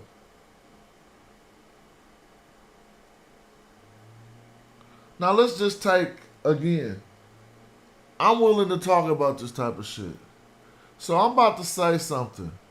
Let's just say you are a down low brother, right? And your fear is being outed as a homosexual. I don't really think nothing I'm saying apply to that. You want to know why? Because I said this don't apply to secret shit like that. In your head, what you gotta go do is stop doing what you guilty of, as you wouldn't even feel that way. You see what I'm saying? So either you're gonna go on and and just join the rest of the world. But that if the anxiety is coming from that, you got a whole nother fold to deal with. Because you guilty in your own self as your guilty pleasure, right? And then you like, okay, how the fuck I reconcile this in your silent brain? And that's gonna create some anxiety. So I'm saying I can't say much that I'm just keeping it real. You know what I'm saying?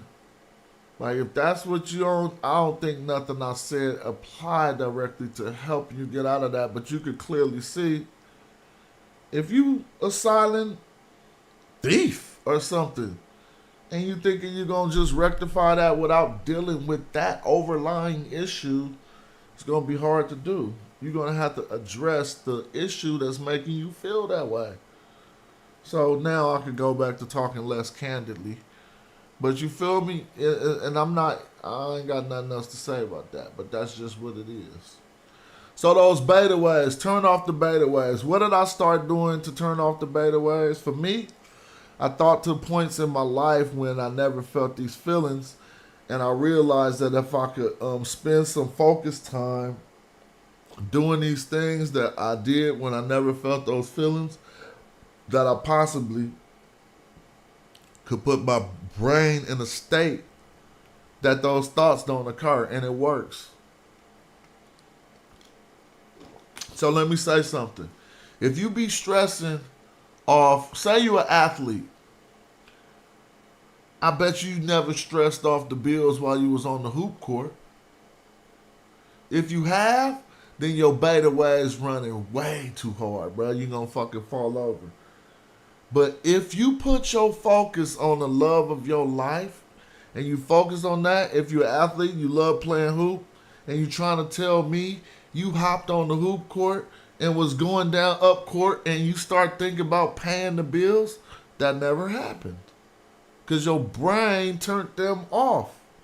They turned that worrisome stuff off so you can focus on something you love. And that works. It worked hella good. It works so good, bruh. I'm trying to tell you. So if that's you, go hit the hoop court. Start back putting that back in your life. It's a therapy. It's therapy. You put it back in your life because it helps your brain turn off the beta waves, and you're going to stop feeling the ailments you are, bro. I'm not even telling you. Go watch a doctor talk about the shit. All right? So for me, one of those things that sound hella juvenile, but I had many of things that I could have chose. When I assessed myself, I said, when did I not be feeling this shit? I know I probably did it with better grammar, but I asked myself, like, when did I not be feeling that though? Then I would say, when I'm fishing, when I'm jet skiing, when I'm playing video games. The intense focus from jet skiing never let me worry about nothing else but falling off that motherfucker. You throw away the future. Because you could just about to be falling, the future could be over anyway. So that's those beta waves about the far future and financial responsibilities, they fall off on the jet ski. I'm just talking about my own personal therapeutic experiences. Not for everybody, but the type of gamer that I was as a youth, when I take all of my mental focus and I use my imagination and then I use my problem solving and then I try to immerse myself in the game, it'll allow my brain to turn off the beta waves that are running about life, and it helps me just to open up some other part of my brain, and it's hella tight, bruh. Like the shit be like, damn, I ain't thought about no stupid shit. I'm in a whole nother world. Obviously, you can't spend your life doing that, but you gotta include time to decompress your thoughts and allow your brain to chill, bruh. Like, golly. If you don't, Then walk around feeling like a fucking out of shape motherfucker, even though you know that ain't you. Like, how is that happening to you? You hella young and shit. That's not you. Alright? I'm almost done. I got my little bars off. I felt, let's say 4. Damn, I've been talking for hella long. I'm gonna be back though, not probably whatever, bruh. Shit, I don't have to do nothing else. I don't gotta stop streaming. Some fake ass shit making me stop streaming. Like, oh, you been on too long. What I'm gonna do? I make my paper from the nighttime, not daytime. You know what I'm saying? All right, now that we got that out, hopefully that's helpful to someone. Again, and I was willing to say it over and over again, some of the physical ailments that manifest from anxiety will make you think that you having a heart attack. It'll make you think you got shooting pains for other reasons. And if you mentally address them directly head on, dude, you're going to be searching for those feelings. You're going to be searching for those thoughts. You're going to be like, damn, I ain't felt none of this shit. Oh, hell no. You be like, I fixed myself. I personally fixed myself. And so I felt something pop up, like, and it just went away. It was not even strong enough. You feel what I'm saying? Like, something tried to shoot through my shoulder and it didn't even have enough strength. Because my brain already knew that it was some bullshit. For real. I'm telling you. So, I mean, right now at 50, after just dealing with the last things I was dealing with was that I feel healthier than I felt in a long time. Because I was walking through my 40s and I would have some of that stuff occurring. And I'd be like, what the fuck, man? And now when I go look back, I had a traumatic event and then I'm going to talk about it. And then I'll be up out of here. I lost like a couple hundred G's that I owed some people. Right? And that just threw my mental state to some place that it had not been before. I ain't never been owing people. I didn't even know how to deal with owing people. I don't know how the people who owe people walk around and shit. Like, and so I lost that money. I'm a bounce back artist. Don't play. I bounce back way harder. Everybody love my niggas love me, bro. I bounce back. Just trust me. And shout out to my niggas who be helping me and holding me down. I got some real ones. And so even if I get in a bind, I'm going to call some real motherfuckers. I'm not going to call none of these motherfuckers fair weather niggas. I'm going to hit some real ones. And then we take care of each other, bro. It's nothing. Certain people, you don't even want to see them dealing with adversity. Right? Yup. My man said I have anxiety to go outside sometimes. People are too noisy. So you can ask yourself in silence at another point in time, analyze that thought. What about going outside make you feel that way? I know people too noisy is a good answer for just a quick discourse online, but I challenge you to just spend 10 minutes coming up with what make you feel that way about outside. And once you answer them questions, watch what happened. It's going to be like you took a pill. You're going to be like, damn, bruh.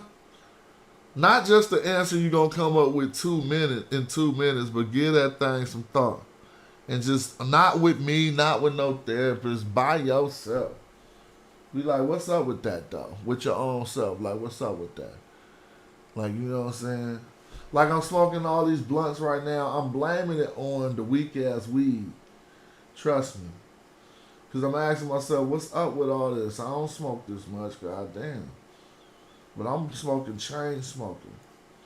Because I bought some weak-ass weed. So you can spend $10 buy an eighth and think that you about to... Nah, bro. That's more harmful to your body. Buy some good weed and only hit a doobie. My logic sound crazy, huh? Oh, people stare for too long. That's one. Then you're gonna start asking yourself questions about what is it about staring? And you're gonna get to the bottom of that shit. Because it's just a series of questions. What is it about staring that makes you feel uncomfortable? And I'm not asking you to answer that question. Those are questions that we be, man, trust me, bro. I'm talking to motherfuckers like me. The reason why it sound like I'm saying black, white, but bruh, the closest person, you could be white, be just like me, but the fact is, it's gonna be something that throw it off. The closer people just like me who have to deal with is black people just like me. We'll be having to deal with this shit. We don't got no forums where black men can get together and talk about shit that they need to get off their chest. Damn, I tried to put the link up so y'all could take over the show, bruh. Let me try it one more time, man. Because I want to keep the show going, but I don't feel like talking no more. I got my crew, my family members that come on and keep the show popping to help the stream numbers keep going up. Because I can't even do no numbers unless I do like a 50-hour stream. You feel what I'm saying? Let me try it one more time with the Zoom, man. I don't know why they giving out boo-boo links. All right, let's click this. Try one more Zoom and see if we can let the show extend. Now, when y'all be on the show, I'll be going to the bed and listening. I'll be laying in the bed listening. I might go grocery shopping. It says the invite link has been copied to the clipboard. So when I come back and share it, it should be the link. Now, somebody said you can't do vertical links, but this is a link to Zoom. It's not a link to YouTube. So why wouldn't Zoom be letting you? Zoom don't even know we vertical.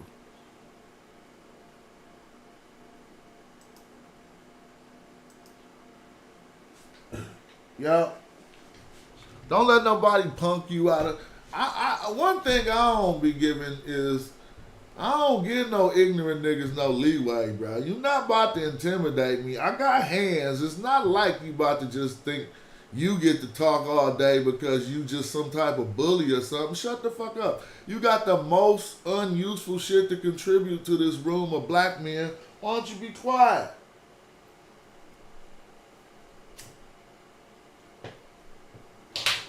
Like, we be letting we be getting intimidated and shit by dummies and shit. And then we'll let them sit there and disseminate all kind of bullshit that's hurting your own community. I ain't that Rambo nigga, but I don't be liking that, dog. I feel like a punk. How the fuck I'm letting this motherfucker run his motherfucking mouth and everything that come out of it is negative to everybody listening? It don't be sounding like I'm saying it. It be sounding like, oh, you know what I'm saying, man, check this out, man. A motherfucker like me, man. What is you saying, nigga? Shut up. Want to hear that shit? Say something useful. Excuse my language, but we just on the show been on for 5 hours, bruh.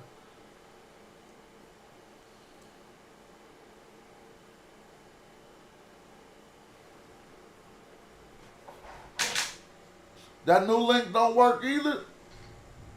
Damn, if that new link don't work, I don't know what to do. Somebody click that new link for me, man. See if that thing works. I'm about to go on my phone and see if the link, what's happening with the link, man. So look, I'm about to do it.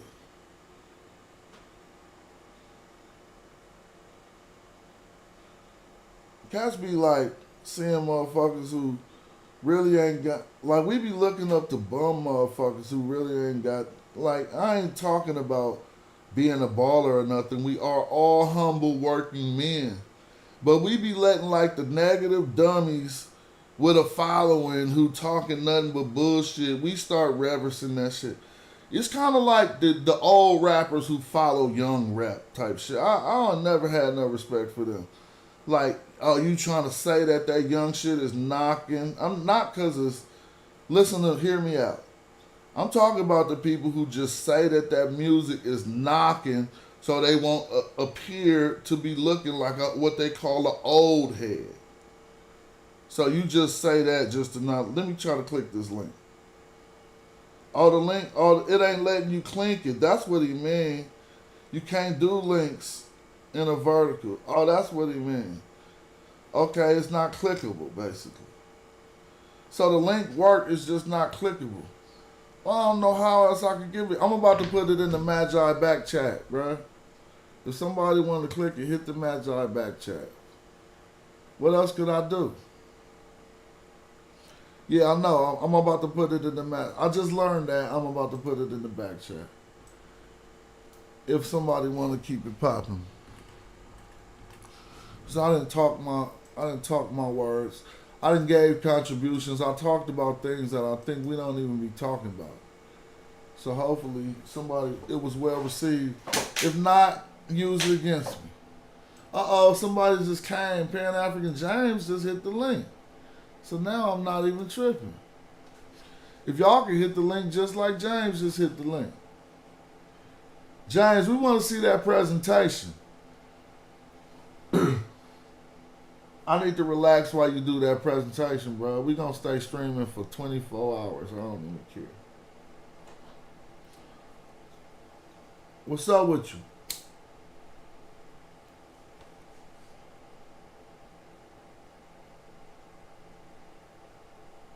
Hold on, let me see. Let me see if I can hear you, James, because I can't hear you yet. So let me make sure my speakers is on. But first, let me see, is your mic on?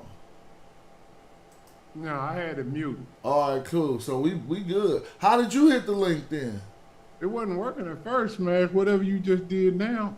You copied and pasted, or you was allowed to click? No. You just put a new link in there. I just clicked it just like the other one. Oh, so you could click it on a PC, but you can't click it on a phone. That's what that is, huh? Oh, I don't know. No, the first time when you put the link in there, I clicked it. I was on a PC, and it wouldn't work. Damn. So whatever this link right here is, you just put up. It worked. I don't know what you did, but that's what's going on. Well, how you doing? Shit, everything is great. I mean, it is what it is. I mean, appreciate you, sliding back through it and keeping that same energy that you shared today. I like the kids in rare form. You know what I'm saying? I mean, you know what we do, man. When we step like out, that shit, they ain't gonna never die. Yeah, they can't do nothing. They think I'm gonna let that slide. I ain't never been like that though. Like, you gotta deal with me forever, bro. You not about to run after crossing me, turn into a sucker, saying the Egyptians wasn't black. You think I'm gonna stop talking about it like that? Nah, come fix this shit. Yeah, that's the only thing you can do. You can't keep changing up words trying to elude the fact that you was wrong. Indigenous and all these type of words. Exactly. To avoid the fact and saying, man, you know what, man, you was right. What's the matter with saying, you know what, man, we went and talked to every motherfucker. Look, this how I am. I'll be like, man, I thought you was wrong than a motherfucker. I didn't went and talked to every motherfucking Egyptologist trying to prove you was wrong. Nigga, you was right than a motherfucker. Now, what's the matter with saying that? Nothing. How easy is that? Man, I was doing all kind of shit. Look, I'll tell a motherfucker I was doing all kind of shit to prove you wrong, bro. I went and learned all kind of shit, bro. I was studying. It took me like 2 years, man. You right than a motherfucker. Right. And there ain't nothing wrong with that. To some people, but when you putting a facade out there that you scientifically literate and you really scientifically illiterate, you know, you gotta uphold that. Just like people in the religion. They know they wrong. I know if they've been like the people we've been around since the Sinetta situation or whatever, since the beginning. Man, there ain't no way they should be still upholding what they upholding at this particular point. I know it don't. But I see a couple of people coming around. I think King J used to be a Hebrew, didn't he? Shout out to King J. Yeah, you know what I'm saying? Shout out to him. You know I done told him a long time when I used to have to from, beat him up, blood. I said, I'm just trying to get you on the right track. You out here boosie, bruh. Like, what I'm supposed to, like, have you let you be out here like that and tell you solid? Yeah, you could tell he's been really, he kind of, I don't know, maybe that last spring it seemed like he had some maturity. So what? The last scream that we had yesterday, He it seemed has like some- he had a little bit more maturity because usually get kicked off. Yeah, he definitely been He doing don't even good. make the whole show. He been doing good lately. You feel Right. me? You're like, what happened? Because he That's been good, reading. though. You know what happened? You go try to prove somebody wrong, then you find out they right. If you solid, then you gonna Yeah. stop saying that old shit you used to say. Yeah, that's commendable. Yeah, that's commendable. Who else? What was that? JJ 7000. Yeah, he had to leave it alone. Now I ain't JJ saying on our this, he ain't side still now, on some pseudo. And yeah, he ain't on some pseudoism, baby. But he shifted, and I can respect that because I had, and because we had to shift. I grew up a Christian, so Yeah, it ain't me no too. big thing. Just you got the right information, and you had to be a man about it and acknowledge it. But I wonder why nobody else can click the link though. Because they on their phones probably. So what you got going on? What is this right here? Like, why is it? You try to do something different or something? Oh, Or you I on your just phone? used the vertical platform in order to try to get more viewership. They push out more. They push your video out to more people when you stream in vertical. Oh, okay. Ain't that nothing? Who Yeah, knew? because they got the vertical swipe feed where you can keep on swiping, but they don't put no horizontal videos into that feed. It worked a little bit. We got a few more people. Shout out to them. Right. But I mean, if I sound like I'm complaining or whatever, it's about Black history and shit. Like, it's not about like making people feel small or I'm balling harder. None of that, bruh. None of that. I'm not. So I can't be seen doing that type of shit. It's just about motherfucking goddamn. Like, Now, you see the this fight- world right now? Yeah, the fight is the fight, and it ain't gonna stop. Like like I've been on Facebook probably since 2010 on this same. I ain't stopped. Like you go look on my page, it's gonna be this all the way from two. And that's what I would love to see. People go back on their Facebook page and show how long they've been talking about, say, FBA. Man, I've been on the Facebook, man. I'll go show you some shit. You wouldn't even you'd be like, damn. Right. That's how you can document what you've been on. I go to 2010. People could go back way before me because they've been studying longer than me. I'm only talking about my limited studies. I'll go back to 2010 where we arguing over shit we talking about right now today. Right. Like, we've been doing this and looking at all the sources that Egyptology have on the subject. Yeah. Okay. Yeah, that's my daughter. Yeah, but yeah, like I say, going back to if you really want to see what somebody was on, you could just go back and look through their Instagram. I mean, they Facebook feed. Oh no. And just see what they really was on, because these people be talking about, man, yeah, we FBA. What was that 4 years ago? They wasn't no FBA, bro.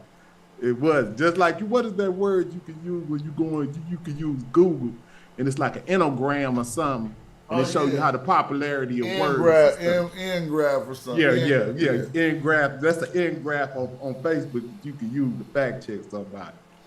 You go see when the first time they said that word.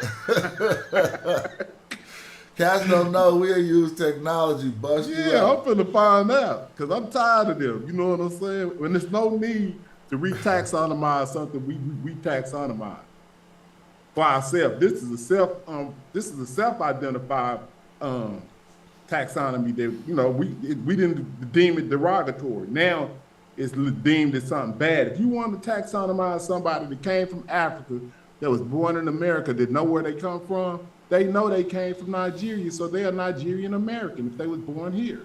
See, it's just one word. Change it.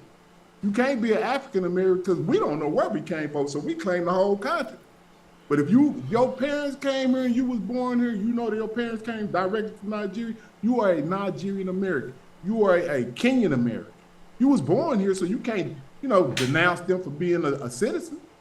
So what are they doing? Trump trying to. Huh? Trump trying to.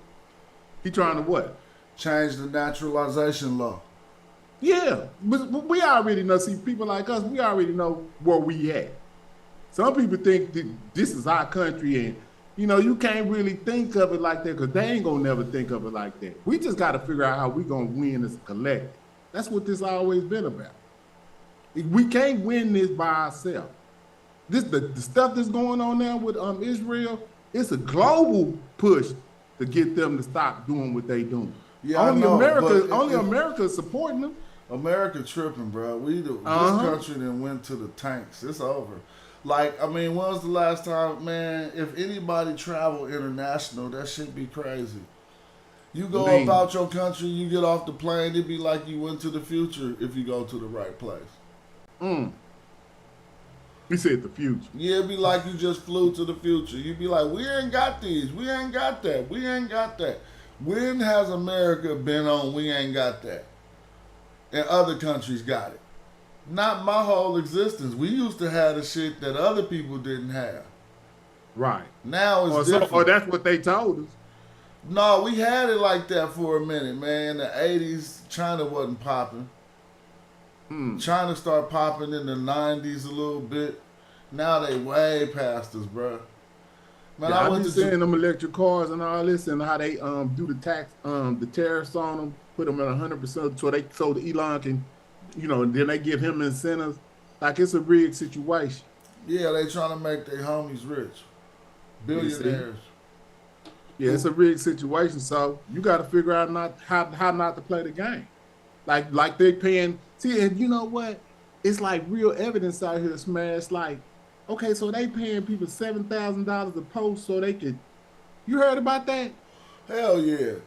In case people haven't heard it. So now that's make me flashback and think about how other people be flipping and flip-flopping and stuff around here. But they're not getting paid. That's why I say they don't know what's going on. I'm just saying that make me say, I don't know how. Because, it's so amazing how you can flip and be so illiterate all of a sudden that you be like, man, did that happen? I'm just saying, I ain't saying that it did happen or didn't. But it make you wonder, did somebody get in there? No, that's some highly... Like Tariq Nasheed. Or let's do Tariq Nasheed. They highly impressionable black men, bro. And so when something come through, a wave that seem like that they is bigger than them, they hop on that wave because they ain't even got no gumption. Like, the motherfuckers seen that come through and they like, oh, fuck it, I'm on that wave. Right. When it start with Chief X, he trying to get more views, and so... what he was doing at first wasn't working for him, so he switched up and go against everything he was teaching at first. Yeah, that's a possibility too. But I was just saying that's a coincidence that they came out in the open that they will pay people to use propaganda. Yeah, so if people don't know what we're talking about, they discovered. I mean, it's going on right now. Israel is paying prominent content creators $7,000 a post to put up pro-Israel content. That's deep. Imagine that. And to be like, no, it ain't no Palestine, this Israel. 7,000. And then you go do another post every day. 14,000. Man, this ain't even cool. Yeah. That's what's going on though. And it's public. So I'm just amazed at it's so the idiocy in this becoming public is I was like, is this AI? Because the shit is getting wild on this, man. Like these movies and stuff they finna be able to make. We might be able to make a movie in a couple of more years. You can make a movie right now. What do you mean? I'm talking about like start right now. We can start right now. We'd be done with the first few scenes in like 20 minutes. You tripping? I'm talking about like say we got to really come up with a script, though. I got scripts, but I mean, if we wanted to do it, I got scripts, but if we wanted to really do it right now, you could just draw up a script hella quick. Well, what I'm trying to say is some of the things that were impossibilities a few years ago that we couldn't just hop on. You can't stay in the brain set like that's the time period you're living in. Right now, we can make a movie. I will start right now, and we'd be done in 20 minutes. You think I'm playing? We'd be done in the amount of time that it takes to actually real time that movie. If you Okay, got so a script. how would it look though? Is it gonna look nice? It'll look hubby, bro. It'll look just like a real movie. The tools that we have in AI now is ridiculous, bro. Like I've been incorporating them into my workflow, but Yeah, I I've been like to peeping. share my workflow with. You didn't see the little movie I did? Yeah, I've been peeping to go ahead, but you can pull it up now so we can go back through that. You All know what right, I'm ain't saying? nobody hit the link. Hey, show your presentation for a minute so I can take a break. You want to? What The one you were showing last night, I had to cut off. Well, yeah, I can talk about that because I definitely want to. Let me go to the Discord, man, because I wanted to get some more people in the Zoom, but you're the only one who's been able to get in here. Yeah, but because I definitely want to. There's some nuances off in that DNA, man, that we need to, as a community, know what to look out for. You know. Let me see if I can share this link with the Discord. All right. Well, so what was that? So, like, let me. I gotta, cause let me pull up, kind of like what I really want us to really pay attention to. Where's the general? Here we go. If y'all in the Discord, I just put the link in the Discord, man. And then I'm gonna ask you I'm gonna give you the host just for a minute. Okay. Just so I can run in case somebody comes. Hey, so if y'all in the Magi group, hit that back link. So I'm listening, James, but I'm about to go to the bathroom real quick. So go ahead. Let me see. Okay. You can share your screen because you the host. So kind of like what the stuff that I kind of discovered as far as looking into those genetic papers. And what I really need to do is I need to set up a real good slide presentation on what I need to do with the information. And I have some slides already available, but the way that I want to do it, because the chronology of it needs to be done a little bit better. So let me, like I said, I'm setting up stuff because I wasn't really planning on doing this like on the spot. And if anybody want to come in. So I'll let you in. Make sure that that's open so I can see if anybody wants to come in. And you just give me a second while I'm pulling up a couple of slides. I think this might be sufficient enough. And hopefully y'all can see this. Let me make sure.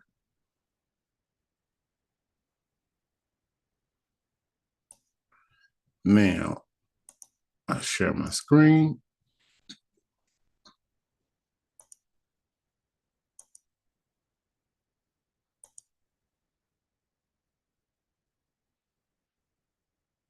Okay. So this is just me documenting that, it's got a date up there showing why I was talking about whole genome sequencing. And this is something that I put on, I had ChatGPT do an abstract for me once I discovered about structural variation, and that SPs wasn't necessarily valid or a good thing to use to identify all of the DNA from an archaic standpoint.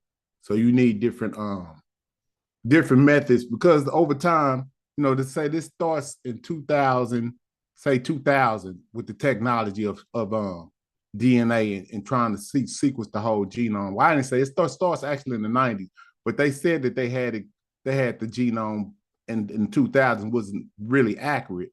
They really completed in 2022, I believe. But either which way, this is just me showing some documentation of me going through this, talking about structural variation. This is some stuff in the Discord, but I'm talking about the 99.9% that's Homo sapiens sapien. And then you have the other archaic integration that dilutes this 99.9. Now, hopefully y'all are seeing what I'm saying. Let me make sure. Yeah, this is going on. Yeah, I think this is going on here. So, okay. So y'all can see this. So this is the Reyes bi panels. These are Reyes panels.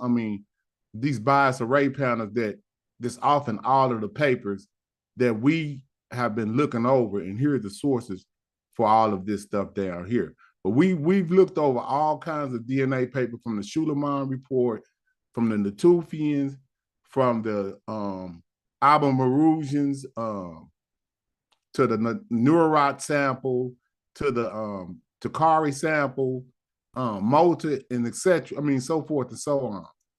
All of these testing methods indicate that these two panels at the top. Maybe I need to make this bigger.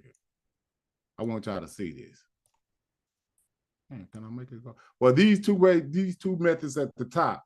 So this is comparison of genetic testing methods.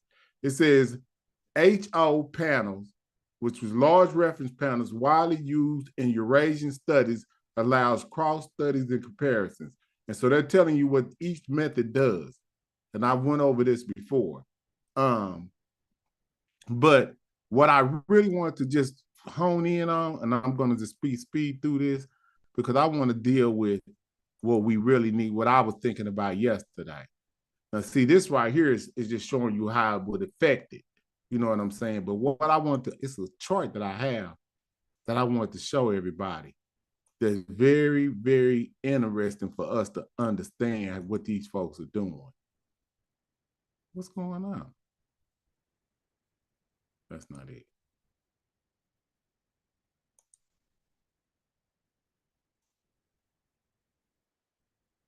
Give me a second. See, that's that Sarah Tiscoff paper where you can get the data on what I'm talking about. So everybody, I showed that yesterday. But I can read this one. Let me just read this one right here. So it says biased versus unbiased panels, three concrete examples. So what this is going to show you what these panels do, what this DNA samples do.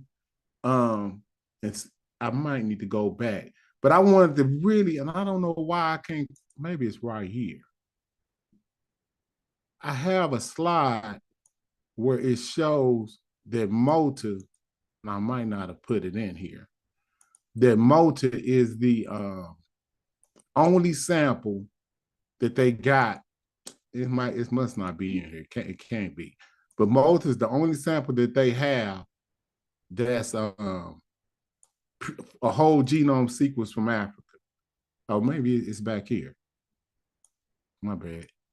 Let me shrink it down.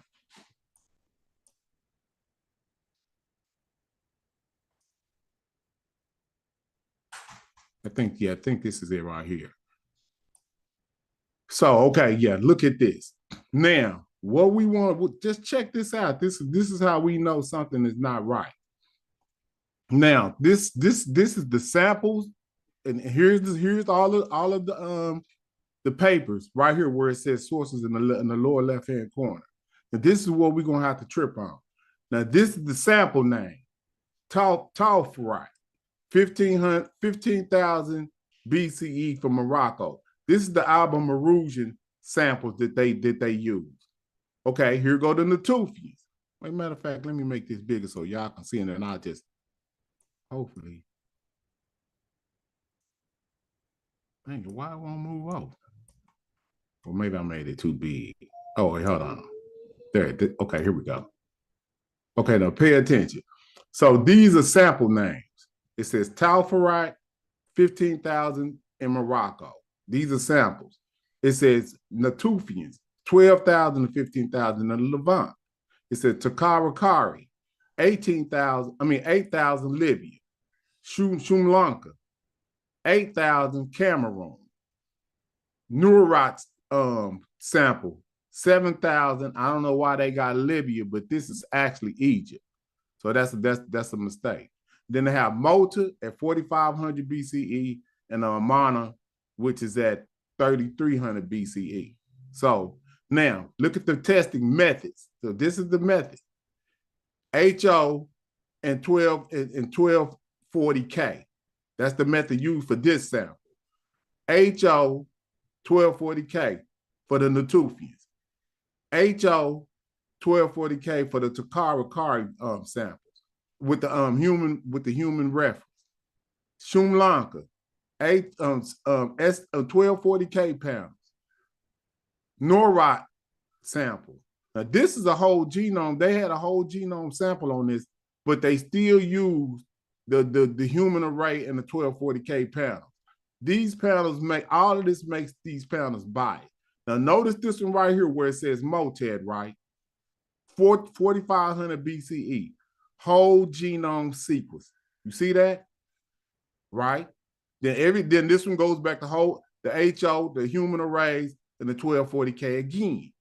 See? This is the date, so we see this right here. Now, designed for ancient DNA. So all of these are designed for ancient DNA, and they say Mota is not designed for ancient DNA because why I don't get that, but either which way it go, that's what the results say. So let me move it over. I want to keep it at the same side. So it says bias.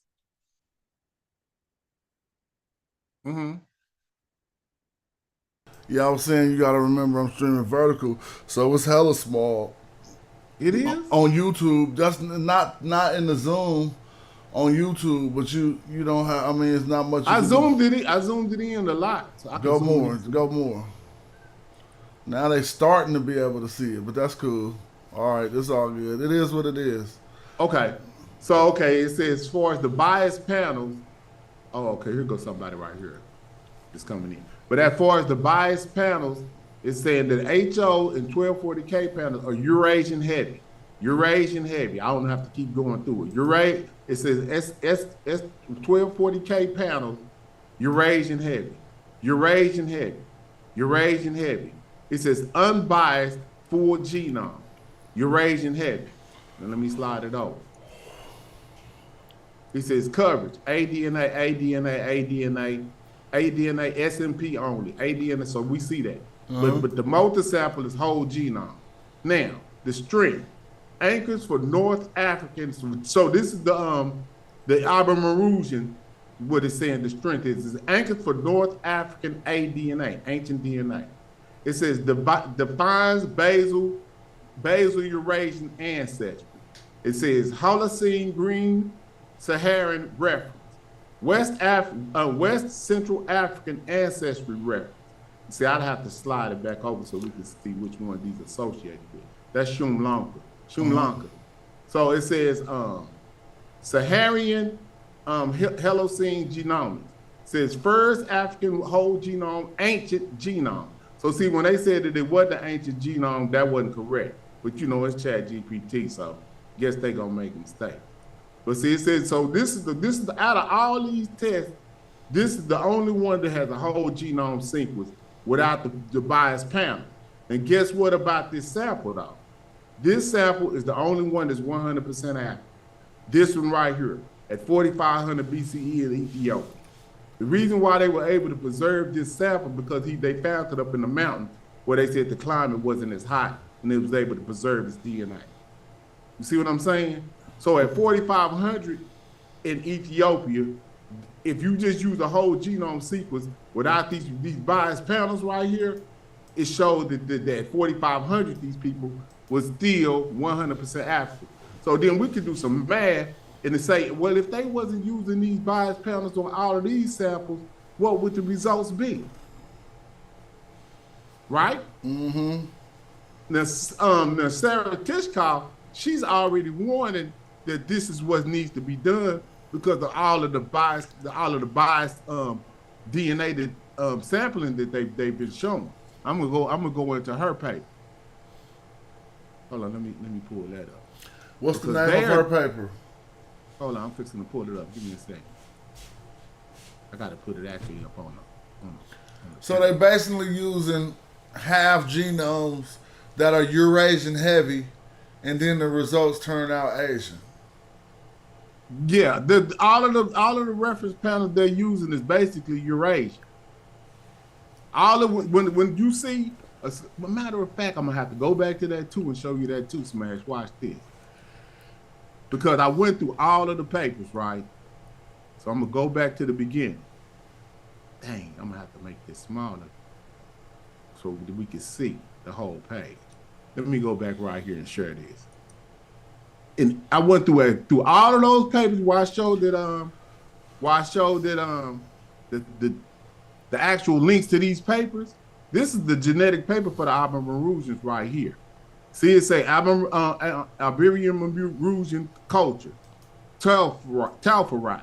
And then if you see over here to the right, you see it says human origins arrays 600. You see that over there to the right in highlighted in yellow? That means that the panels are biased. And I can go, we're going to go all the way down. This is the same thing. See, human origins arrays 600K. Now, this is a different paper. I think one of these might be, I think these are the Natufians right here.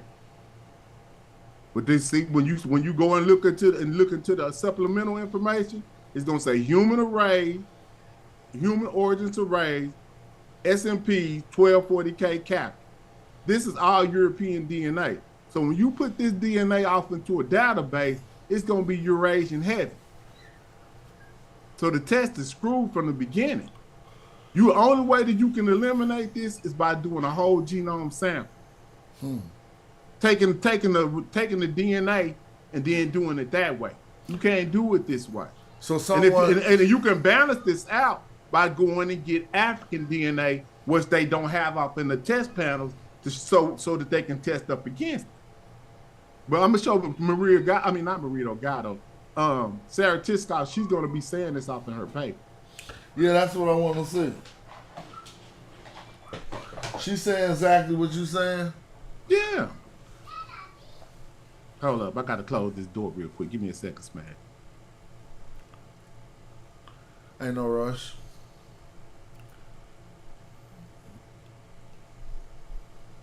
I seen somebody else that hit the link. Who is that else in here? Jay Bell, what's up? Your mic is on mute. What's happening, brother? Oh, it's all good. What's up with you? Yeah. And until I saw this presentation the first time, but I was wondering if Pan-African James could give us a copy of it. This will go good when we're fighting people on Facebook. Yeah, right. Yeah, that is a good one.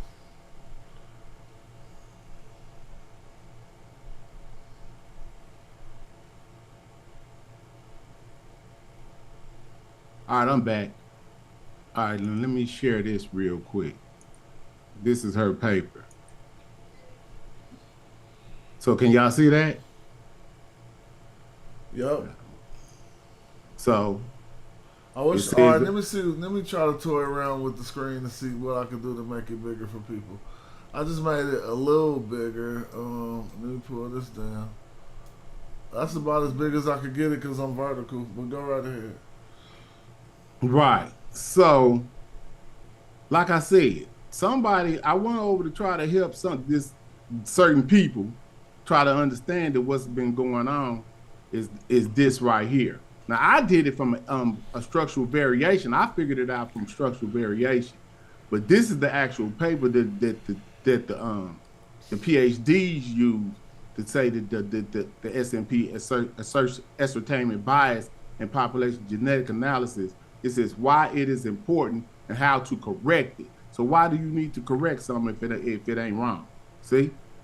But this is Sarah Tishkoff and this guy Joseph Lachance, or however you pronounce his name. But I'm trying, let me go down. I'm gonna read something. Let me just read it because we got time. This is the whole genome sequencing of SMP genotyping arrays can paint strikingly different pictures of demographic history and natural selection. This is because genotyping arrays contain biased sets of pre-ascertained SNPs. What they mean is meaning that it's already fixed off in the panel, off in the DNA that they put into the to the testing methods. It's already put in there, and it's mostly European. You can't do it like that. You got to have everybody in there for it to be able to compute right.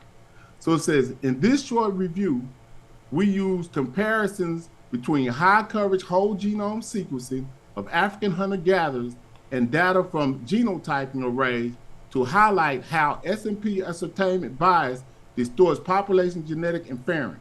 Says sample sizes and populations in which S&Ps are discovered affect the characteristics of observed variants. Says we find that S&Ps on genotyping arrays tend to be older and present a multiple populations.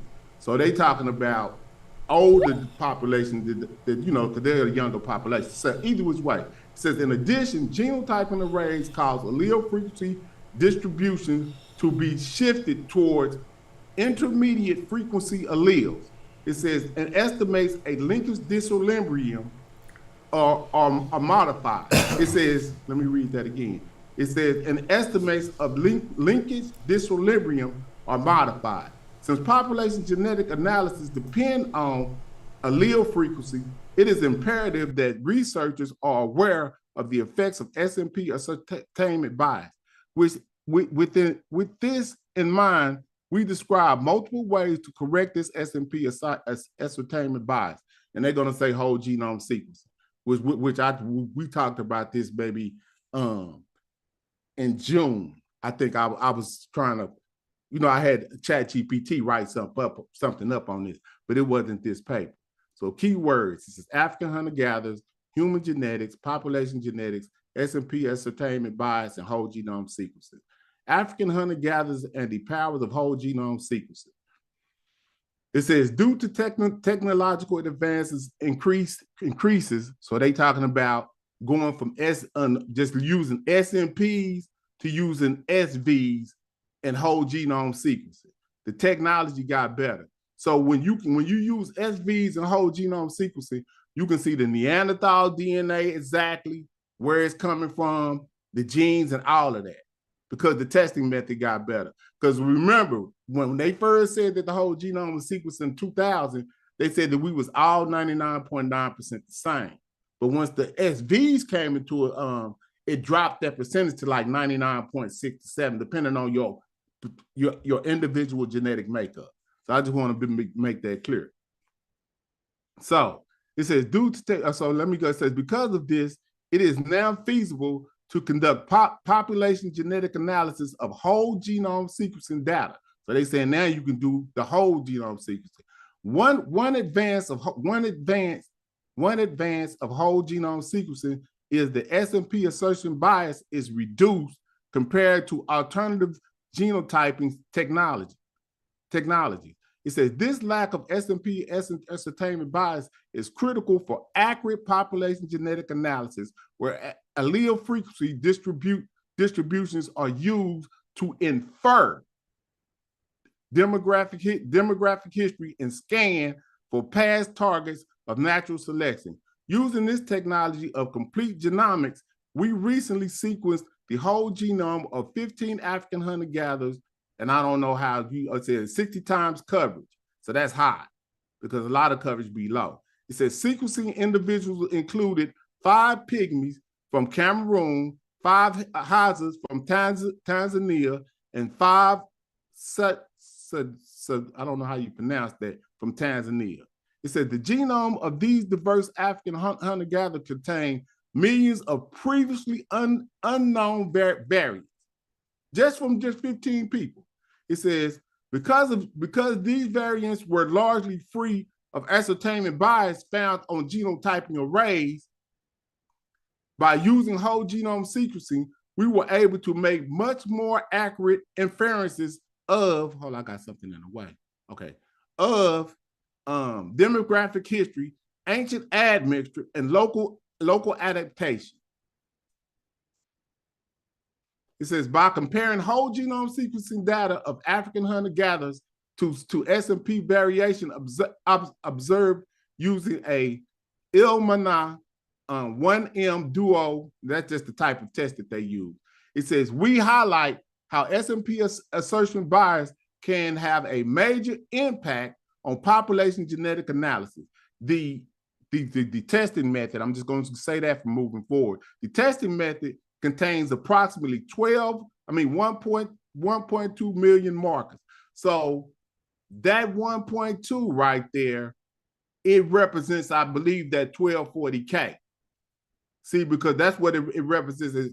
It's 1,200,000 and something thousand, 240,000 markers. See, the majority of which are tag SNPs for use in genome-wide association studies. So see, this is what they've been using. And I showed y'all on my little chart that each one of the tests that we went down from Albumin Rouge and all the way down to the Amana, all of them had this particular testing. Now I remember one time, Smash, I was showing about this 1,000 genome project, and I was saying, man, no, it's biased on the African thing because they use African American DNA, and people thought I was tripping. But right here, it says 1,000 genome project is some of the one of the testing methods that they use. See what I'm saying? So these arrays is enriched for SNPs in the inner HC region of chromosome 6 for coding SNPs that were discovered by the 1,000 genome project. We choose whatever this particular method for comparison with whole genome sequencing data because it is representative of the genotyping technology that uses a genome-wide set of pre-ascertained SNP. In addition, an additional set of SNP genotyping arrays are made by Affymetrix and population genetic analysis of whole genome diversity panel. See? So it says, so basically they're just running down what type of methodology that they're using to correct or try to check what these people did. So I can go down. But anybody can go and read this for themselves. So it says SNP ascertainment of bias arises from many sources.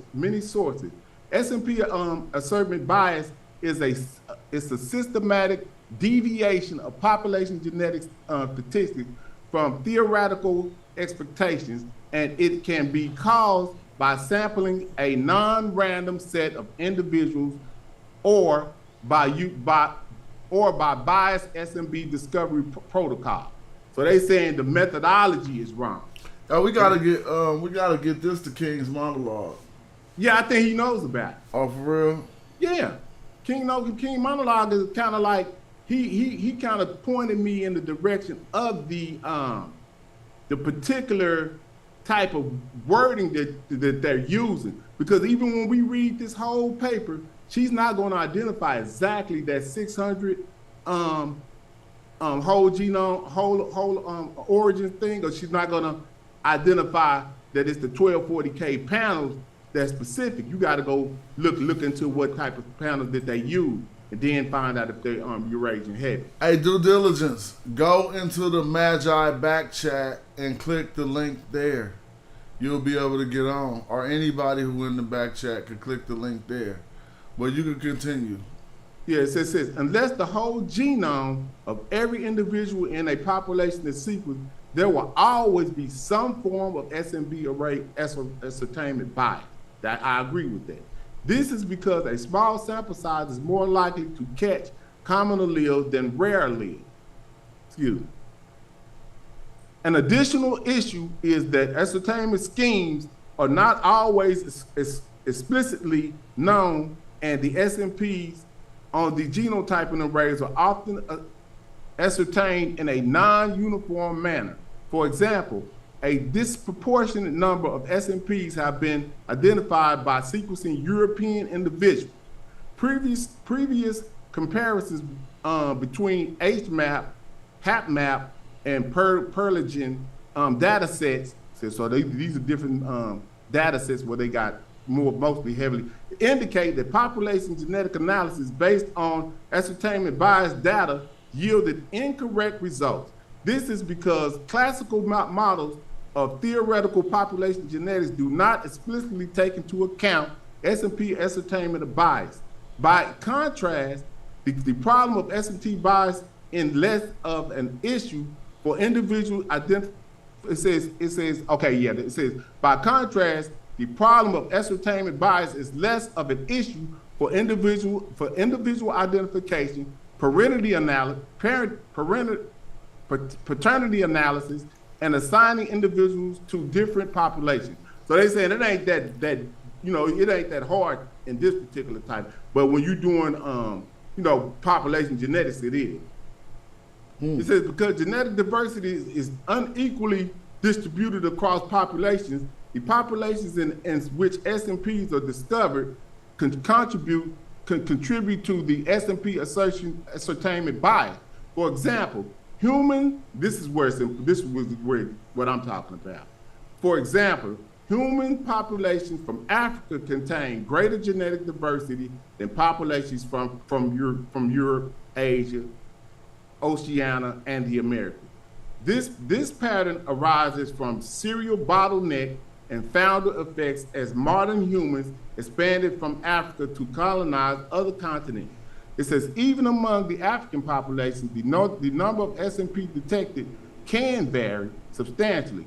We observed a total of 8.9 million variants in the 5 pygmies, 7.3 million variants in 500 Hausa genomes, and 8.2 million variants in 5 Sadawi genomes. When SNPs are ascertained in one population and used to genotype other populations, erroneous conclusions can result. He said this is particularly important for SNP originally discovered in less diverse non-African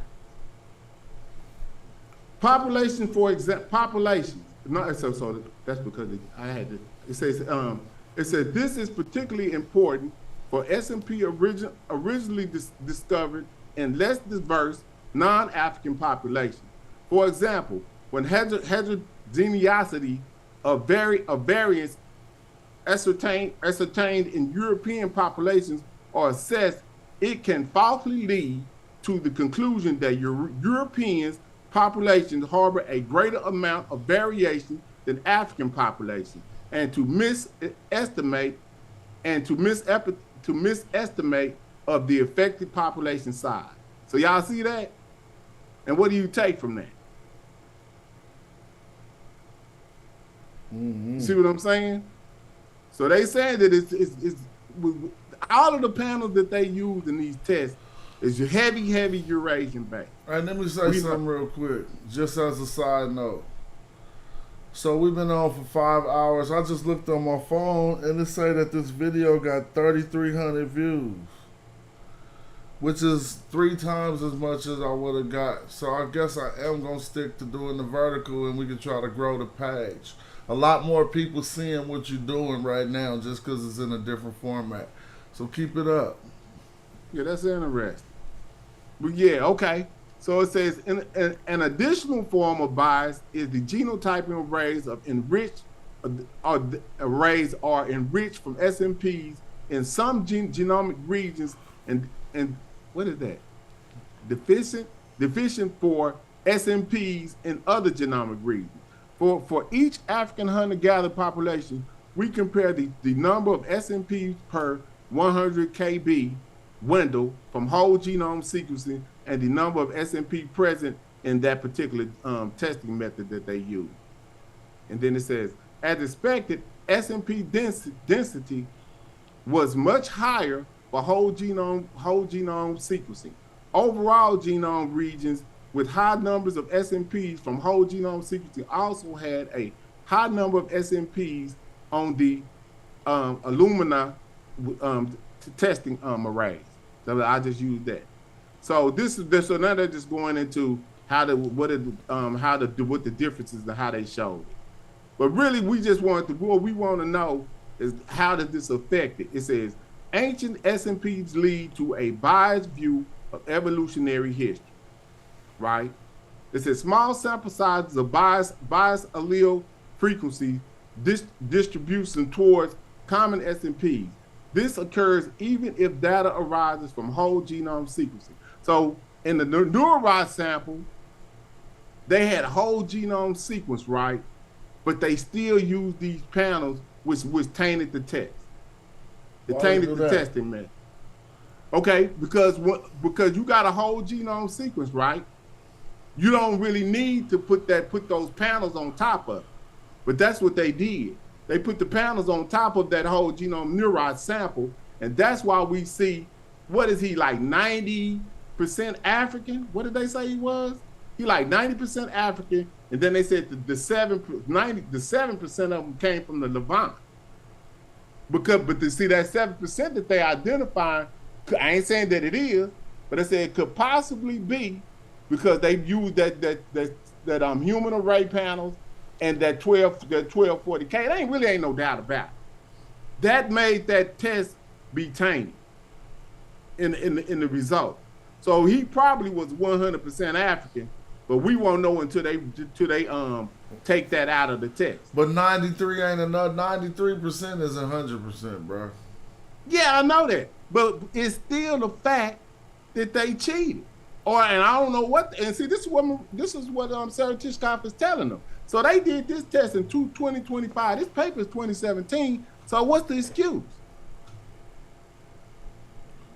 I don't know. I know, but if it comes down to detecting DNA and if you look at somebody, you ain't seeing no 7%. They did an update this month, September the 15th. And remember, I used to tell you I was 91% African. They gave me 3 more points. Now I'm 92. Wait, what did you used to say you was? I was 91.7% sub-Saharan African. Oh, now you're 92. Now I got the full 2%, 92%. Because they put more people off into the thing and they get the testing methods get better, it gets more accurate, right? Yeah. So that's just me as a perfect example of how, if you put more African DNA into it, it's gonna show a better result. So that's all Sarah Tishkoff is really telling you in this paper. So it ain't really that deep. Anybody can go and look this paper up, and they can't say I'm lying, because this ain't me. This is them saying it. But what I did is I went through ChatGPT and fact checked everything. That's what I did. And what was they saying? That it was 100, what you was saying? Yeah. That's good information, because I was waiting for something just to put in their face like, look, this is what you're doing.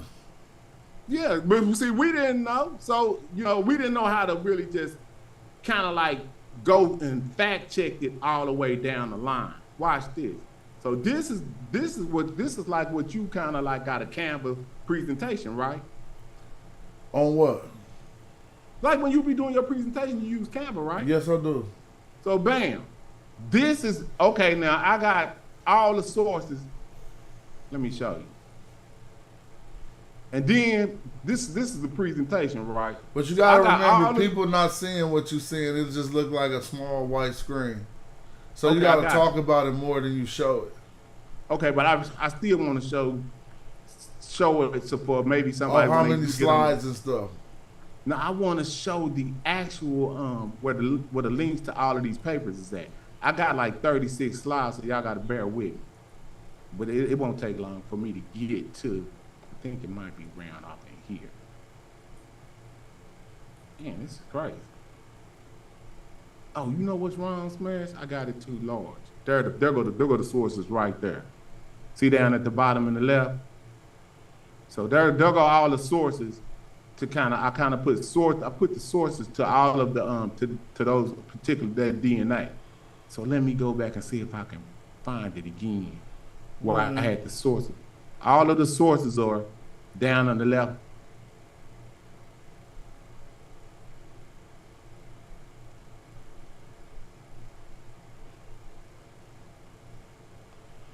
Damn, I wonder what this is. Let me zoom in. Boom. See, these is all the samples right here. This is the Alma Maroons at 15,000. This is the Natufians at 12 to 15,000, and then the Levant. These are all of the samples. These are all of the sources right here. You see what I'm saying? To each one of them papers, they can go and look at the source.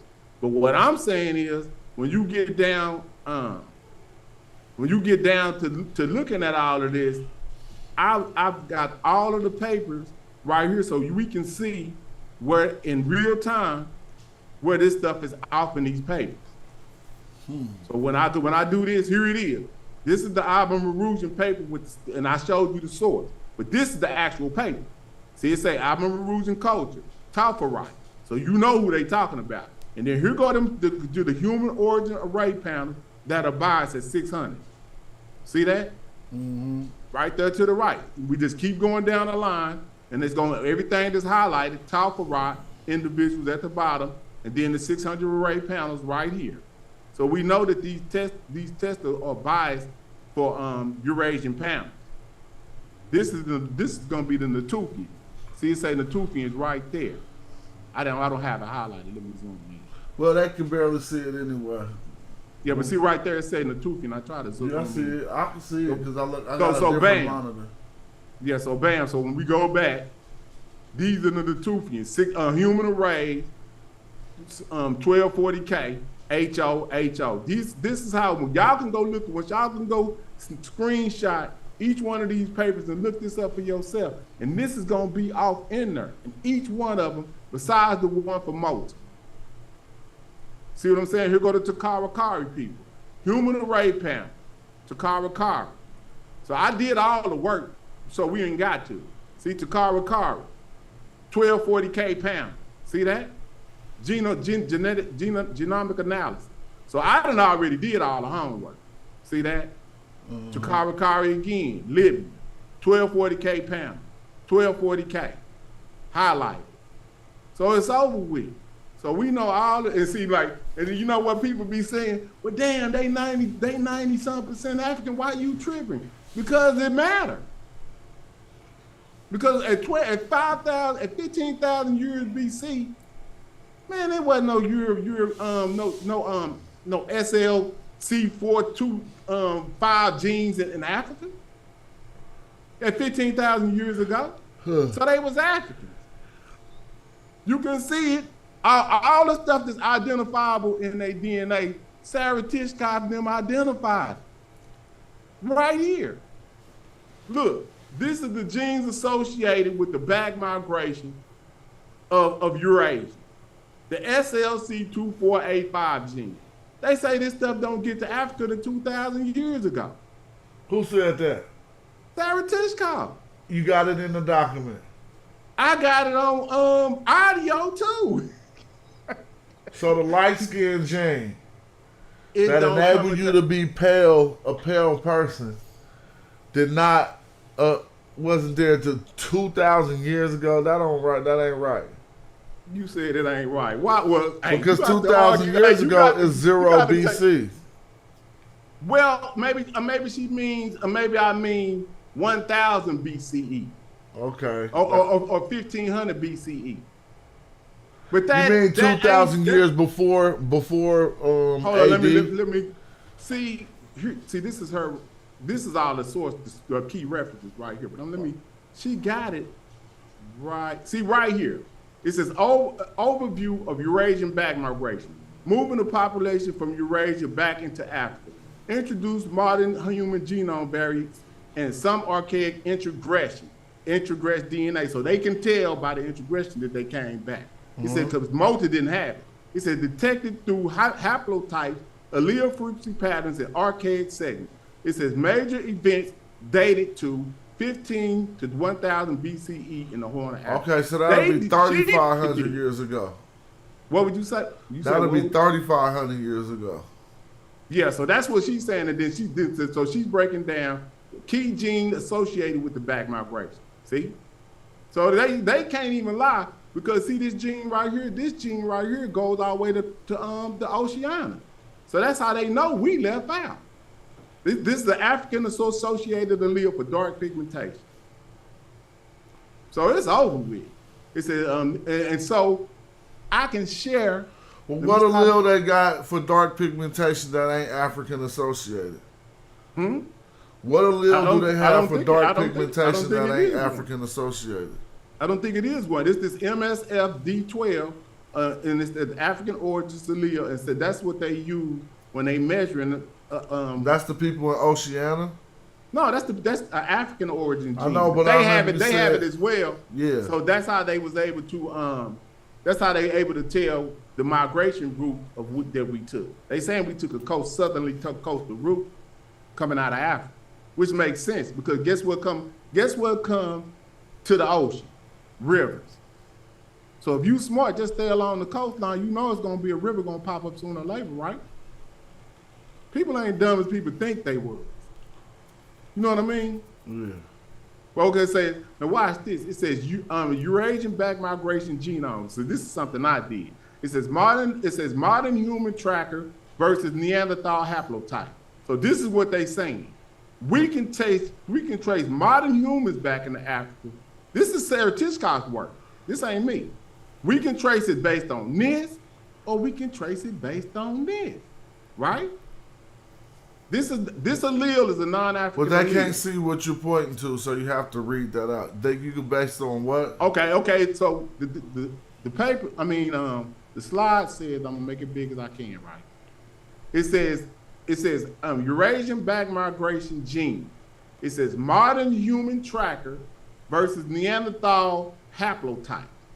So this is how they can trace non-African DNA coming back into the continent.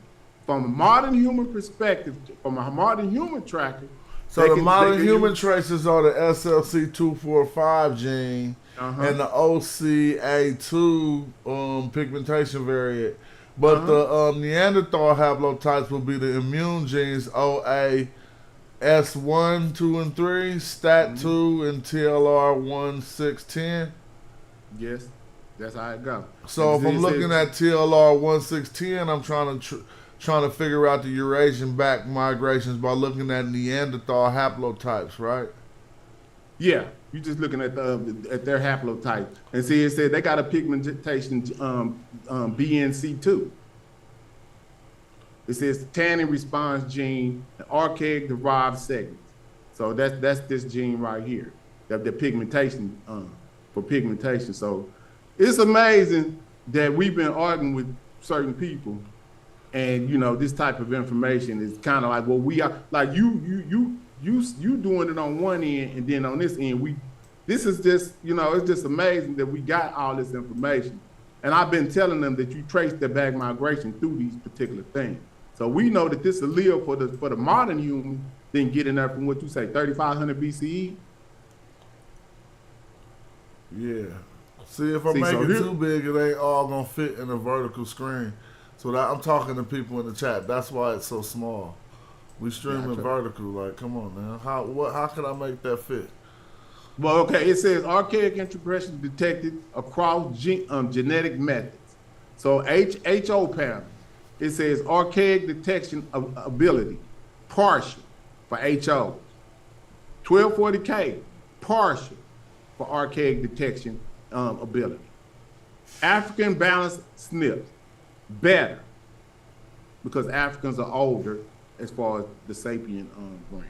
It says SV, structural variation, strong. The best whole genome sequencing in telomere to telomere. That is the best. These are the two best methods, this is just methodology. The testing methods got better and cheaper over time. That's kind of like what this is saying. So right this is now, for archaic integration detection, and that's what they testing to see if you got Neanderthal DNA. Yeah. So when I was talking about SVs, which is the second to the last one, this is what I had identified. If you don't got this, you can't really identify the archaic integration. I came on your show in June, and remember I was ranting, and I was like, man, look what I did, Smash. And you was like, that's cool. You know what I'm saying? I feel you, you know what I'm saying? But this is, I'm over here hyped because I done finally found what the difference is and how we can tell. But now it's gotten even better because we can identify exactly which arrays there are in each one of these testing methods. All right, look, we got 2 minutes before this is 6 hours. I think I'm gonna cut at that. But let's just keep it popping. So it's over with, huh? Yeah, as far as for us to be able to identify whenever they come up with a new test, first thing we need to do is go and do this. from a genetic standpoint. So but when ain't a they whole come genome with these sequence. genetic tests to say that the ancient Egyptians or these archaic people was Levantians or people from other areas from Africa, we can look at how many, what that was called that they was using, the 1230. We can look at the panels or the testing How many methods panels they're using. We can look at the testing method and that will identify if they're using biased panel. If they're not using the last one, 12, if they're not using 1240K. WGW, what was it? The whole genome sequence. WGST something. And telomere to telomere. Or if they're not using the whole genome sequence, then they're going to come up with some pseudo conclusions. Indeed.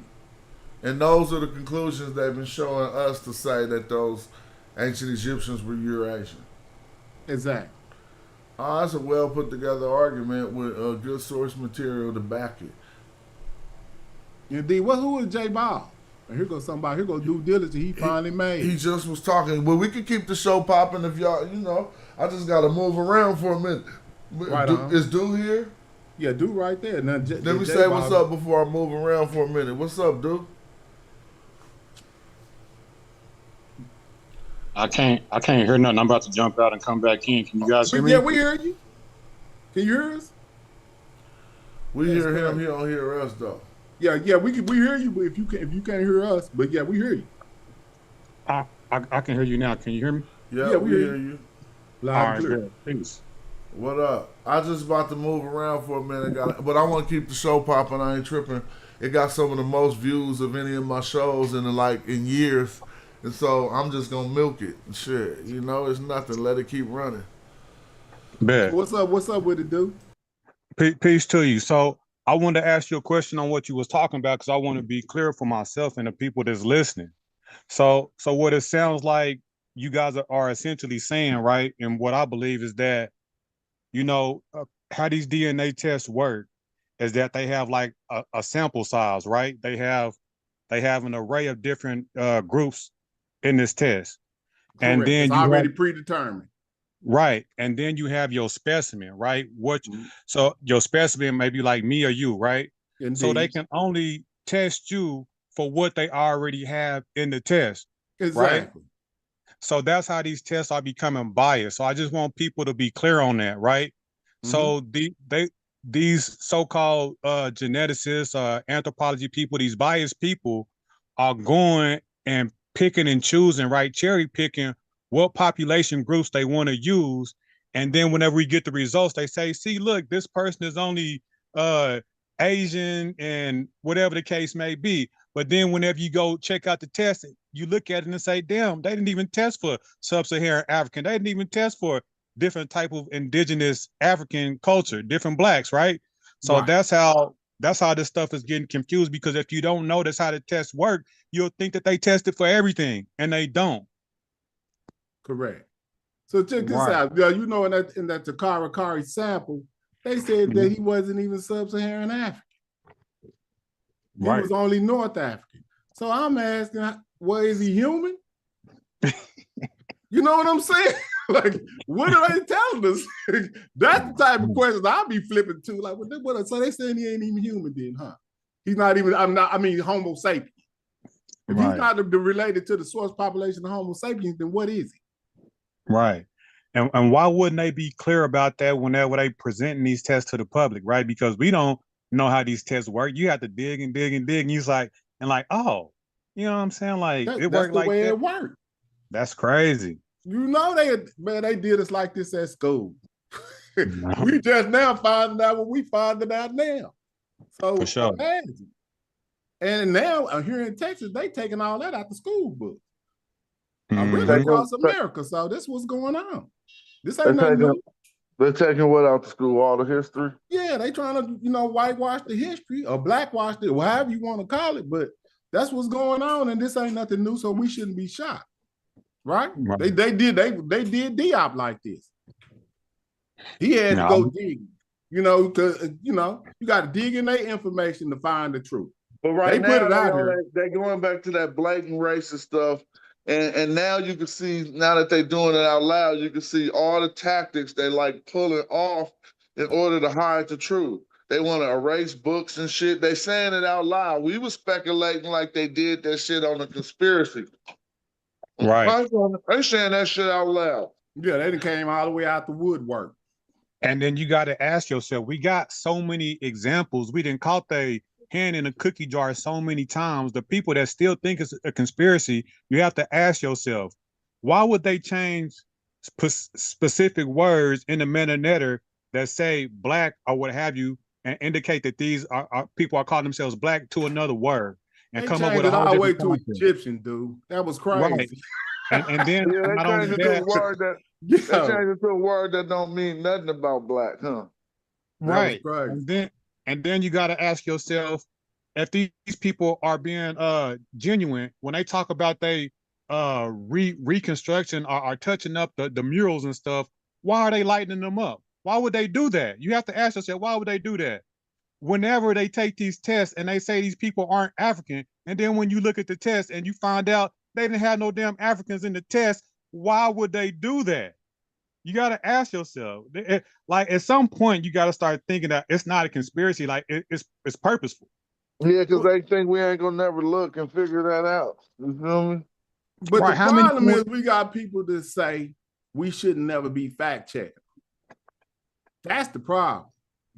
Let them just do everything and never fact check anything that they say.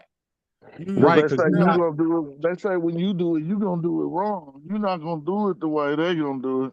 You're Yeah, not gonna Right, prospect you're right. not a scholar, so you don't have no credence. Where's your scholar? Where's your where's your scholars? Show me the scholarship. Why do I got a brain? Can you comprehend? Can you look at this yourself and make a determination yourself, regardless if it came out of somebody with a PhD's mouth or not? Sometimes you just got to discern for yourself. And that's what we had over here. We thinking that's one thing I'd be so proud to be over here. Cause Smash be thinking for itself. You know what I'm saying? And that's just how I do it too. I ain't saying that everything we gonna get is gonna be absolutely correct, but for the most part, we ain't gonna put it out if it ain't right.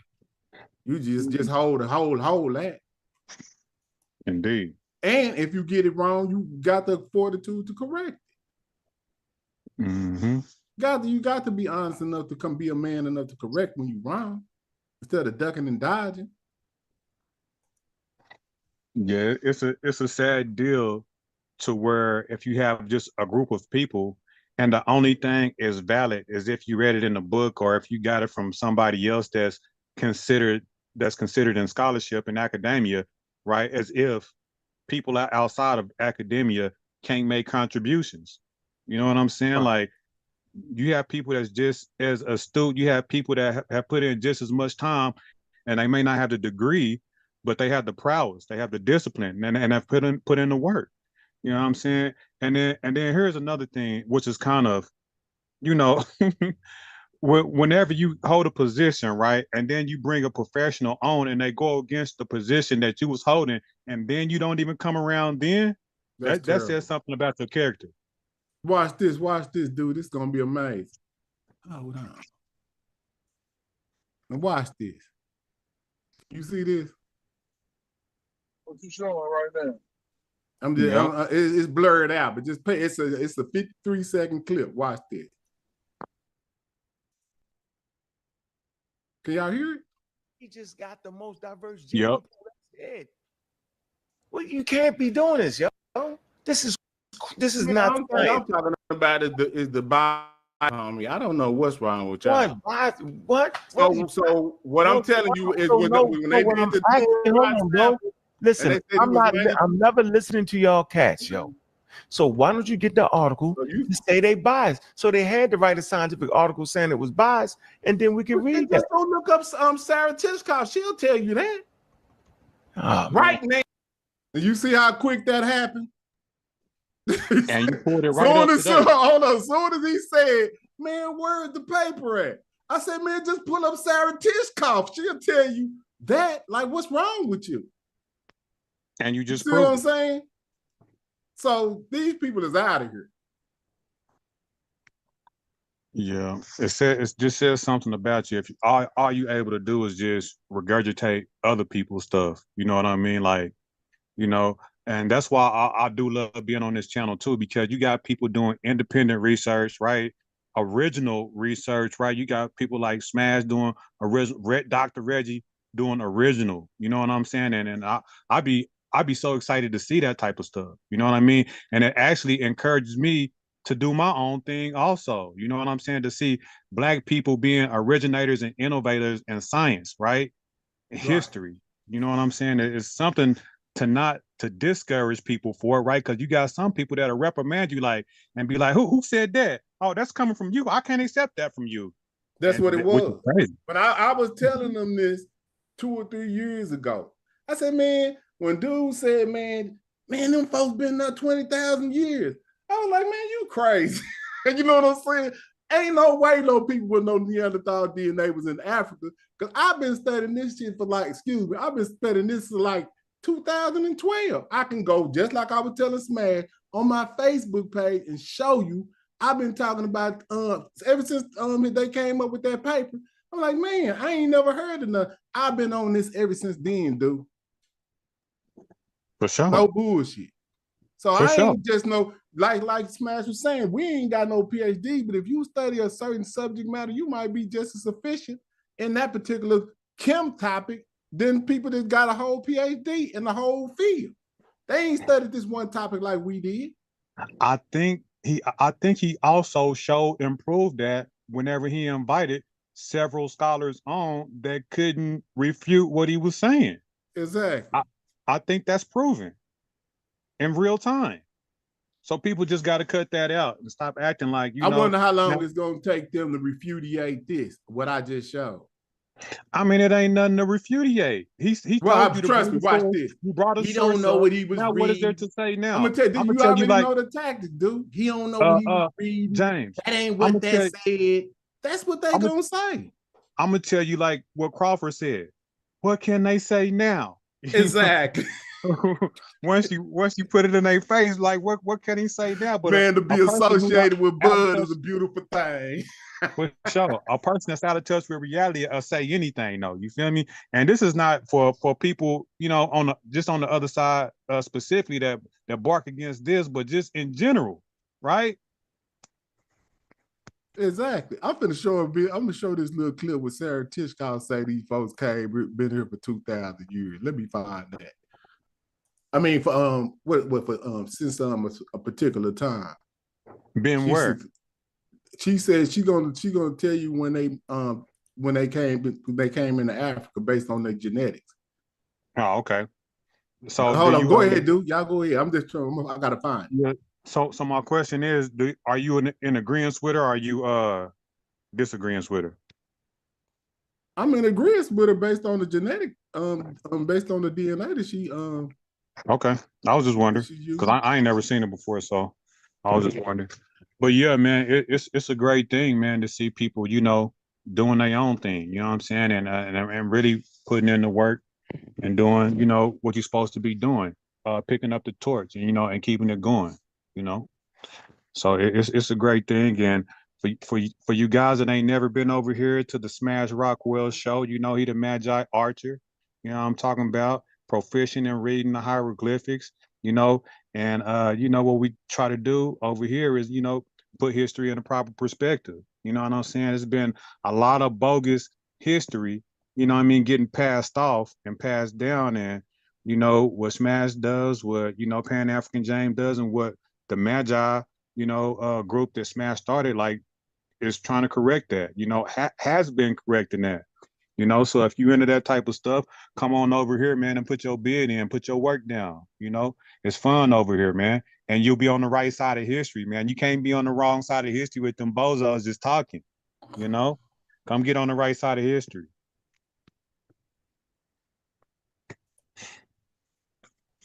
So, you know, I still been working too. I'm kind of in a different vein at the moment. I've been going through it myself, man. I just sent my boy off to the military yesterday, man. He went to the Navy, so I'm actually feeling some type of way right now.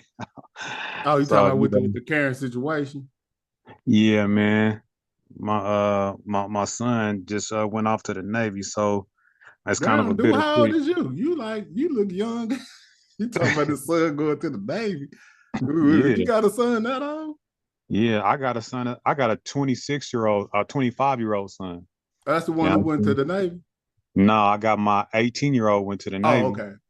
Man, you Yeah, look young. I'm 42, but I have my oldest. I had him when I was 16. I got 3 boys. You know what I'm saying? So yeah. Congratulations, bro. Dude, What up? hey, you probably don't remember. It was probably like 10 years ago. And one thing you said, you was like, well, you know, you ain't no youngster, Smash. You don't remember you was in your 30s, though. And you Yeah, still could say that. You wasn't 46 or whatever you is now. But I thought yeah, about that earlier. I was like, was that due diligence who said that? I'm just yeah. tripping off how time be flying, bro. You feel me? And caught up with me. You hear me? And that's exactly how it make me feel whenever I think about it. It make me feel old. You know what I'm saying? And then James just had to throw me under the bus like that. You know what I'm talking about? Shit, man, it made me feel old as hell, man. But I'm proud of my boy though. You know what I'm saying? He been making all the right decisions, man. And I wish I would have had the guts to join the military, even how much, you know, us as black people, we kind of anti-military for the most part, at least some of us. But I try not to install it in my son and let him make his own decisions and support him. You know what I mean? So I feel some type of way, but you know, it is what it is. I'm proud nonetheless. Right. Yeah, man.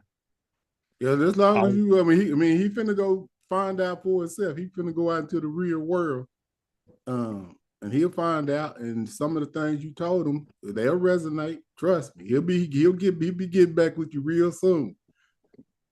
Already. You know what I'm saying? Because And, that wisdom that you instilled in him is there. So that's his choice, and I understand because I heard, you know, like Oklahoma is a real rough city for certain type of activity. indeed. You know what I'm saying? So getting up out of there and trying to make something of yourself, shit, it's better than sticking around and being a statistic. Right. And then that's gonna give him advantages getting back into when he get back as far as employment and all other type of things. You know, if everything go as planned. For sure, man. I appreciate that. So to get back on track though, people often ask also, like, I see people come on the chat and also ask, like, what's the point of this? Like, how is studying the meta netter gonna, you know, get us out of poverty and all this type of shit? This ain't for that. You know what I'm talking about? You know, studying the meta netter and being proficient is just, you know, having a better understanding of world history, right? Right. You know what I'm saying? Like, this is history, authentic history, generate history, primary firsthand history. And if you do what Smash do, what James do, what the archers do, you can be one of the ones that'll lay your have the first eyes on a particular part of history and bring it into the public. You know what I mean? So that's something to be, you know, proud of. 1 second, my phone is ringing. I'll be right back. Yeah, what's going on with you, Wavy? You still here? Yeah, I'm here. I'm here. Peace to you, man. How y'all doing? Oh, everything gravy. What's going on with you? Oh man, I'm learning, tapping in. You know what I'm saying? Anytime you What say up they with it, lying on Wavy? the science, man, I ain't even gonna lie to y'all, man. I went to sleep listening to y'all, and I woke up. I was like, man, let me go and hop on, man. They popping this shit. Right. Yeah, so what you think? I mean, well, I already know where you at with it, but what's going on with you? Man, I think there's definitely need to be a call to action. You know what I'm saying? If we're gonna keep getting these studies and they're gonna keep disrespecting us, you know what I'm saying? What's the point of even dropping these goddamn studies? I thought it was basically they showing us mummy studies that's closer to the Levant or closer to the edge. But if you putting it like the damn sample size that they got is flawed already, man, it kind of goes back to they it's who can you trust, Nah, God? you looking at it wrong. You looking at it wrong. They putting out them studies because they be watching social media and we fucking them up. and we getting closer, and we all over the language, so they got to fall back on the language. We all over the anthropology, so they got to fall back on the anthropology. They trying to find some new way to enforce their law. Yeah, that's until from listening, I basically thought, you know what I'm saying, they was using studies by the Levant, but listening to Uncle James just now, it sounds like the whole DNA genome, the way they doing it is gonna favor Eurasian or that type of admixture no matter what. Am I wrong? You're absolutely correct. It's by the testing samples are biased from the jump. And as soon as you put those two testing methods off in there, maybe more, those are the two that I identified off in every testing method from the Ibermerusians all the way down to the Amana family or whatever family that was that we was looking at. But that's just what that is, bro.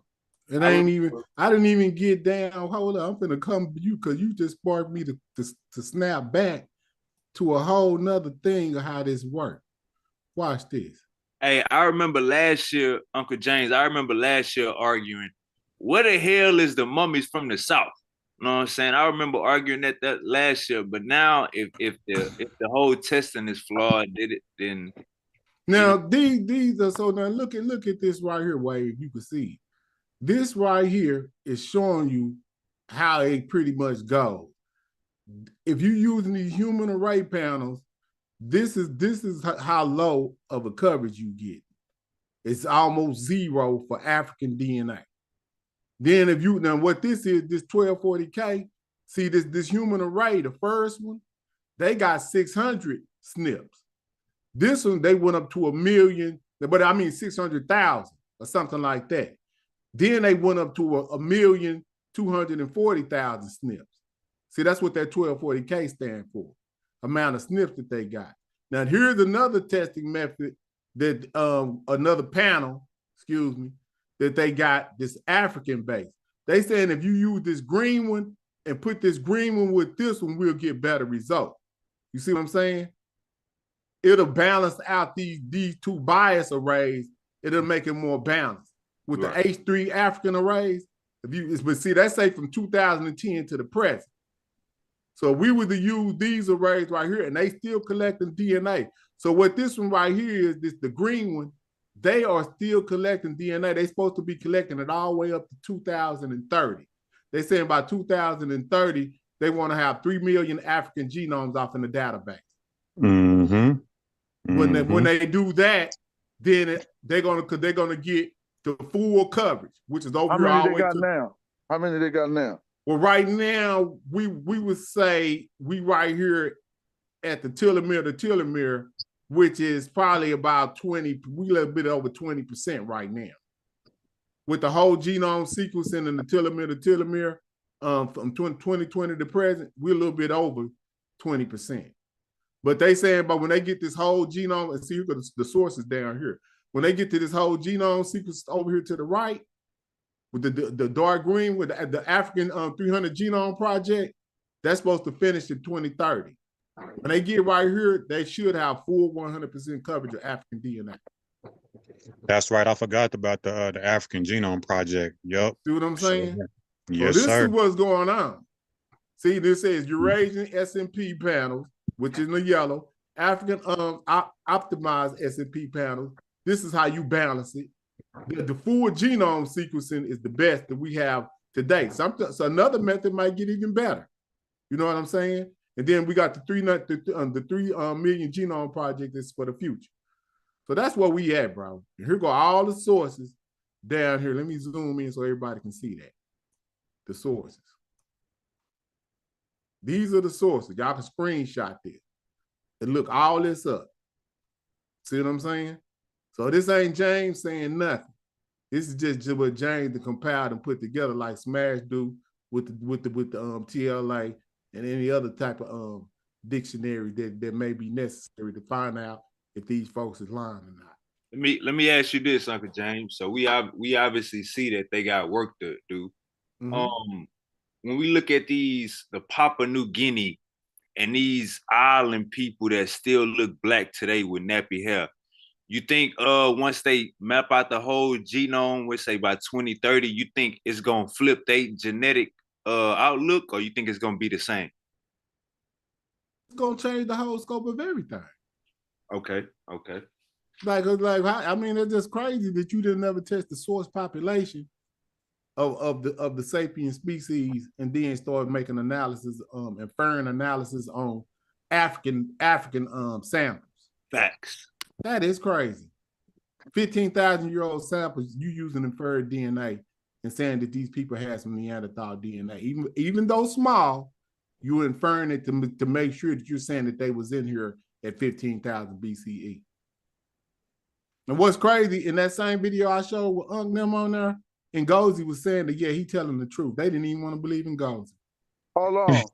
Gozy was saying that you was telling the truth?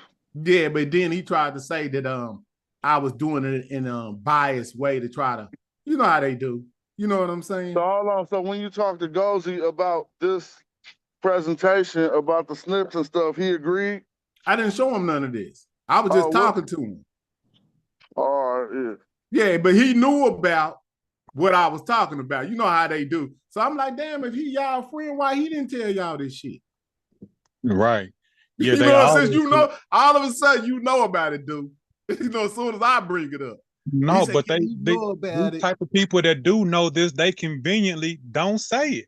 Yeah, that's what you're talking about. When you reveal that you knew some shit that debunk you, once somebody whip it out, then that lets you know that you was hiding that shit.